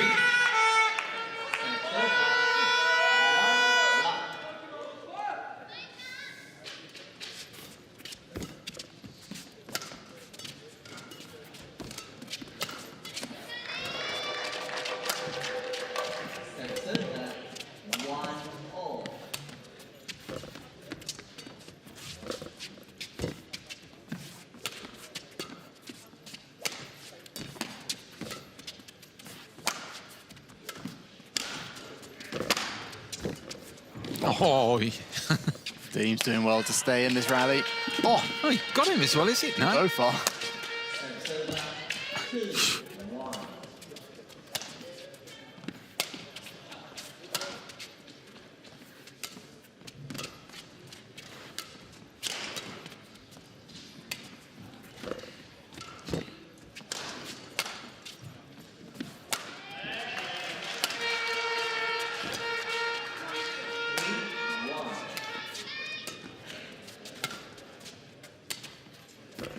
He just took his legs from him there eventually. Dalvi giving it everything, as England have done, but Japan are just a class apart here. Okimoto always had one more. You want the doctor? Just watching this back. I think Nadim might have grazed his hand there on that last shot. Just hearing him wants the doctor for that. That's, as you say, that's the last, identify that, where he lost the point. It was one of the shots to that corner, might have been one of the earlier ones where he really hit his hand hard on the floor as he was trying to get that shuttle over. think this is the first time I've seen a doctor in this entire tournament, actually. Yeah, no, not commentated any ties where needed a doctor on yet until now.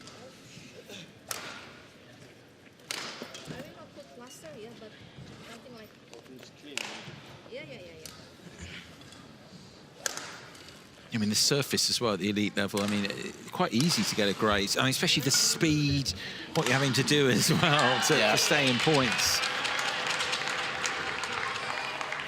Just kind of cuts, grazes, bumps, part and parcel. Yeah, this is going to be... I'm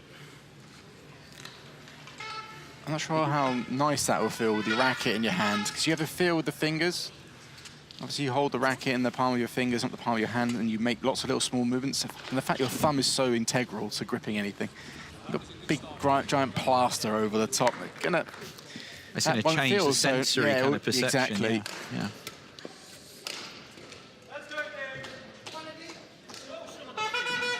12-2. See how he handles this here. Well adrift in the score as well, Dalby.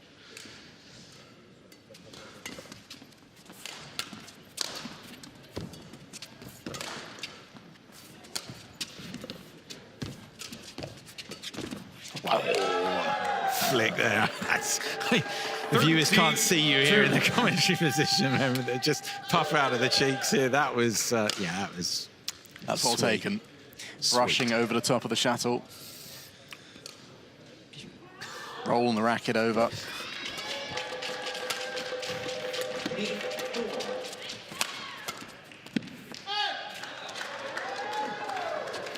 (14-2).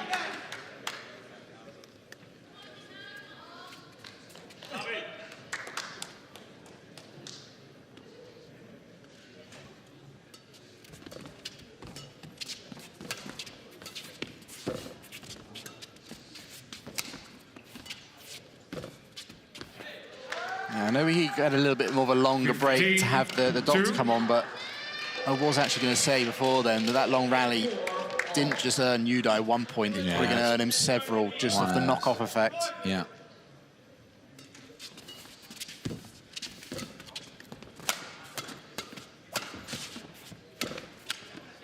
Well done there, Dalby. Fighting. 3-15.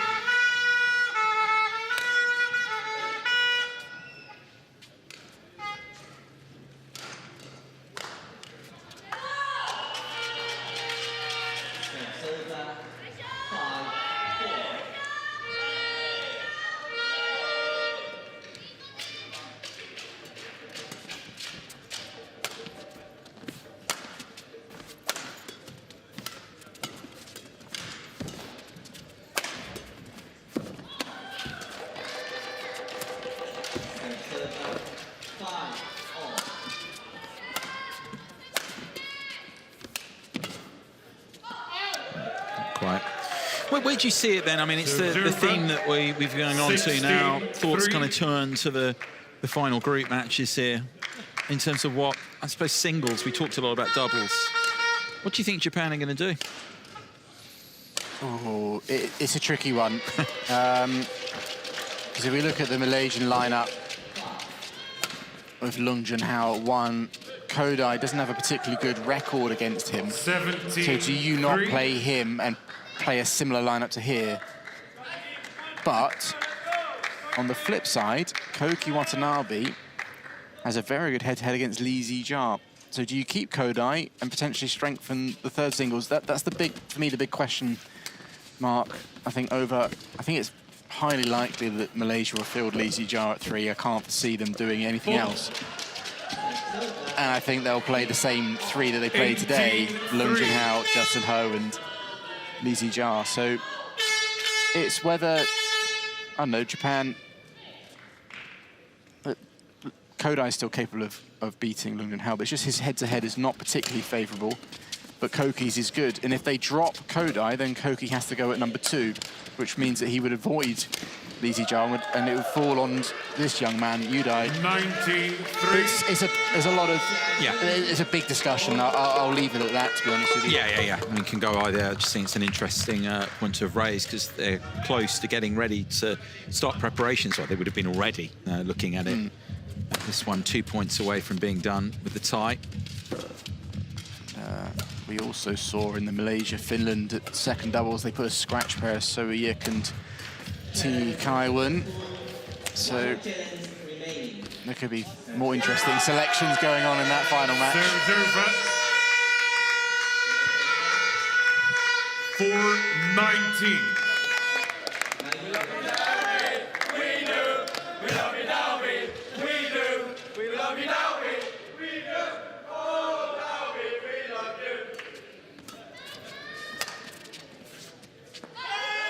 They do love him and love the effort he's put in, as England have done, but it looks like they're not going to get anything really tangible for it in the tie. Japan have just been a bit too good, this man included.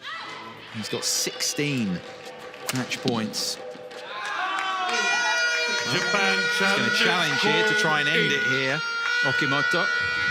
He's pretty confident he's right on that one, isn't he? He's going to wait at the net.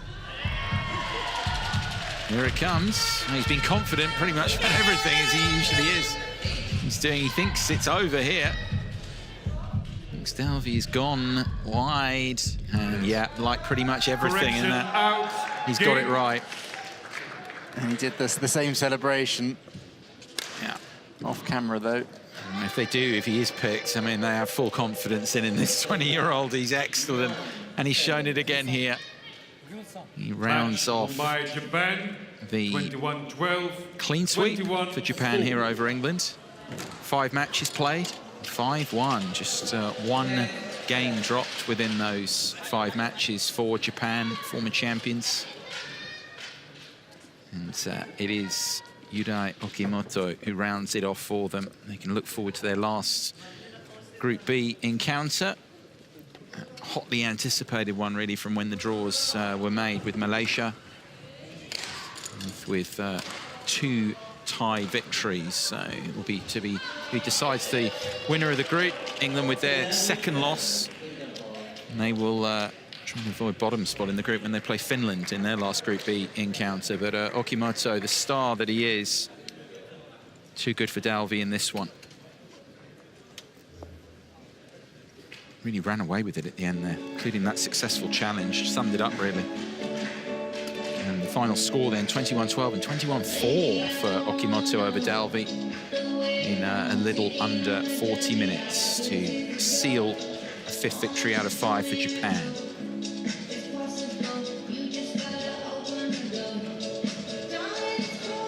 So that wraps up this Group B qualifying tie here on Court 1, the BWF Thomas Cup. As you mentioned, just the one game for England. That was Butler and Jones in the first doubles. Started very nicely, but otherwise it's been a tale of Japanese joy. 5 more victories, beat Finland 5-0, and now have beaten England 5-0. So a perfect 10 for Japan to take them into their final Group E encounter, that decider for top spot, as it'll be against Malaysia. We look forward then now to the session 2, the evening session, and the hosts, Denmark, as we go to the BWF Uber Cup, the World Team Championships for the women. Denmark will be hosting, taking on Ukraine, and Joel Clark and Steen Pedersen will be with you for that in about just under 2.25 hours from now here in Horsens.